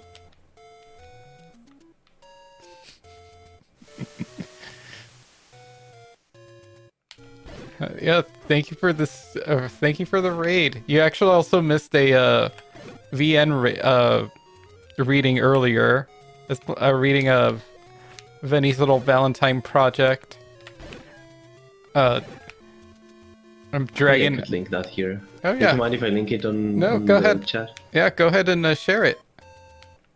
It's a small project. It's sort of like his sort of proof of concept working with 3D models in a sort of like using 3D models in a VN. Which actually, like, I love the expressions too. Dragon worm, a dragon daddy dating simulator. I was also reading a pre-recording of Act 2 of Stroker. I had to run that as a rerun because it's got a lot of nudity in it that had to be censored. Oh, I'm at Dungeon 2.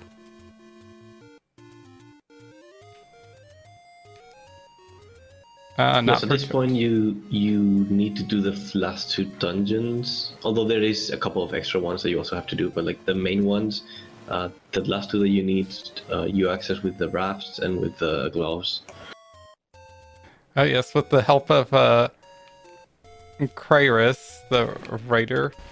Do you have a link to their Cyrus. Cyrus? I actually should ask. I think it's Cyrus. At least we always call him Cyrus, but I don't think he really is active anywhere on, because I asked him exactly the same. Like, do you have a Twitter account? Like, I don't really use it.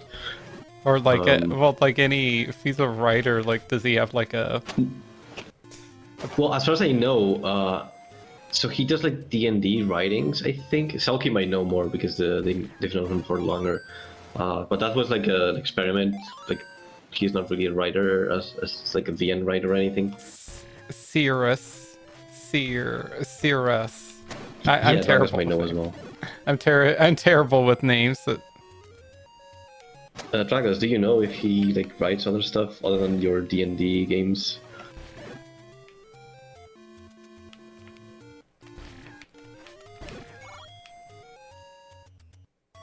Reloading config. Oh. What? Oh, my husband's trying to add a command for you on his bot. Oh.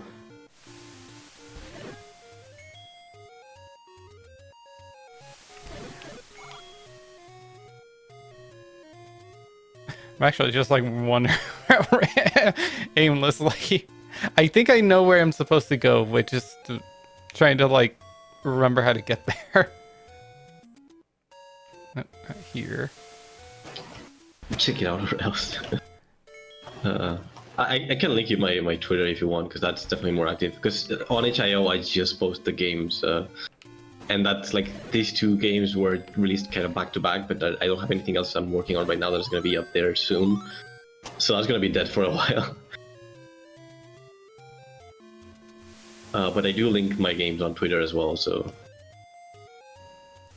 here we go.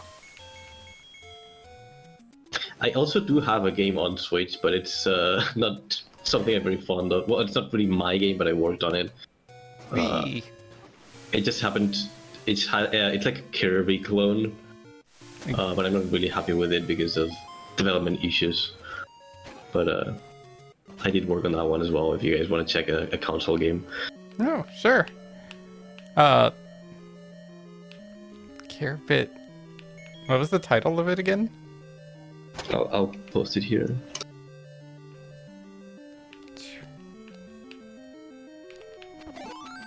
I want to preface by saying that I did not design that game. I just worked as a programmer for it.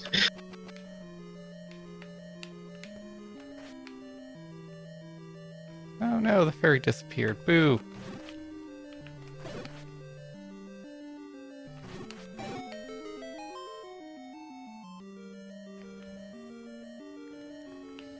The pancakes that eat you, yeah. The pancakes will eat. Yes. Yes, they will. They eat my money. Actually, do they? Now that I have a shield, do they actually eat the shield? Yes. So if they touch you, they will eat any of your non-permanent shields, which is all of them except one. And the longer you stay like eaten, the more money they will suck out. So you generally don't want to touch them. I'll be right back though. I need to get out of the orc stuff. Oh yeah. But yeah, if you've never seen them, I don't have one of those little things that plays the shout outs, but like he has like he puts on gear and stuff, like mask. That's something I was thinking of like doing too, but I don't have like fancy masks like he does. He's got like some really good orca masks. I see. Is it like but is it like a VTuber thing, or does he have like actual masks? Like actual masks. Okay. They're like I do know this Outcast, I think is his name. He's like a hyena. And he has like commands where like if people play the command, his persona gets like a pug mask. I think he also has like a monster. He might have like some commands to switch masks. No.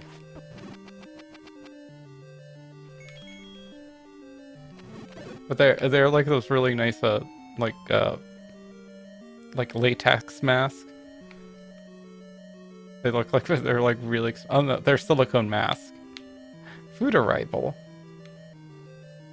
Oh, there we go.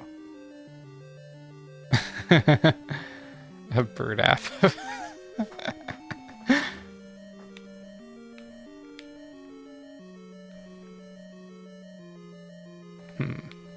Sussy key. I'll have to come from behind it. Ooh. Oh, the inflation Wait, Triceratops. how'd you find my Twitter? I don't know if I linked it on itch.io. On itch.io. Do I have it there? God, it's so hard to manage so many sites at some point. Like, it gets too overwhelming. I'm not made for this. Yeah. Oh, I don't need that.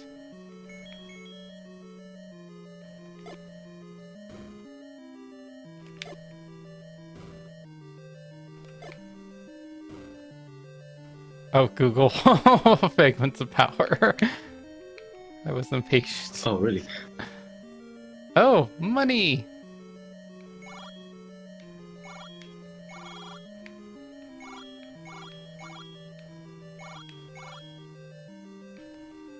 Oh, there's apparently another game called Zelda Fragment of Power. Oh. I don't know why I never bothered to check that, but...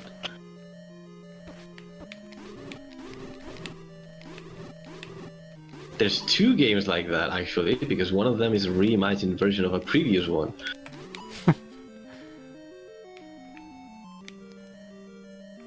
Because everyone has the same concept of fragmented power with the Triforce. I mean, Yeah, well, lore-wise it can make sense, because in the first game you're getting the Triforce of Wisdom, and in the second game you're getting the Triforce of Courage, so it made sense for the third one.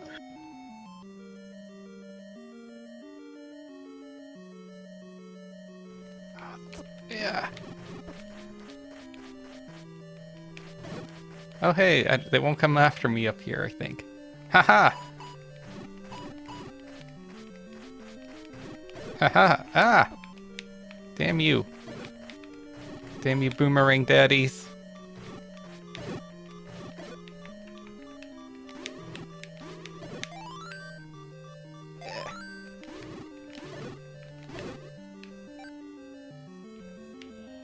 Doesn't look too bad. So what's it called? Yeah, it's called...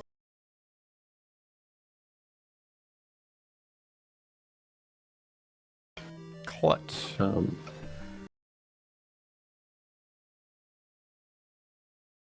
I was not very fond of that, but hey, I needed the money. Which is ironic because I did not get paid for that game, so... What? Yeah, it's a very convoluted story. Aw. I really wanted like the experience of like, hey, I'm publishing something on a console, like an actual project, you know. But I did not get paid for that one. Oh, you got paid in exposure. Gross. Yeah, exactly. It did help because it did land me a job later on, but God, do not work for exposure, kids. Eh.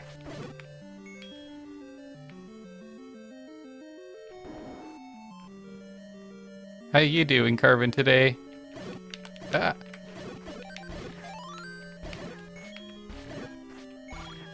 Oh, hey, Carmen.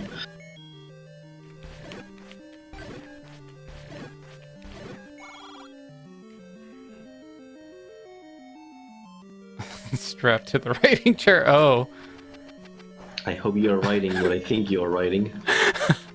I was oh, the food. Ooh. Can you also get me a body armor? Oh, husband brought me food. I am pretty hungry myself. If you don't mind, I will excuse myself for 5 minutes Okay. to get some cereal. Oh. I will be right back. Okay. I was like, Carvin, you must deliver the beef. Oh, yes, you do. It's like, wow, Carvin, you're pretty kinky when you when you write. You gotta get strapped to an actual chair. Oh, that's why I can't use bombs. Oh, thank you. Behind you, thanks.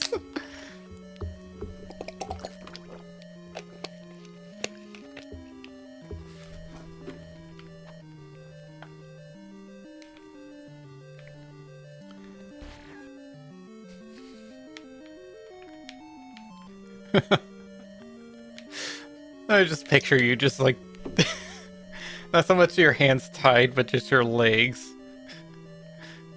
You gotta haul yourself. You gotta haul yourself like somewhere with a chair attached to you.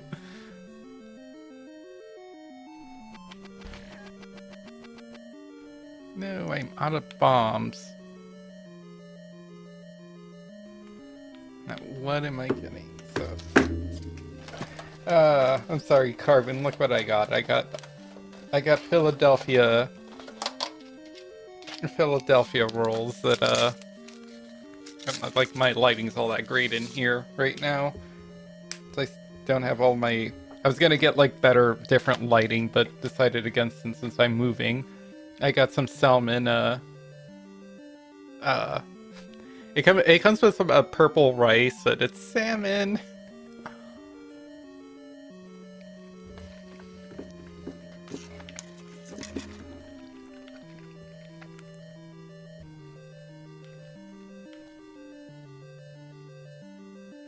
Yeah, my favorite's pretty much anything with like cream cheese in it.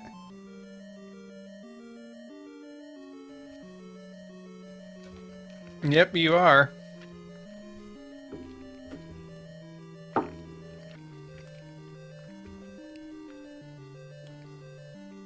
Oh, haha, more enemies. Give me bombs.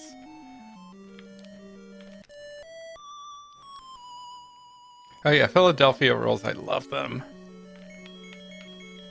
Oh, I just hate it though that a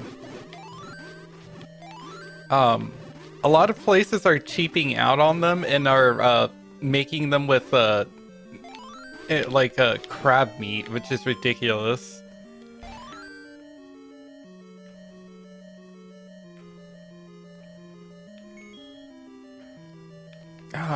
One of those do, like either the spider roll or the spooky roll, like has a Philly, or it has cream cheese in it.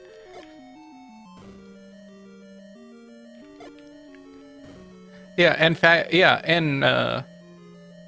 fake crab meat. It's of course always fake. Yeah, we used to like this chain that oh, I just noticed that one has like a visual hue to it. There's this one like a great place that serves rolls that used to be good, but then they started cheaping out on their ingredients, so we don't go there anymore. Yeah, fake crab is fun and good, but there's no nutritional. Yeah, it tastes different too. This weekend, my cousin and I went out to like out for sushi for my husband's birthday, and this place like serves actual like Californian rolls with like actual crab meat in them. They're so good.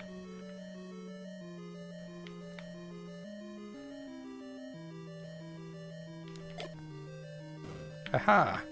Last bomb. But like, yeah, if you can ever get like a crab, actual crab meat in your sushi, highly recommend.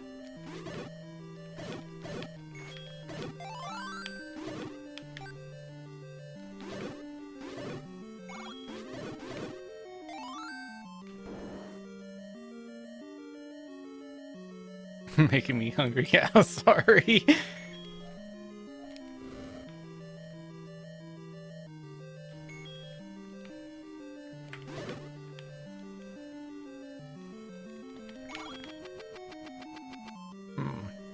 It's still no map. Haha.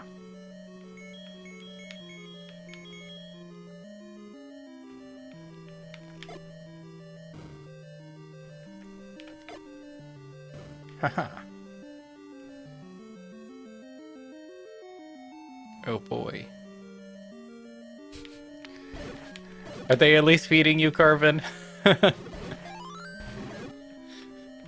In your little prison chair.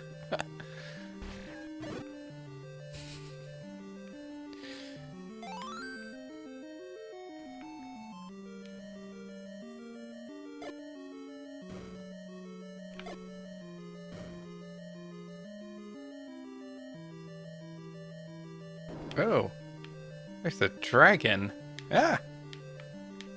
No!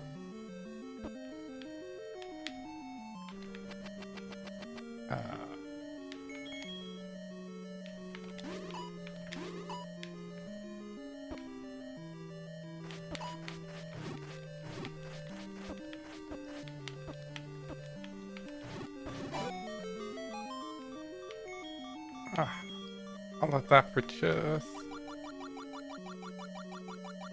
Ha! No!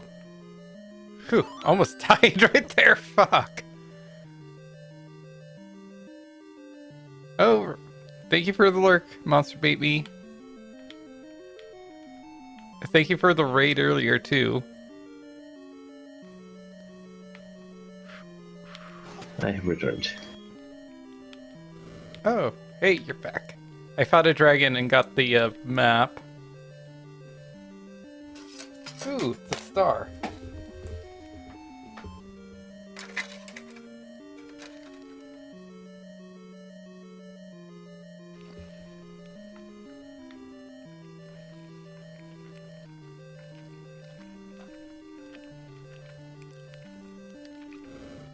Ah. Oh. Yeah, make you happy to hear. But Carvin's at least strapped to some chair writing something.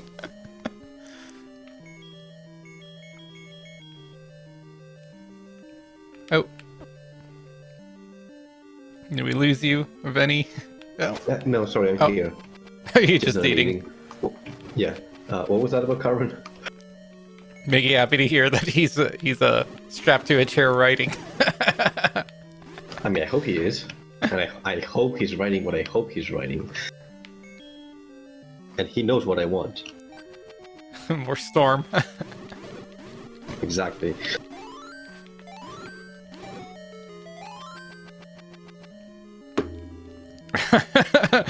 I'm strapped to the writing chair. There's one to my toe. Oh. Is this your burden? It's the burden you must carry for writing such a good visual novel. Hello. When are we getting storm topping? Like, hello, Phoenix. Phoenix.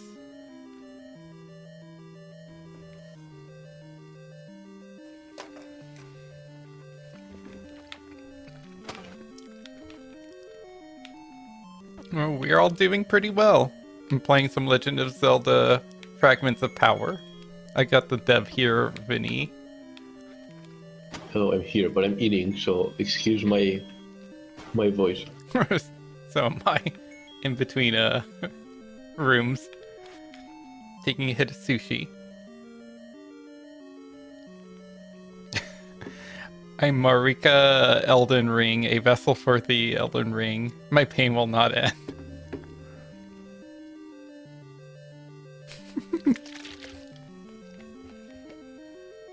God, Carbon. You just brought Elden Ring up, and like, I made the mistake of gifting the game to my brother, and he was like, "Oh, I'm not really into this game." And for like the first 2 weeks, he was really, really against it. It's like, "Oh, I don't really like the story. I don't get the lore." Now he sends me Elden Ring memes almost daily.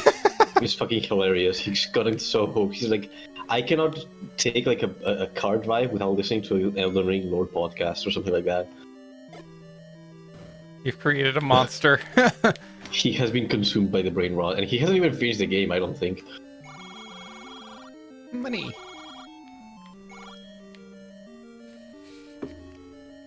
I still need to pick that up. I haven't played any of the Souls games at all. I have Bloodborne. I intended to play Bloodborne, but I never did. I never played any either until Carbon and Company. You know who you are. Fucking bullied me into getting the game. And then I spent like 100 hours of my time.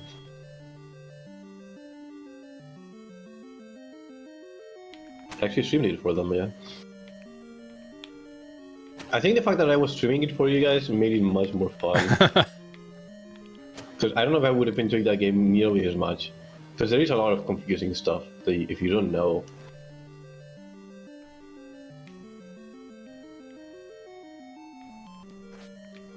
No.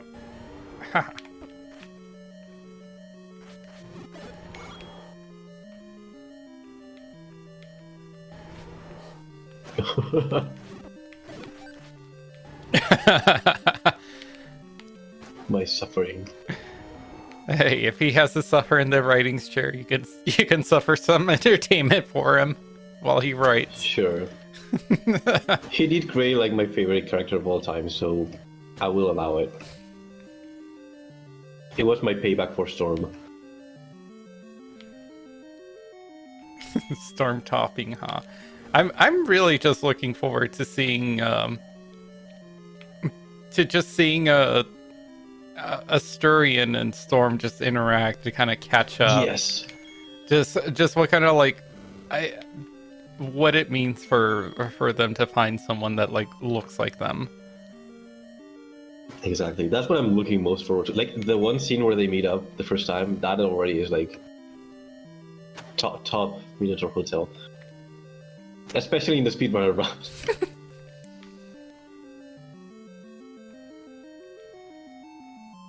I need to replay the game with speedrunner route. I've seen some of the interactions, but I don't recall them as much as as I should.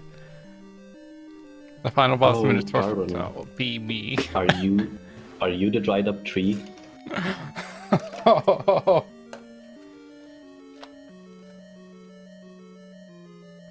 If you want the Minotaur to become really. Is that why P is sitting on you in that poster? You want P to step on you?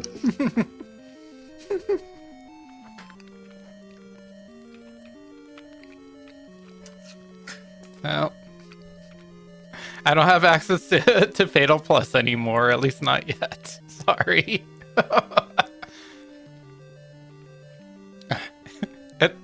It's like Nanoff's April Fool's joke with the Outclass comic, where it's Excuse me, I've missed that. Which one? Yeah, whatever you're referring to, I don't think I've seen that. You know the Outclass comic that he drew with the professor and the student and the weightlifting and stuff. Mm-hmm. Oh, thank you for the follow, Phoenix. uh, the there was an April Fool's joke comic where it's implying that like all up to the a lot of the shower the locker room scenes where he's getting hit on by the professor. So I always feel like I'm gonna butcher his name. Suarez. Suarez.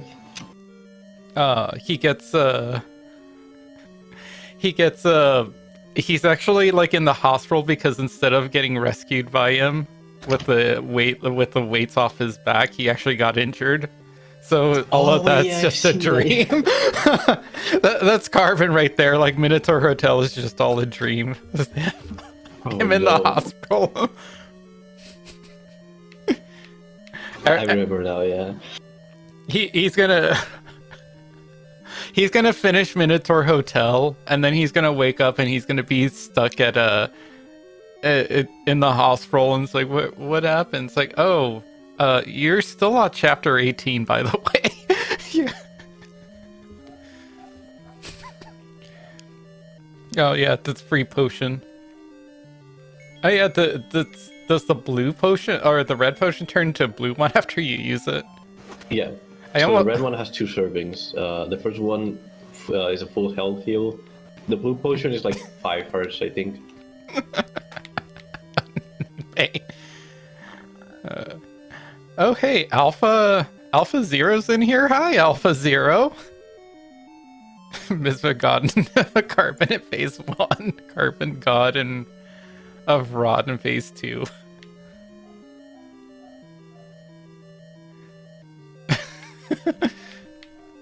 Has it?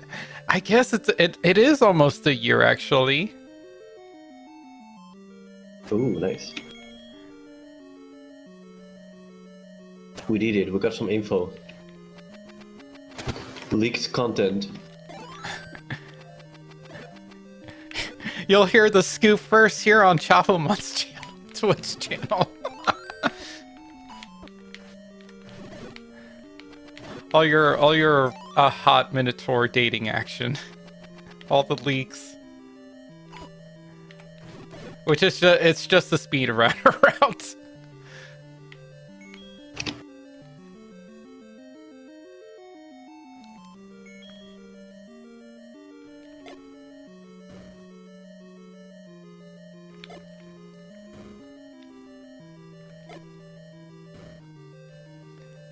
I can give the exclusive scoop. Pedro must suffer as always, of course. Yeah, he has gone on record saying that the more P suffers, the more he enjoys it. So. I was gonna say he's gonna get a titty twister, isn't he? But he probably doesn't have titties. Do birds have nipples? No, they don't have nipples, don't they? No. Because they're mammals.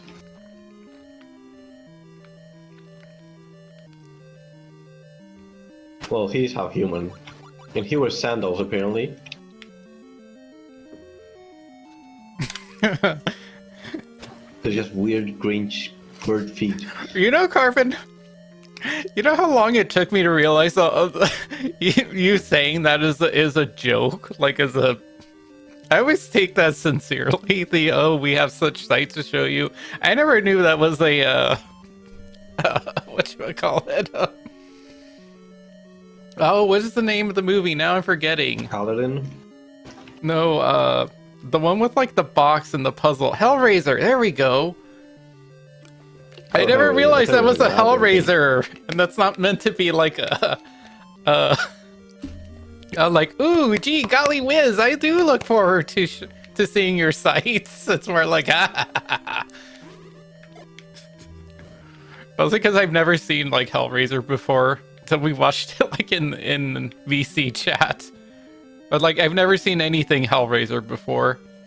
Hell, for the longest time, I thought Hellraiser was a comedy, like a morbid comedy thing or something, like a horror comedy.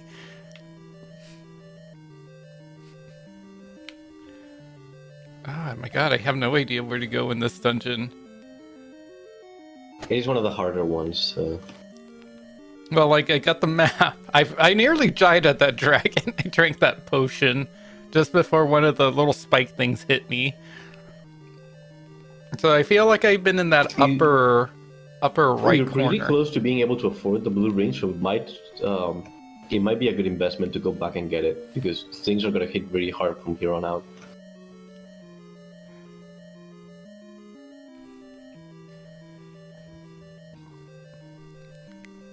I actually finished fixing the bugs, so I'm gonna be uploading another build. So you're gonna get the exclusive like look here on my channel of the latest build. I also added like the sound for the bubble walls, because that's really helpful.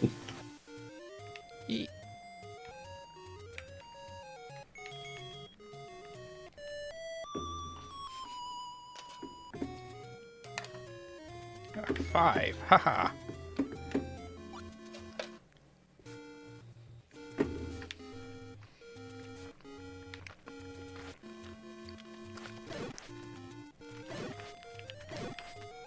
I just gotta kill things, huh?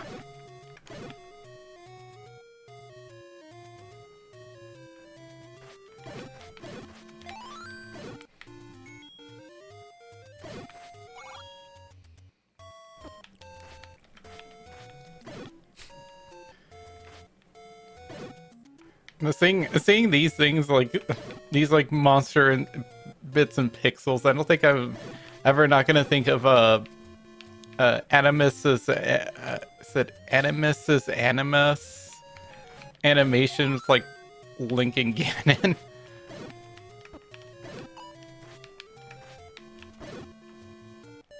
Nope.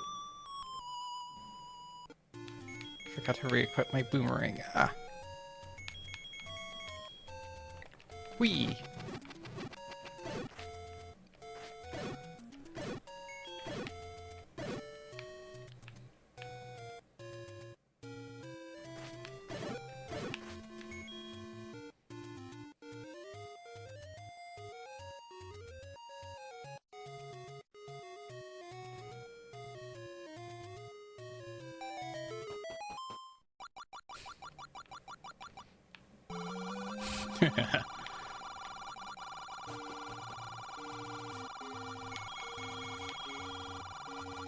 Oh hey, his color changes.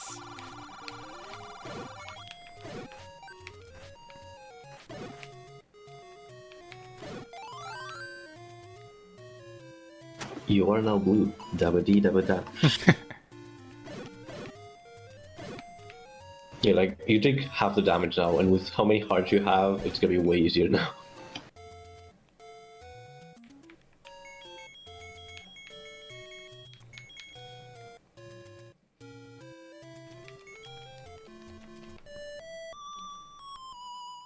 Actually, no, I just realized, isn't there a dock up here?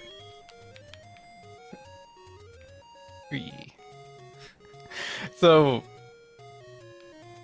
I forgot what I was gonna say. I got my blue tunic, the denim tunic. Damn. Whee. Let's just shortcut to a different dungeon. That's this dungeon 7.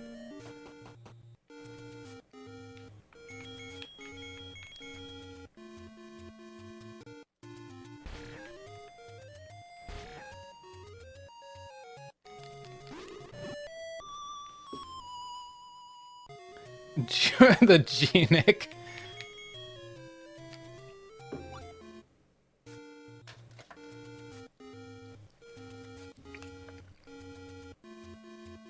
Wait, did you not finish Dungeon 7? You were doing Dungeon 7? Or I was it the other one? doing one of the half dungeons. Oh, okay. Oh, yeah, the Turtle Rock, yes.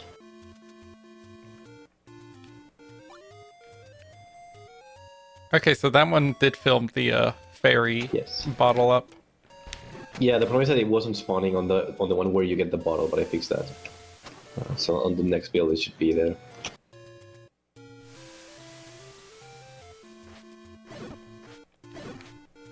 Which I am creating right now.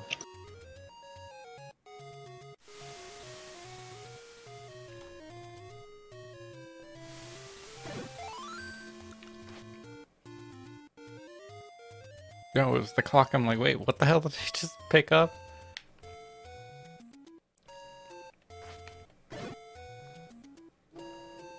Okay, so this wasn't the proper map. I couldn't remember what dungeon was closest to it.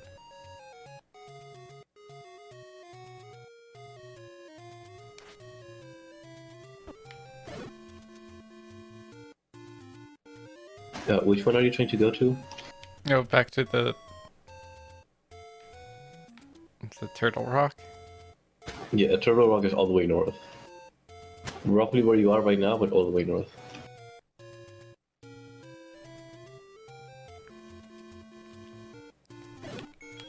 It's a dungeon that's shaped as a star. Yeah, it's supposed to look like a turtle, but the resolution, you know. Yeah.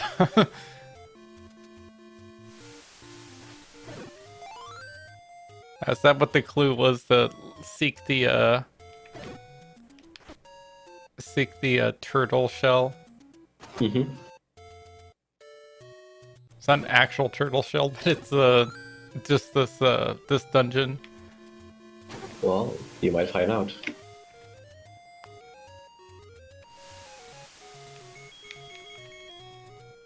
Haha.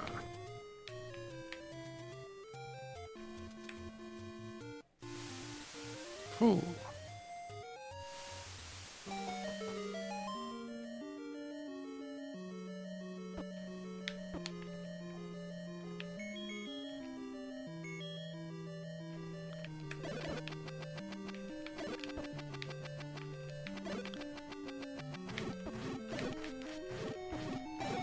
Can't take my money. I have none.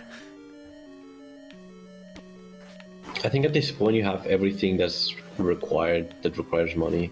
From here on out, all the money you can save can go to getting bomb upgrades. Which there's a bunch of them like in the last 2 dungeons. I probably should spread those out a bit.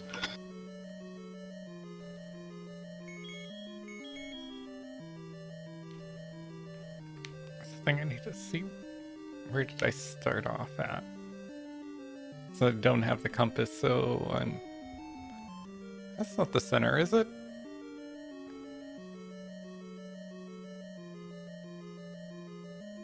Okay, I see it. It's like a...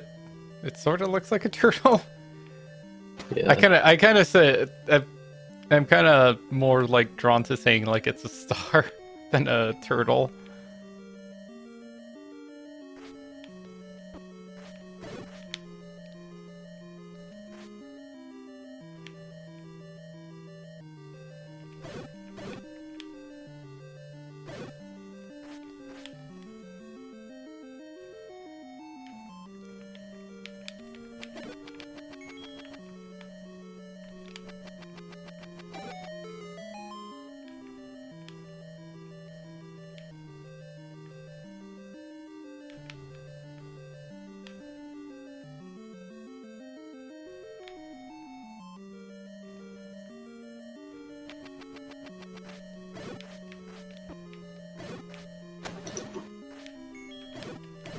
Alright.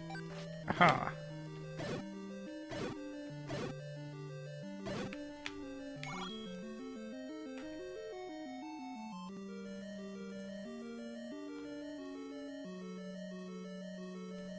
Okay, so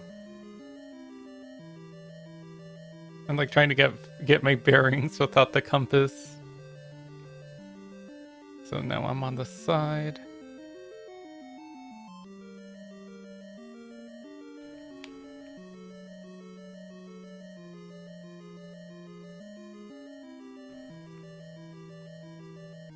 So there should be a room up here.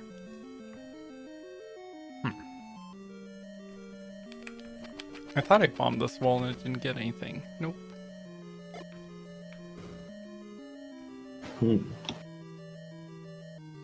Most peculiar.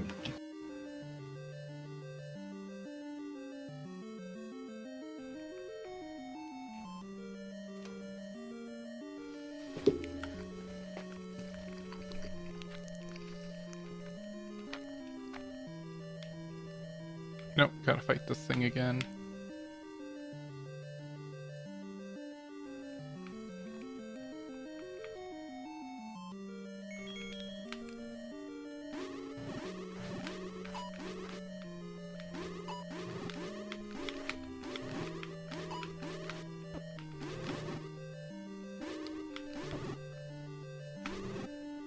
Haha.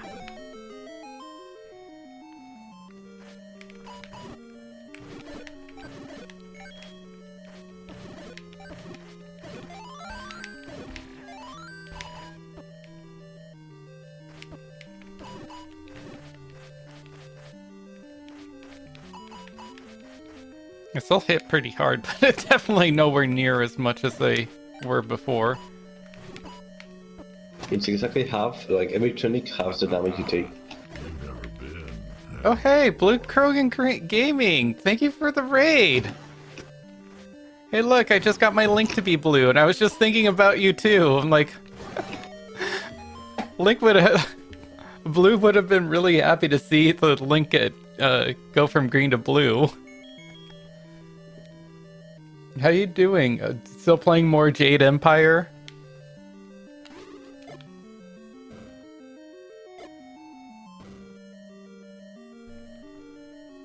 The best link.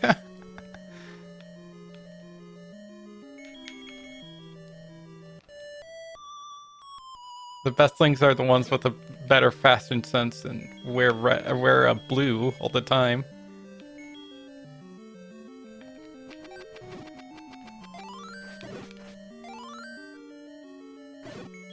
So, we are playing a fan-made version of a Link game, or a Zelda game.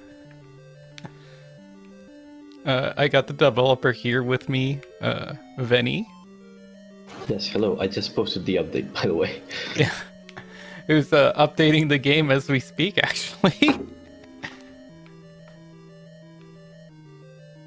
I didn't have bombs before when I think I first came into this room to even try bombing. Nope. Oh, the life of a perfectionist is never an easy one. Oh, I know that.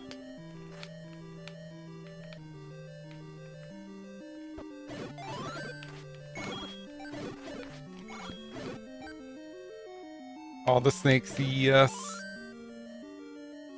How's Jade Empire going? You exploit more battles with the shotgun.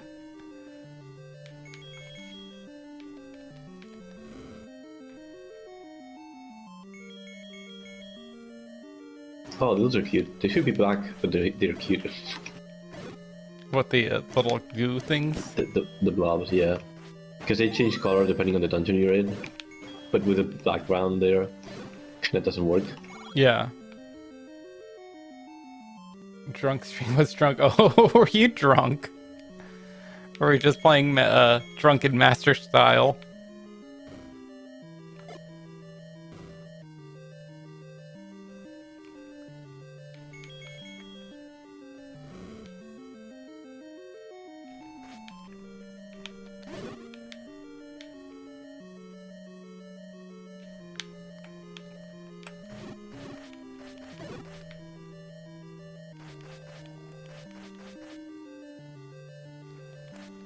Oh hey, thank you Goldster for the shout out for Venny. Or Venny. I keep calling you Vinny. It's Venny. Not to be Not to be confused with Beanie Vine Sauce. I should add that just straight up to my nickname. So, my full name is Venny, not to be confused with Beanie Vine Sauce.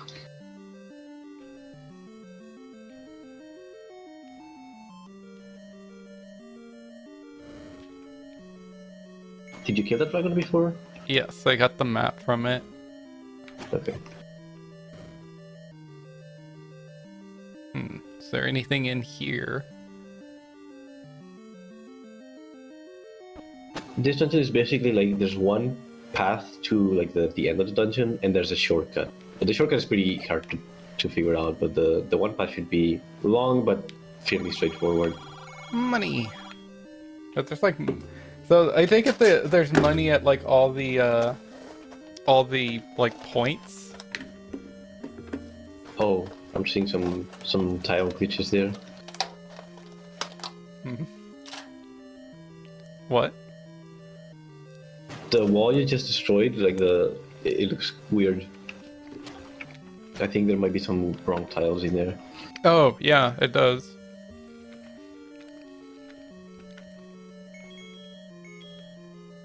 Guess I'll have to push another build. I just uploaded it, like, god damn it. No, that's too minor.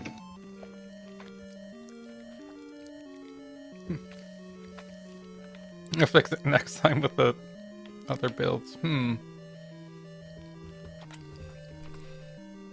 trying to deduce where the hell am I? No.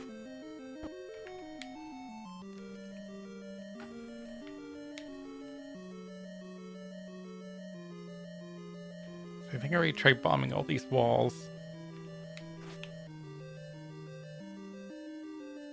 I was gonna say, if I stop and download the other version, would I start back up in this dungeon? Yes, actually, yeah. Check up here.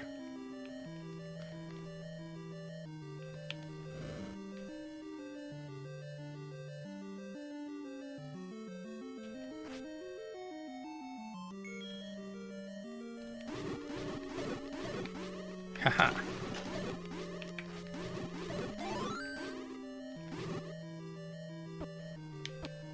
Come back.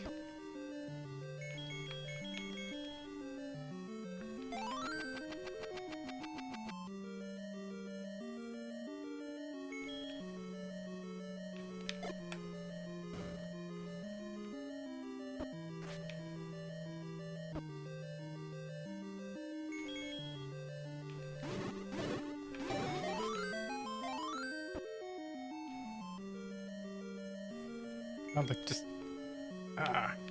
keep taking damage.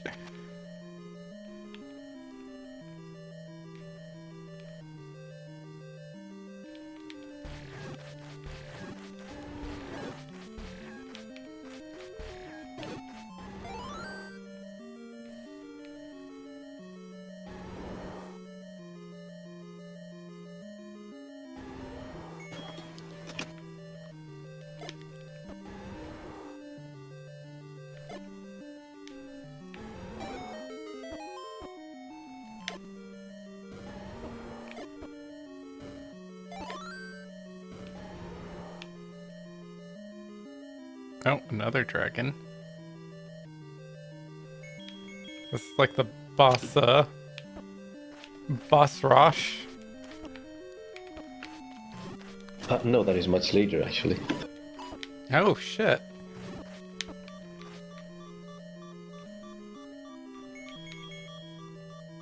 Do you have any potions? Because this might be a good time. Oh, I do have the fairy.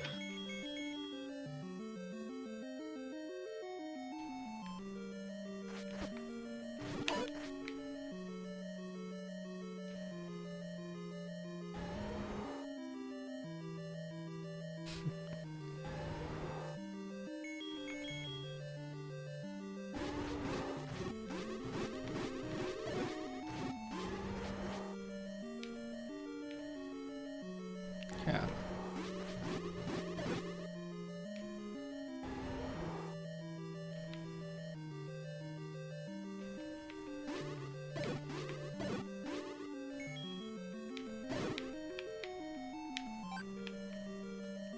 All right.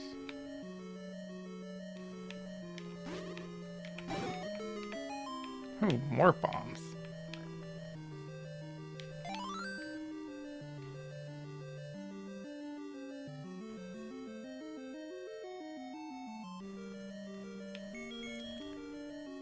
Yeah, that is the exit to the shortcut, so you're pretty close. The stairs are the exit to the shortcut. Oh. Oh, hey. Another bomb bag. Mm-hmm.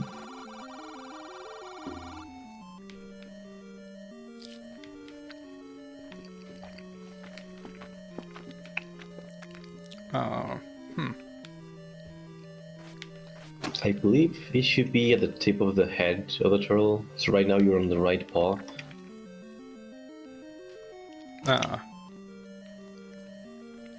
Yeah. The right paw, the tip of the right paw is where you just got the bombs. This is the exit, so you would exit from that staircase to the Oh, left. so I can't push this.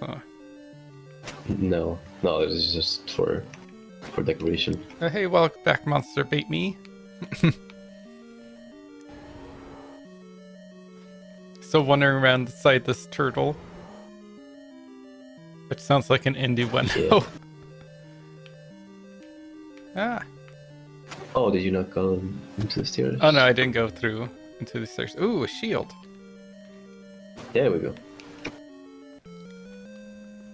So that is technically the turtle's shell. It's the shield. It's the mirror shield.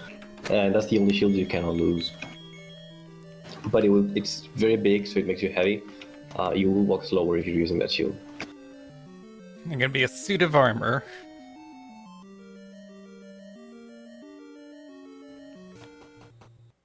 Oh, and it's just out. Mm-hmm. Sweet. Yeah, that's it for that dungeon.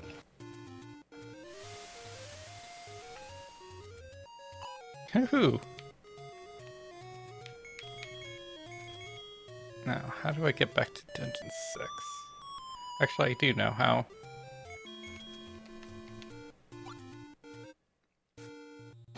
It has its own teleports, so...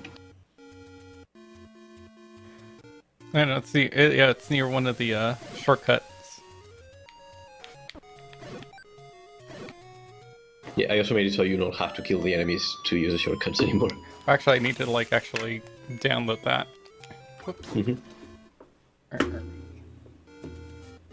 This helpful link in the chat.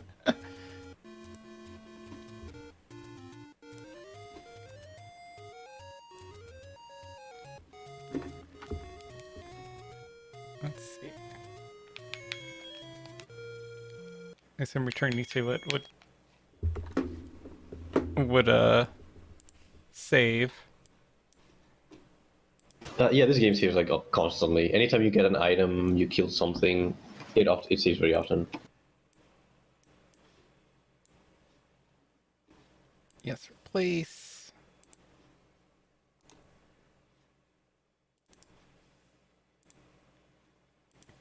Hopefully you didn't break anything new now.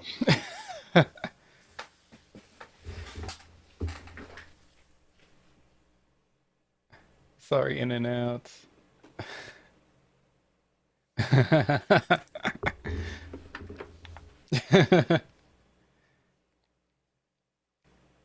Out of the turtle holes. Oh. That's... What the turtle film. Oh, that's not working. Uh-oh. Oh. Let's see. Let's try that. Is the controller not working? Oh. Wait, no, I think the first screen doesn't have controller support. You have to click on it. Okay, yeah, I had That's, it. Yeah, I had to click on it. Yeah, so that is a... I completely forgot about that. I probably should fix that as well. Yaha. You've died 40 times already. I'm very clumsy. It's okay. There we go. Hit 5, can you push that? Yeah. Yeah, see that? It gets pushed into the outro, but whatever. A minor setback. It's not worth the price to pay. Where did I want to go again? It was this one. The top one for the sixth dungeon.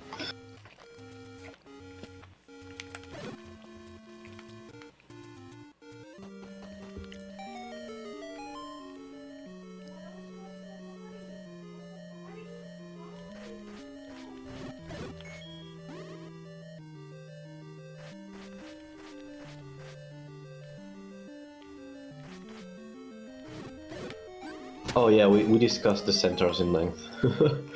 Yes. You missed the how horny the centaurs are in a Breath of the Wild talk.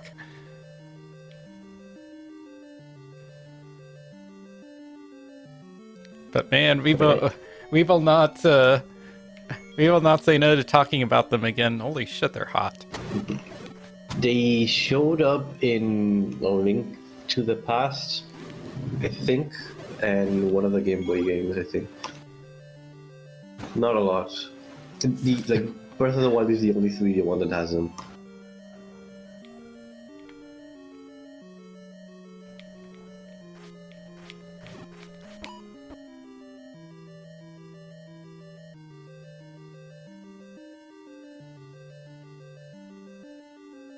I should have bought like another potion.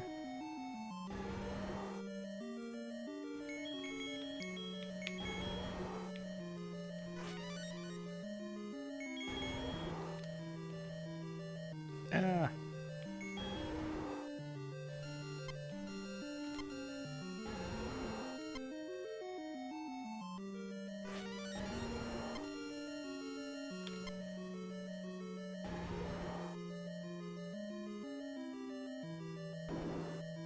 Oh, I think the mirror shield might actually work against Goma as well.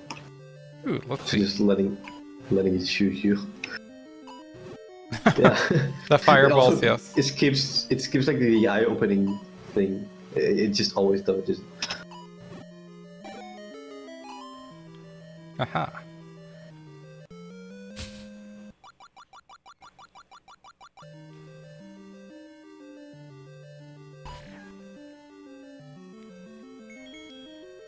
Oh, can you check if there's a sound on that Oh, one? whoops. No, too late. Because I have the stream muted because I have you here. Let's see, I'll try to find looking for another wall.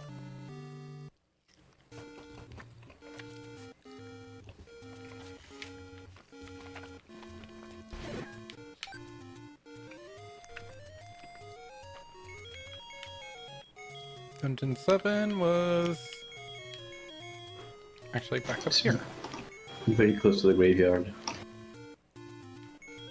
If you use the teleporter, actually, it's straight out of one of those. Yeah, a fragment of the power. We're trying to find all the fragments of the Triforce of Power. Yeah, but it looks like the completed Triforce right now because you have the 6 corners.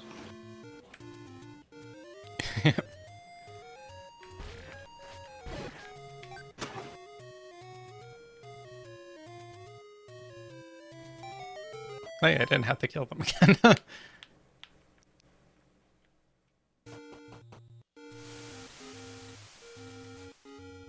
Zoop.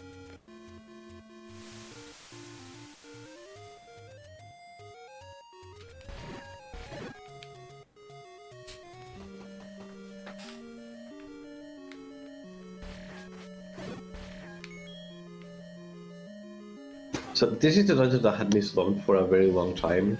So a lot of the decisions I made here might be a bit questionable. Okay, the other side should be bubbling. I think. Yeah, it does. Yeah, there we go. Oh, sweet.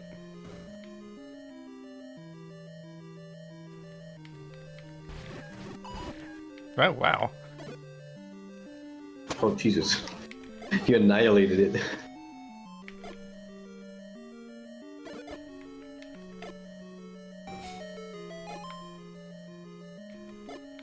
Oh, it's not trying for that, but sure. Eat it.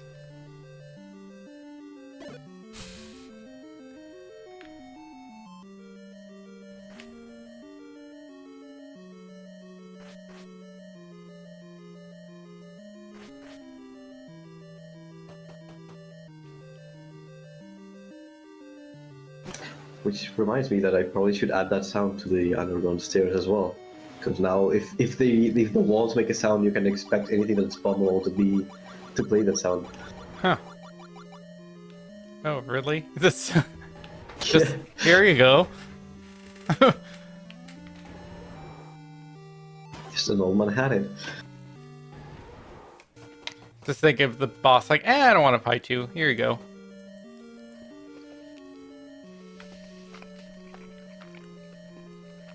So that's how you can tell I was very tired of making dungeons in this forest. And I said, fuck it, this entire dungeon is optional, just do it if you want. This has like 3 bomb upgrades in it, though. So if you explore the whole thing, you get a bunch of stuff. And if I am not mistaken, it also has a very important item, but I might be confusing it by another one.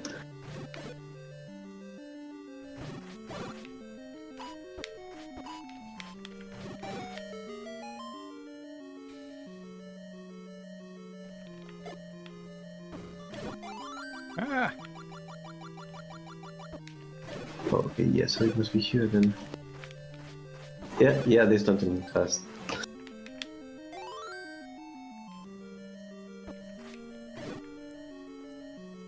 Wait, did that fairy spawn or did it linger afterwards? When I used my fairy bottle. The fairy bottle is like its own effect. It's not a fairy that spawns. So Okay. it's a bit coincidence.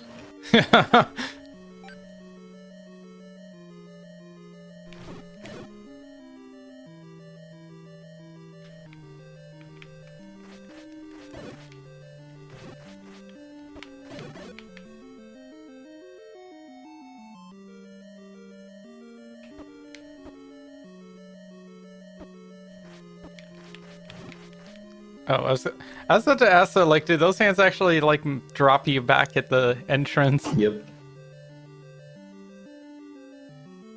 Disgusting creatures.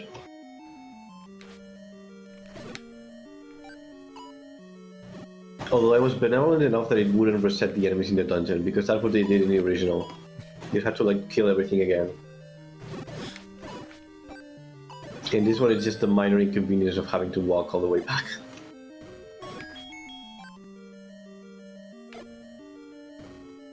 Oh yeah, I could just be checking. I don't need I don't need to bomb every single wall now. Mm-hmm.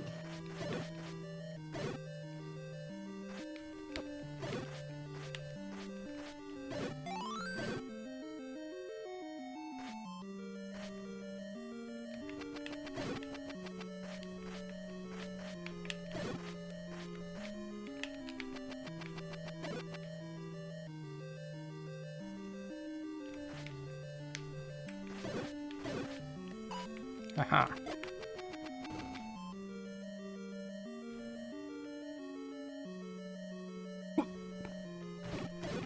Come on. No!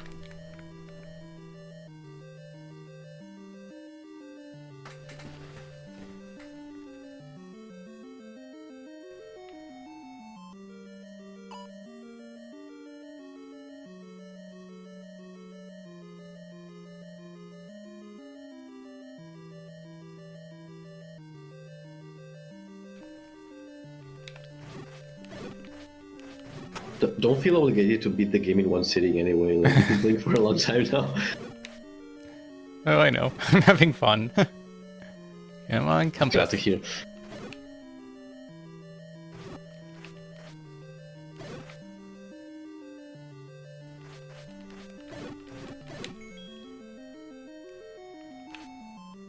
Aha.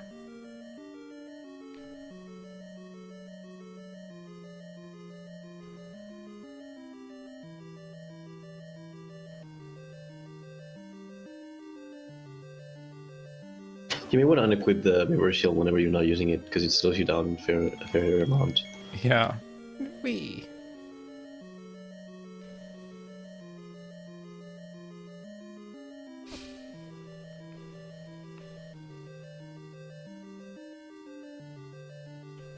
And now that you have double defense, like the magic bullets will not deal as much damage. Room.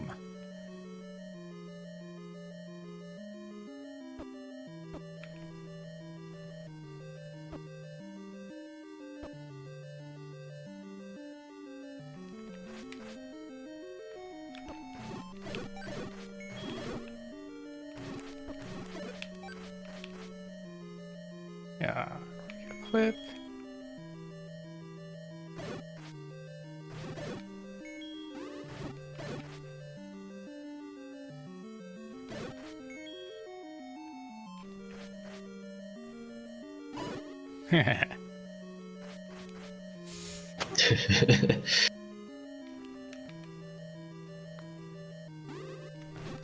Oh, it wasn't looking at me.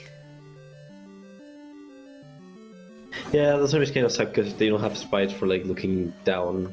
They only have like for up and left, or up and right. Which is odd because I distinctly remember them having one in like the Game Boy games. Weird. I could probably make one. They're not too hard to edit.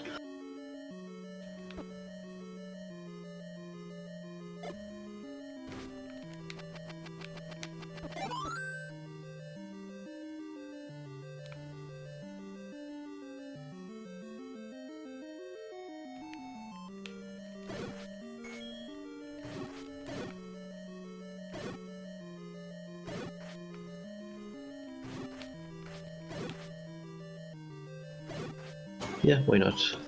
Let's try.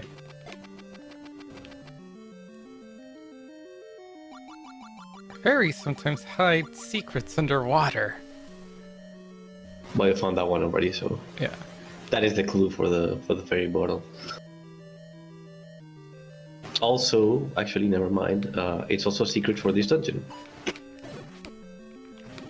There might be stuff underwater.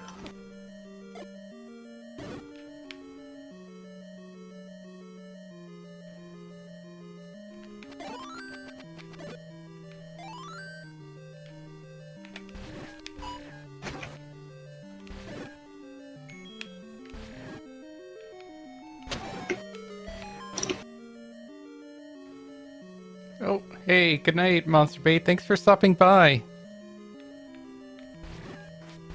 Your name is so fantastic. I really enjoyed that. That was very amusing. Hey, you should check out his art too. I will. I definitely will. He does like a Someone lot. with such a name, I just know that they're powerful enough to make glorious art.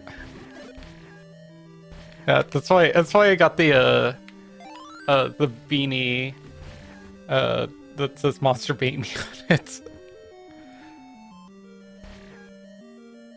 When I'm moving to, I'm gonna definitely need to be wearing a beanie.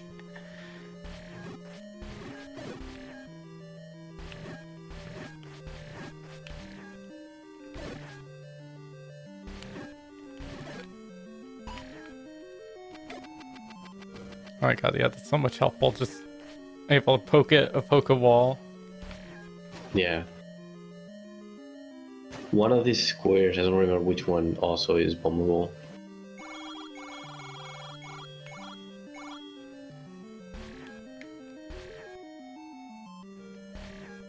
I don't think the laser beam will like. I can do it from a distance. Phew. No, it's the sword only.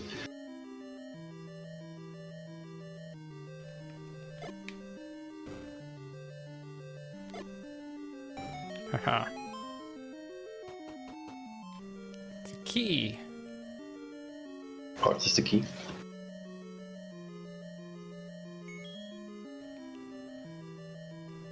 Is there a feather in this game? No. You already have all the items, so it's just upgrades that you're missing.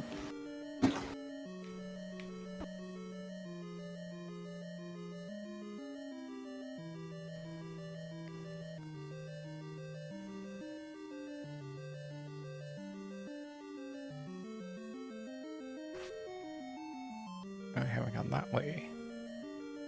Wee. Oh,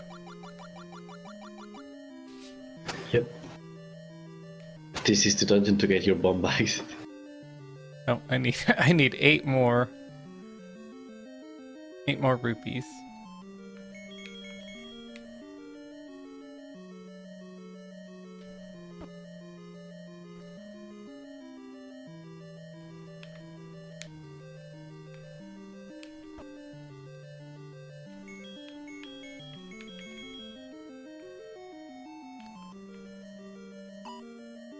Oh, hey.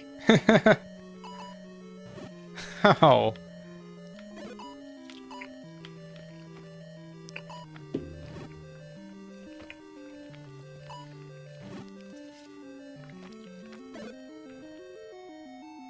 baby. Deleted. Poor dragons. Fetus deletus.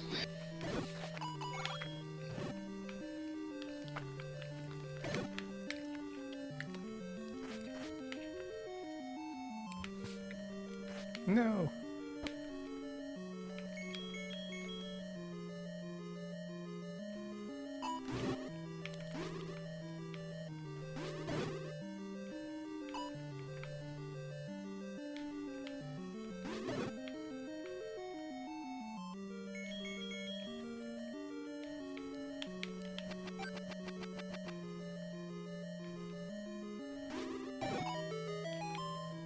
Oh, there we go. No, I messed up.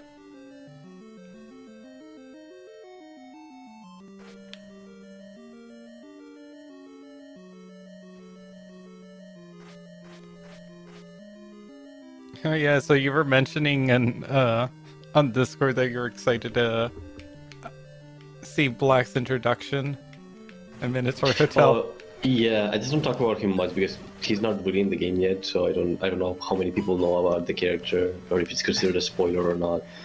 But yeah, I really like his design, and from what Carmen keeps saying, he's like the soul of Minotaur Hotel. I'm like, well, I'll see it when I see it. It's so I know he's commented on before that's like that this character has like so much fan art of him. He's not even in the game yet.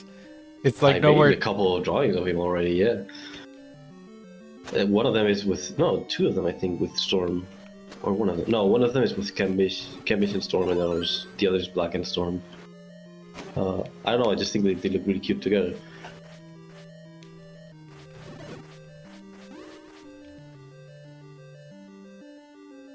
Are banning bots.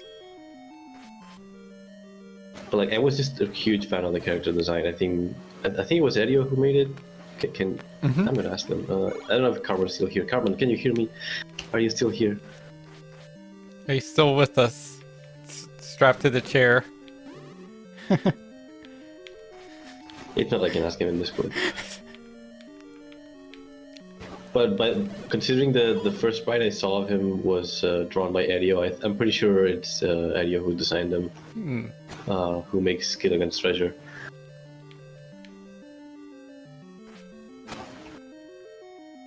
I know Roto is also like a big fan of it. Yeah. Roto likes Hydras in general, so... Oh, here's the other one. Yep. Did you even buy the previous one? And, There's another one here. I didn't, because...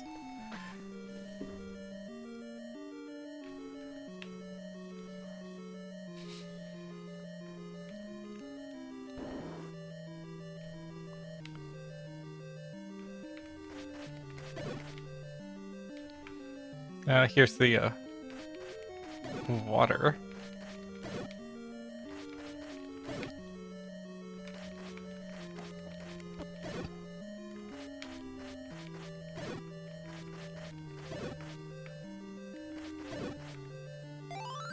Oh, there's the secret.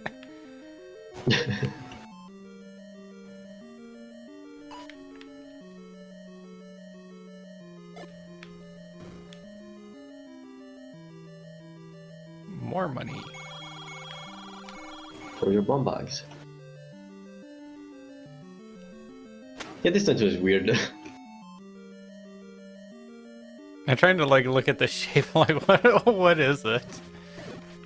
It's hard to see in the map because you don't see like the empty spaces, but it's shaped like a yin yang. If you see I made all the designs for the dungeons on paper, and I had like a grid printed out, so you can see like the squares that are filled in.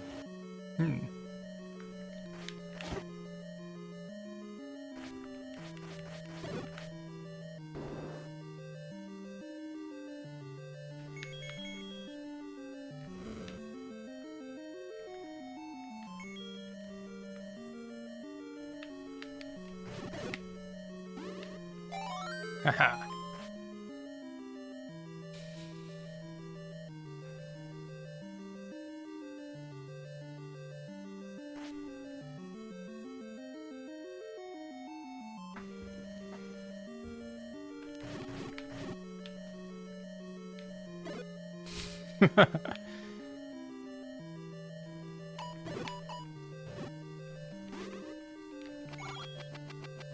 I'm asking them on Discord.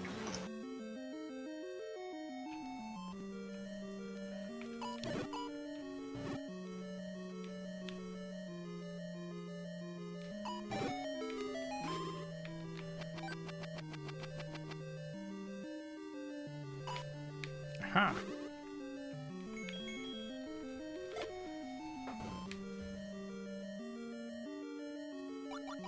Another bomb bag.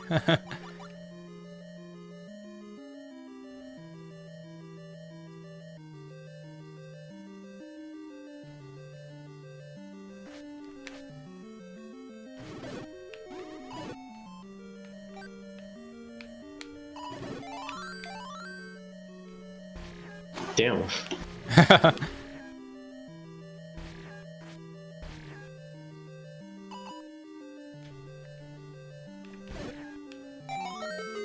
Ooh.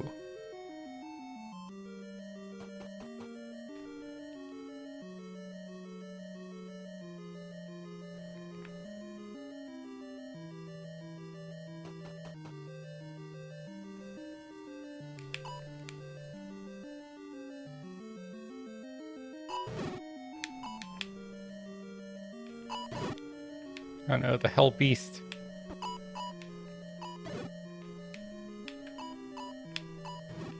This one's so easy when you have the mirror shield. It's actually very challenging if you don't have it, because I think you have to kill him with the rod, like the magic rod. Because your sword won't reach.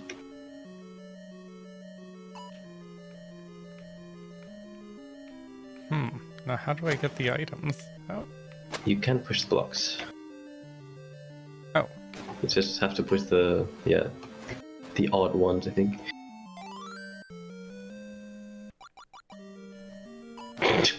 Least helpful map, because it only showed one new square. Okay, yeah, I sort of see the yin-yang now. Yeah, because the map doesn't have a border, so you don't see where the black side would end, but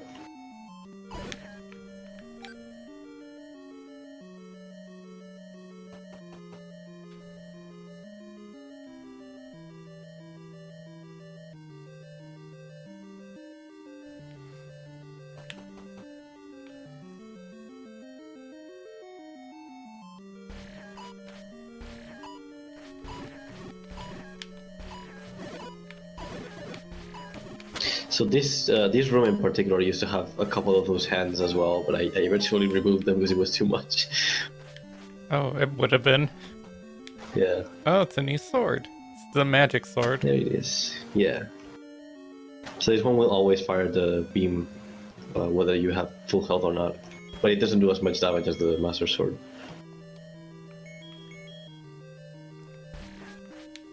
Oh.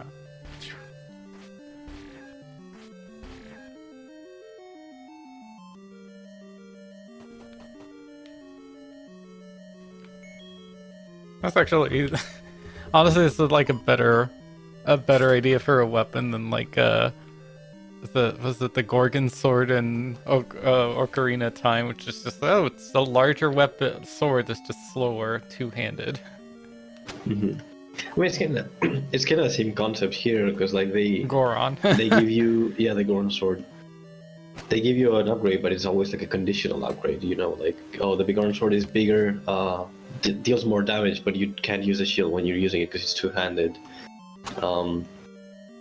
You can actually exit the dungeon if you go back to the title. It will teleport you to the entrance.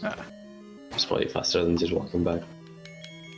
I was about to ask, like, the fleet doesn't just teleport you out. Because like usually it's a Triforce that teleports you out, but yeah, like they always give you like the big orange sword was like a conditional upgrade. Then in Majora's Mask they gave you a better sword, but it would break if you used it like 100 times, or if you played like the song that makes you return to the first day. So you had to doubly upgrade it in the same run to have like a permanent upgrade, which was a shame because the middle upgrade looked actually really awesome. Like the design of the sword was really cool looking. but it was kind of unusable.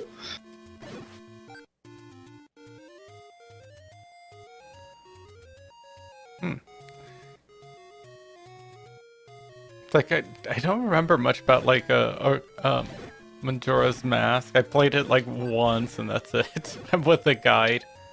Oh, there's so many people. Like I've recently been playing it a bit on a stream as well, and so many people have not finished that game, or they've only played it like once. Yeah, the Razor Sword is way cooler because like it has like a double blade, I don't know. and it's very strange because it's on all the promotional art for Majora's Mask has the Razor Sword, but then you don't really get to use it ever because you get it and then you immediately want to toss it out again for the second upgrade. Yes, I'll keep talking about you. How could you? Because I was streaming it for Selkie and Dragos a couple days ago, right before I started doing the dating scene. I should finish it actually. I have one dungeon to finish up. No.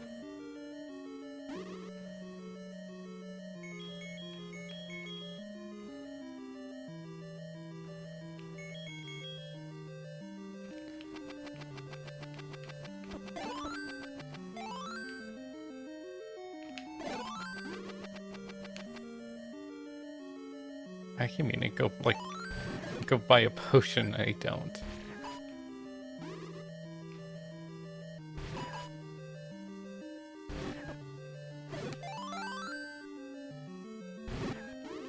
Not getting lucky with the fairies.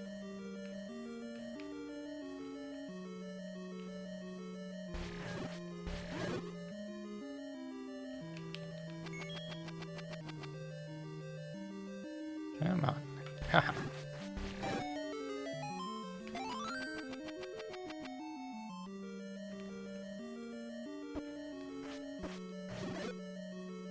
Yeah, Spyro tier list.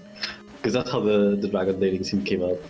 I was playing Spyro and I made like a tier list with Selkie and a couple more friends. And it was like, wouldn't it be funny if there was like a dating scene with the dragons? And then I realized like, oh, the models for the dragons were released like a while ago. So you technically could do it. I'm like, sure, I'll do it myself. Fine. I'll pull a Thanos. There you go. But I didn't know how to write. Well, I don't know how to write, so I had to ask one of them. So Sirius came up. I feel like I could With, write with something if I had enough time, but like something, not something somewhat decent. Yeah, well, this was very rushed. Like we had 2 days to do it because I wanted it for Valentine's Day. So you got a game jam.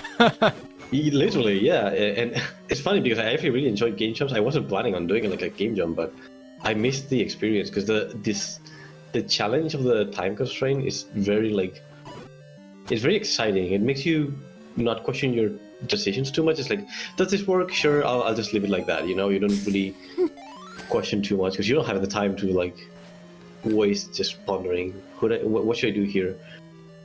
And I did do some stuff that probably in retrospect shouldn't have wasted time on. For example, because I was developing this in Unity, because a lot of visual novels are made with Rampy, which is like a visual novel engine. Yeah. I was just making it all from scratch because that's just usually how I roll. I just build the tools I need. And because I wanted to do like the whole 3D model effect and everything, I had to do like a custom setup. But I also like ended up developing it with a system for like you can make choices and stuff, and I didn't end up using it on the demo. So that's a lot of time wasted just building that tool. But I've been trying to polish it up because I do like the idea of making this into like a more developed idea. And I don't know if I mentioned it here, but I contacted a guy who made a model of I should probably backtrack first. So there's the official artist for the Reignited trilogy, the one that made like all the redesigns. Mm-hmm. He made a design for Spyro, like as an adult, like what does Spyro look like when he's all grown up? Because like it's always been this weird thing where like all the dragons in the game are like bipedal and like anthropomorphic, but Spyro is like a quadruped. Yeah. So apparently, like they just grow as they grow, like they get bipedal. So the official artist for the Reignited trilogy made a design for Spyro, like all grown up, and he's like an actual like bipedal dragon, like all the others. So he kind of matches the design of the others. Oh. And someone actually made a 3D model of that, and I asked them, "Oh, would you mind if I used it for the project? Because I think having like grown-up Spyro as the main character would be really cool." And they were totally on board with it, so I'll be using that. I always forget with like the art. It wasn't until like I think I commented like on somebody playing Spyro. It's like, oh yeah, Spyro's like a teen. It's like, oh, or like a kid. I'm like, oh. Yeah, he's very like I'd say more like a teen. He's like the cool rebel kind of teen because he skates, you know. That was kind of like he seems like one of those extreme like the 90s extreme. He's one of the characters that when I think was it the Tasmanian tiger? I think that was another series. They did an ad where he was like in the hospital, visiting a bunch of like 90s like platformer mascots, and you could see Crash, Sonic, and I think Spyro as well. And they were all like covered up in bandages, and he's like, "Oh, I'm way cooler than any of these guys." And Spyro was there as well. So it was that era of video games where like everything was trying to be like cool for their teens, trying to be radical and tubular. Oh god, I mean, the like Ratchet is pretty much like a Spyro, except he's just a little toned down. He's a bit more of his own character, I think. I wouldn't. Oh, he is made by the developers of Spyro, actually. Yeah. That's the franchise they went on to make. I cannot believe their reasoning for that was like, oh, we've done 3 Spyro games and we can't really do much with this character because he doesn't have thumbs, and we can give him the guns. I was like, what? You just make him anthropomorphic. Or just don't give him guns. Give him cooler stuff. He's a dragon. You can do so much stuff with a dragon. Yeah, it's like I don't know, like they like the reasoning I hear behind like no more Sly Cooper games is because they're like they don't feel like they can do much with the character anymore because he's too cartoony. Yeah. Which to me is like why like it's like of course you kind of always went like grim dark. You can go as dark as you want just because it's cartoony. They probably don't want to have a thief character that outruns the police either as a mascot Anymore. Oh, I mean, looking back, there's a lot of questionable decisions within that series. But they're like, yeah, we want to do like more mature games, like I don't know. It's like, oh yeah, frickin' what's the lightning call? A game called Infamous is totally like more mature. And then I guess they did put out The Last of Us, which I really could not get into The Last of Us. Ah. I'll see you later.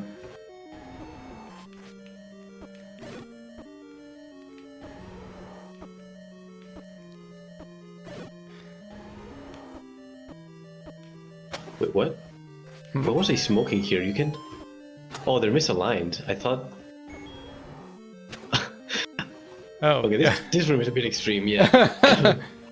Oh, hey. My apologies. Yeah, see you later, Alpha Zero. Thank you for stopping by. I was like, holy shit. I'm like, Alpha Zero's in here? The artist? Yeah. Yeah, he hangs around with us, with Carbon and the other guys on the Minotaur. Sorry, they're like a yeah, you're like a VN server, yeah. Yeah. Ah. Yeah, no, they're like very misaligned. Yeah, the idea was that they were like a sandwich, but not like that. Yeah, actually, Alpha has been pretty helpful because he also is doing like some VN stuff, I think. Oh, is he? Huh. Hmm. Yeah, he's been giving me some tips for Unity stuff. Sailor, I really like that. I hear that's like community. There's like a VN community out there that like really helps like each other. It's just always neat.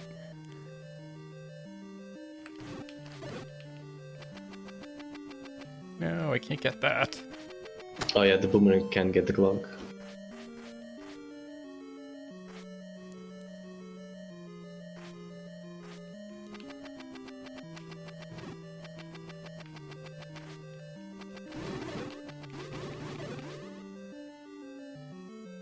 I don't know how am I supposed to hit that.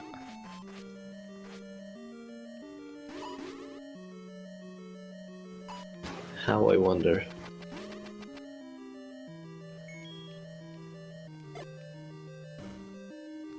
Maybe it's like having full health. 'Cause I don't think bombs affect those anymore. Oh, They do. they do? Yep. Also, you have the magic sword, which always fires projectiles, and the beam does work on them. Oh. Oh yeah, it doesn't kill them instantly, that's why.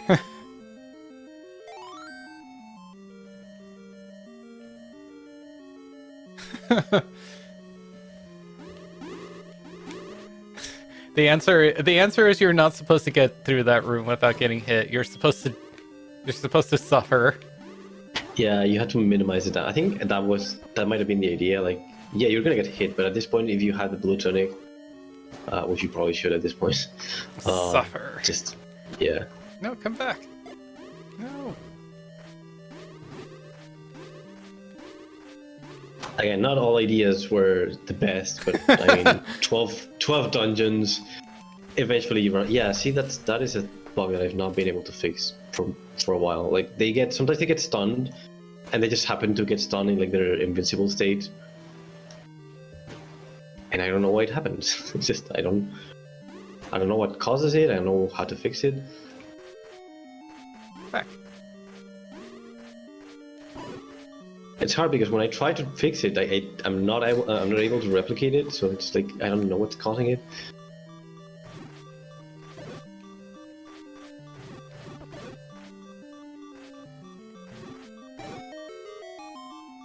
You're almost dead. Ooh. Yep. I don't have any potions or anything either. Oof. Money.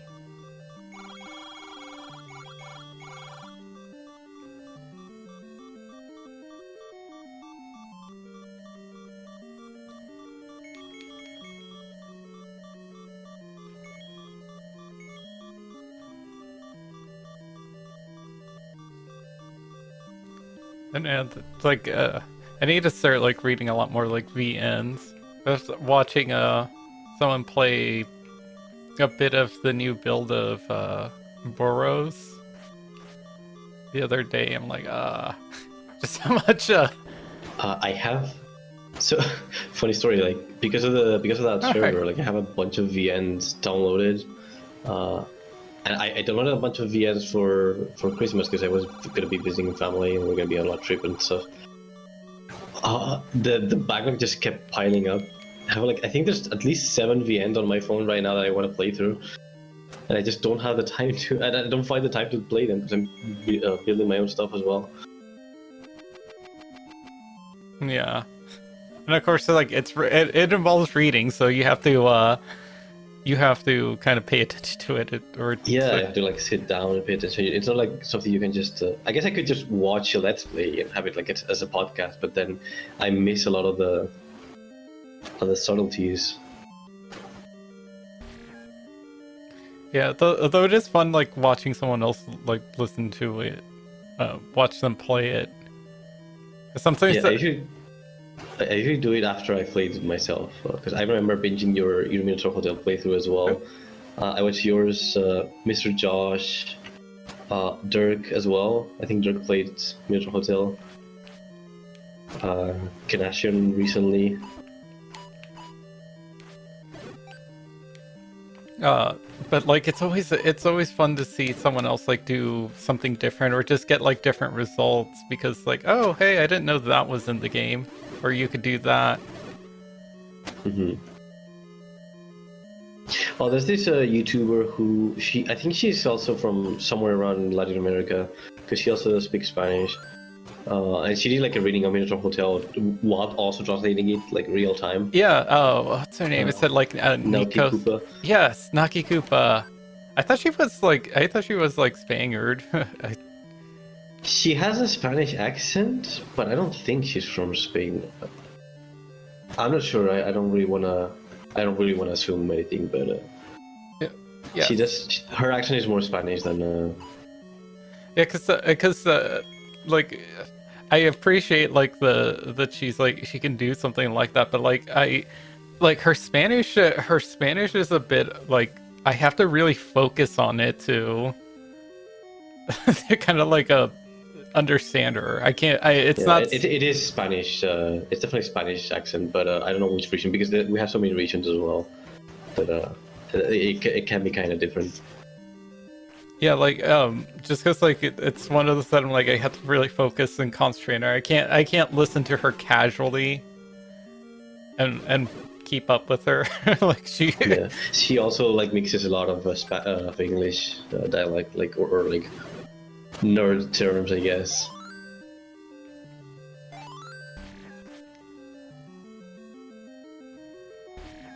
It's like, ooh, I wish I could. I wish I was that fluent with like both my languages, or just flipping that like in my mind.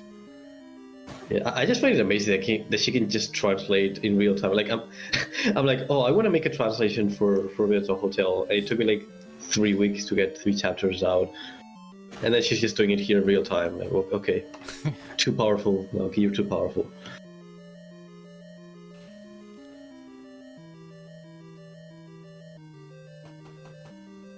Ah.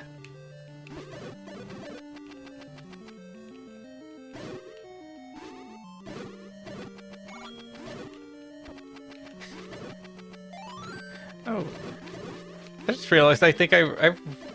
That's been driving me crazy. I think I recognize where the sound comes from now. The little wand sound effect. Isn't that also in Mario? Maybe I don't. If they might have reused it, but it like all the sounds I'm using in this game are from Zelda, so Yeah. I they might have wonder. I reused it wonder if it's on. a reused one, like the some of the Koopa, little wizard Koopas throw like. Oh, that could be. Yeah, I don't play a lot of Mario games, so I wouldn't be able to tell you.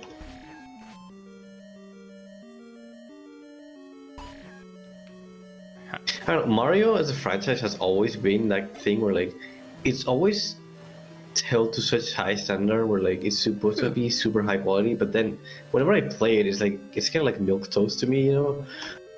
It's very vanilla, kind of boring.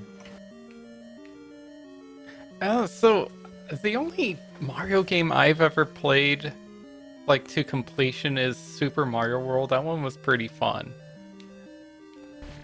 I don't think I've ever finished any of the other ones. Mhm. Like I I played most of the 3D ones, but then again, they're like they don't impress me. You know, it's like yeah, this is where a lot of the platformer basics come from, but that's what you are. You're basic.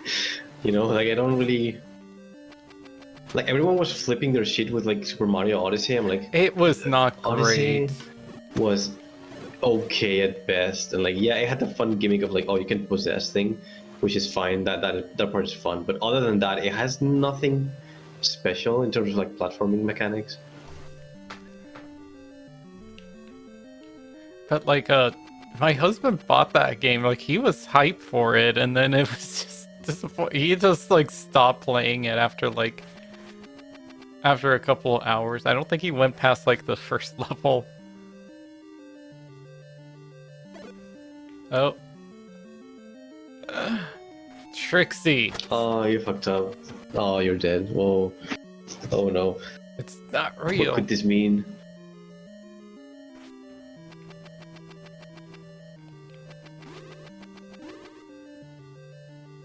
You Yeah, can Super cross Mario with the... Odyssey, yes. You can control the magnets here if you finagle with them. Oh yeah.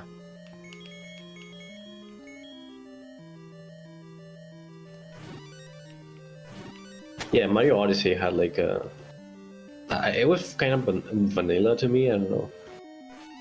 Honestly, the Switch in general hasn't had any impressive games. Like all the games on the Switch are either like ports or just sequels. I don't know. When I think Switch, I don't think of anything super original. Like I think the Wii U, and I'm like, oh yeah, the Wii U had some interesting ideas. Like Wonderful 101. It had like the what's it called, Hyrule Warriors. I'm like, oh, those were special to me, I think. But then the Switch is just like a bunch of ports, and maybe a couple sequels. Yeah, Mario Odyssey wasn't really interesting. Yeah, it just felt. I watched them play, and it just felt like, oh, like it. It's sort of like you can't really complete the world because it sort of starts expanding more, and all of a sudden there's like, oh wait. At first he felt like it, like watching him felt like, oh, you're getting gaslit because like, wait, was this always here before? It's like I think I would have picked up this obvious easy like moon here before. I find it very funny because like a lot of people kept saying, "Oh, we want ports of these Wii U games," and like almost 90% of the Wii U games are now ported to Switch. And it's like, if you liked this game so much, why didn't you buy them with the Wii U? Maybe the Wii U wouldn't have failed then. And then now we have this fucking cheap ass hardware Switch that breaks every time I look at it. And now everyone's like, "Oh, I love the Switch because it's the best Yeah. Nintendo console." I'm like, no, the Switch is a piece of garbage. Yeah, It's cheap I plastic. really and I've already love the spent, like, Switch $100. 2, the Switch, but I really wish they'd come out with the Switch 2.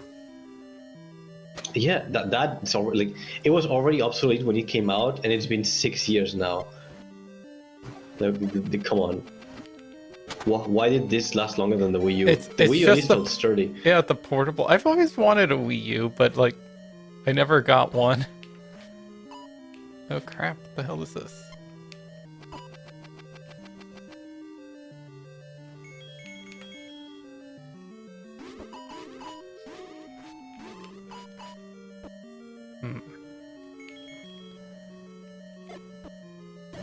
Haha.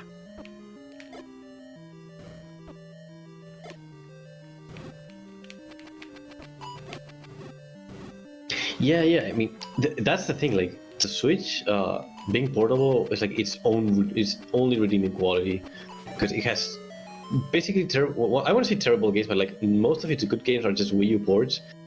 Like, yeah, it has some decent sequels, but they're like decent. You know, there's nothing mind blowing on the Switch. The few games that are original for the Switch run like absolute shit because the hardware is what it is, and like, I don't know, it just feels cheap.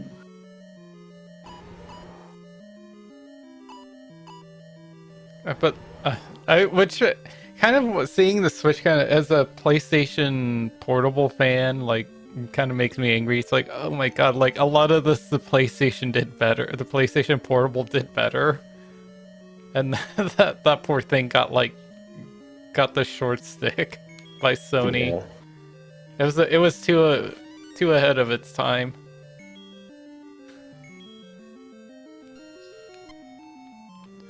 Unlike Mr. Josh, like, oh no, block, no. Like Mr. Josh, Vita. Semper the Vita. I mean, he named a character after it, so you know he's serious. I actually really like his Vita character. I think he's very charming.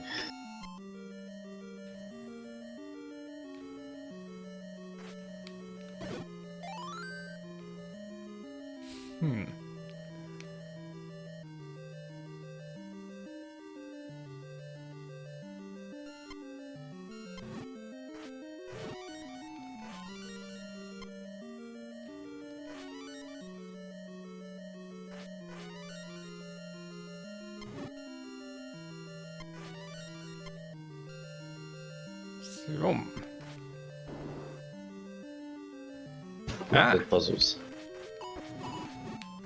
Oh boy. Sometimes I go a bit overboard. Two of them is so bad. It's the spikes there at the beginning. Oops, wrong one.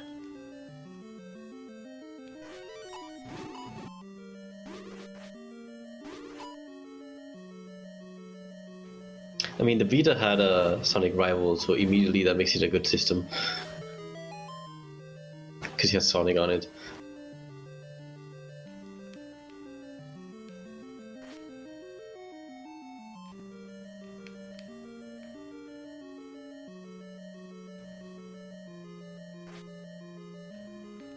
Oh, wait, am I back at the entrance?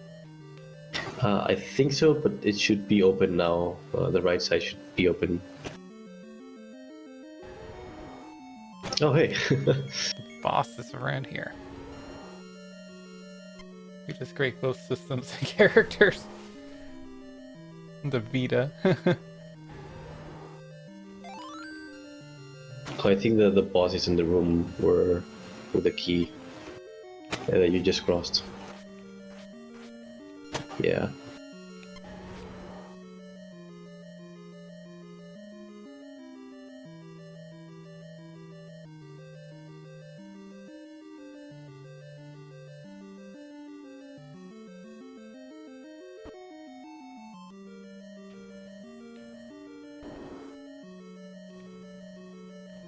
Death room.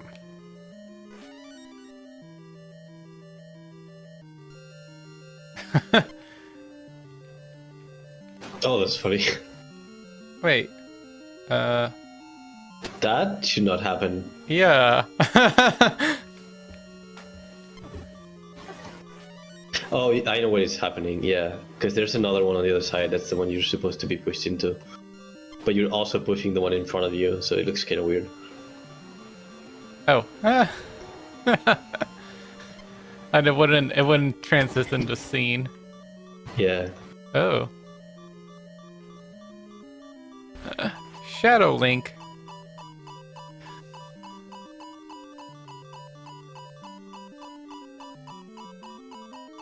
That's funny. It's like, oh shit, what do I do? What do you do? I think if you move, you're gonna die because it's gonna hit you and you have like half a heart. Oh, did it hit him? No. It just kind of disappeared.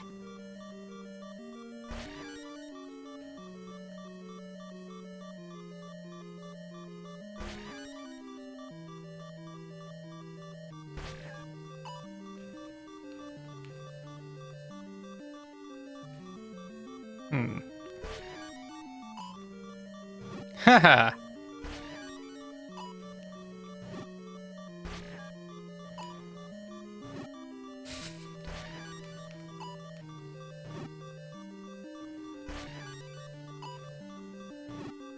God, does he have as much health as I do?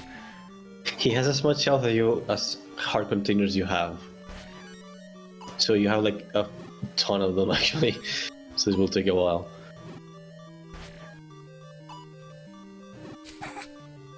So if you fight him with no heart upgrades, he dies in one hit.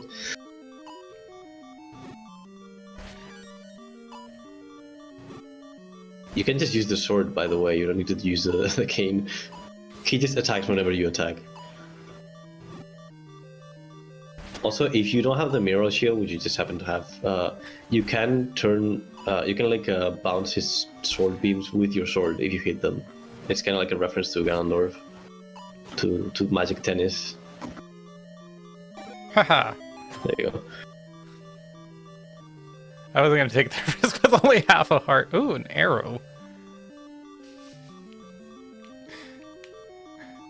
It's the silver arrows.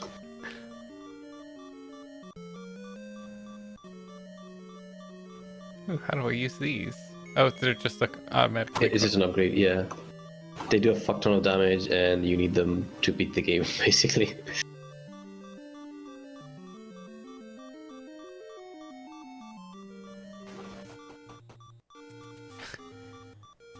I was gonna say, and now I die.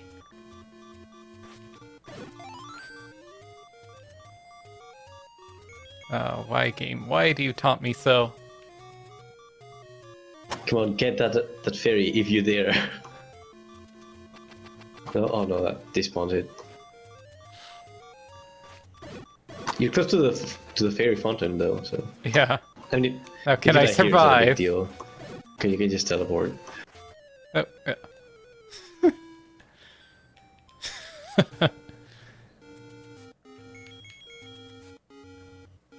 Oh, I forgot. I bought a potion. I could have drank that. Whoops. Silver arrow.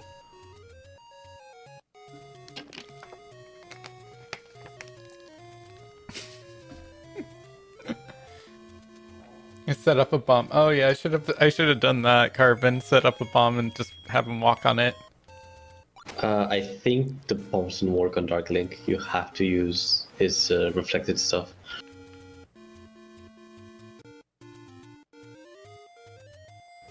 I was very specific about how I wanted him to be defeated.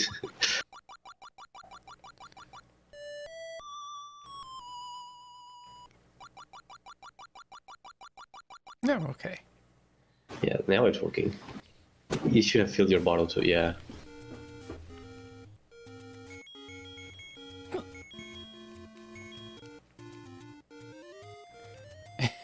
My devious plan. It's been thwarted.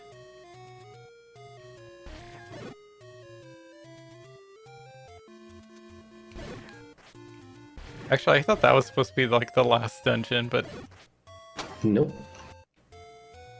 actually, That comes after the last story dungeon, but before the final one, because the final dungeon is level 9, and that is 8.5. I was gonna say I didn't think I did an 8th dungeon, anyways, You haven't, it's the last one you're missing. and I didn't get the Triforce in here, unless that's not actually real. No, the ones that have a 0.5 don't have a Triforce. Okay, They usually have like mandatory items, but no Triforce. okay. I was wondering, like, so what's up with the Triforce that was in there? Yeah. No, you're missing one dungeon.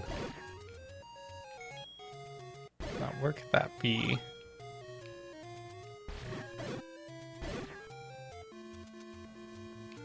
And kill all these innocent monsters.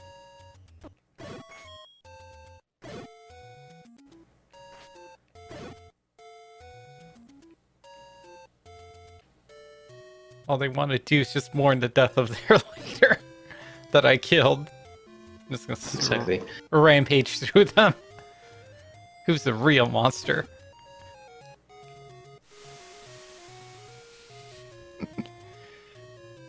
The real monster was you killing enemies along the way.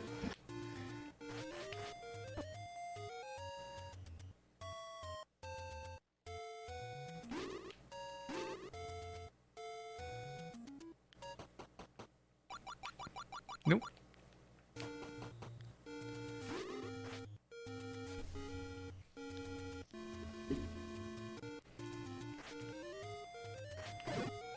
Now I'm trying to remember, like, where haven't I been? You've been pretty much all over the map. It's just one place in particular that you needed the. You can only cross it with the magnets, so it's at the very bottom right of the map.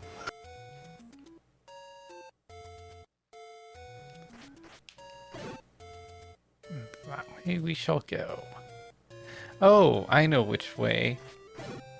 It's that one with the with a rock formation pointing at the wall.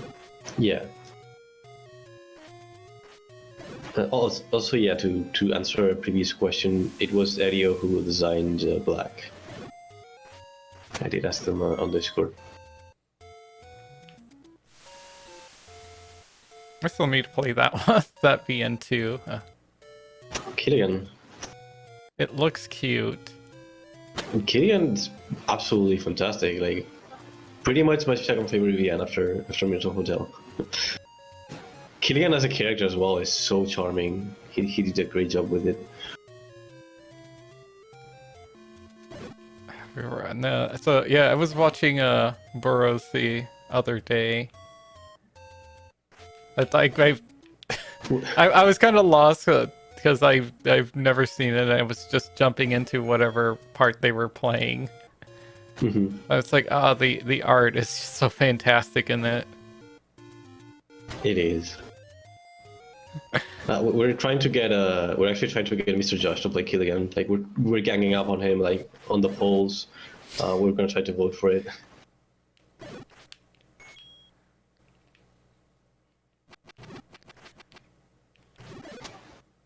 Oh yeah, Dragos, you've been playing it behind my back. I wanted to see that.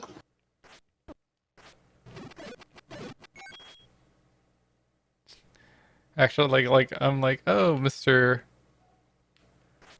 Oh yeah, here. There you go. Set this thing up.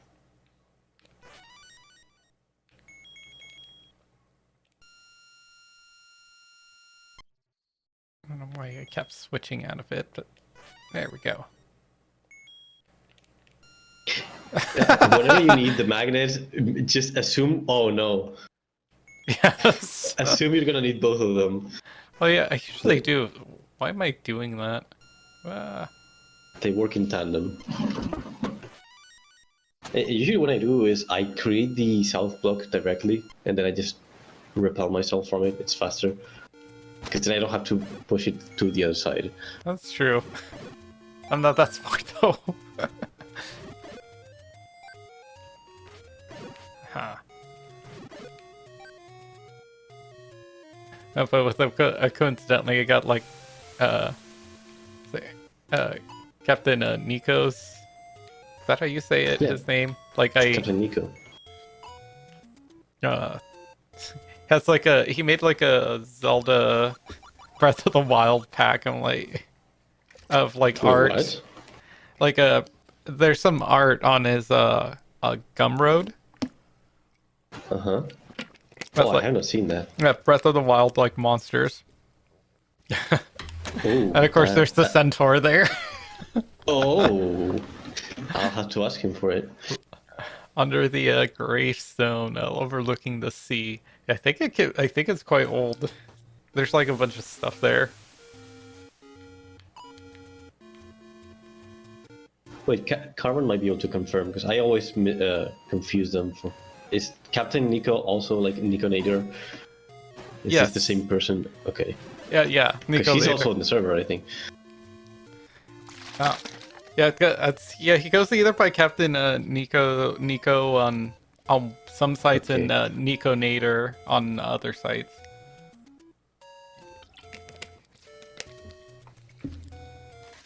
I was like, oh, hang on here. It's like, I think I could technically link to it because there's... Yeah, I got it. No, this...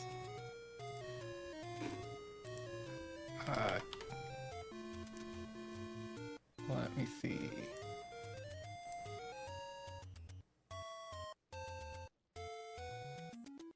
I think I could technically link to it because there's technically nothing explicit to it.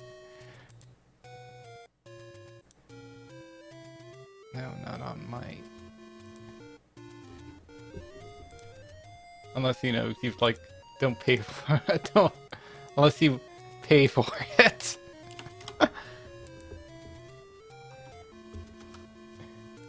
There you go, it's this right here. That's shilling for someone else. That's okay, I do that all the time.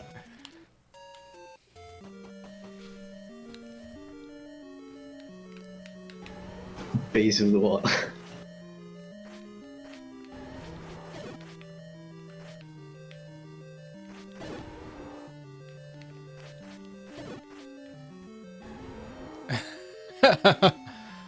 Oh, is my husband chilling for you? Oh, thank you.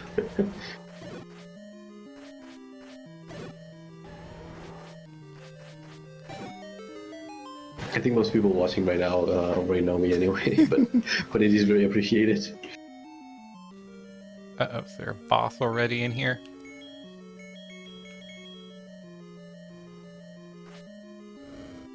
Ah! Grabby hands.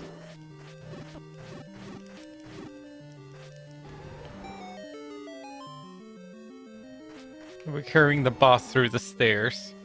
I do like that the bottle stays. Like, I don't have to pick it up right now if I didn't want to. No, we need to show you off more, Venny. Thank Venny. you, Silky. I think I showed myself enough already. I don't like shilling. It's really makes me feel very dirty, but I don't really have much of a following on Twitter in general. So like the games I made, even though they have like a lot of time put into them, they don't get really seen by a lot of people. Yeah, And that does make me sad a bit. I'm pretty bad about like shilling myself too. Yeah. Especially when I Well, like Canastion is streaming. Canaston streaming. Ooh. I Is know he who we're streaming at the rating. hotel? I know who we're rating. Oh, you beat the dungeon already. Did I? So fast. Yeah, you killed the boss and got the heart. Oh well, we saved the land. Oh, it is good. Oh, It they is fucked up. getting late. It's like, oh wow, I've been going for like 7 hours. Minus Yeah, like have. the 7th hour. All right, I think we'll call it here for tonight. Oh, thank you for joining me. It was a pleasure. Get used to it. It's an important skill. Yeah. Hey, it works. I think you do well enough to like shill yourself on Twitter, Carbon. I mean, whenever I ask Caravan and like Nanos if they can retweet my stuff, it's like an explosion of like new followers. Like, oh god, I hate doing this, but it really pays off, and I feel like a shitty person. Oh no. Shill Carbon, you say? Uh-oh. Is he gonna... Was my husband gonna shill Carbon now? Hang on. Let me get the, Say, you can do that, honey, if you want, if you, like, get Canastion's, raid started. Get the Canusi. Yeah, social media engagement. Yeah. See, am I doing that raid? Haha. Alright, well, thank you everyone for joining me. Thank you, Carbon. Thank you, Venny. This game was fun. Thank you. I feel like I enjoyed this much more than I did the original, honestly. You're actually very close to beating it. Like, you just have to do this dungeon in the final one, so... Chatter is linked to nowhere. Oh. I'm pretty sure it's a at Minotaur Hotel. Yeah, on just Twitter. the Minotaur Hotel account. I think Carbon prefers the secrecy.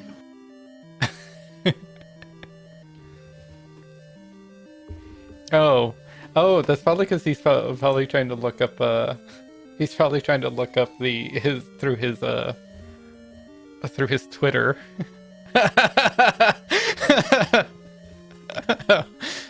I love you, honey. Worship Minotaur titties. Are you talking about that storm picture? The recent storm picture? Did you see that one, Chapo? Yes, the one by Tora. Yeah. I think Toru is probably the person who's done the most fan art for Minotaur Hotel. He's truly unhinged, and I love him for that. I really wish I could draw as often as he Talk does. about all the pictures. All right, Yeah. so yep, we're gonna head out in a few seconds. Thank you, everyone. Hope you all have fun. Bye.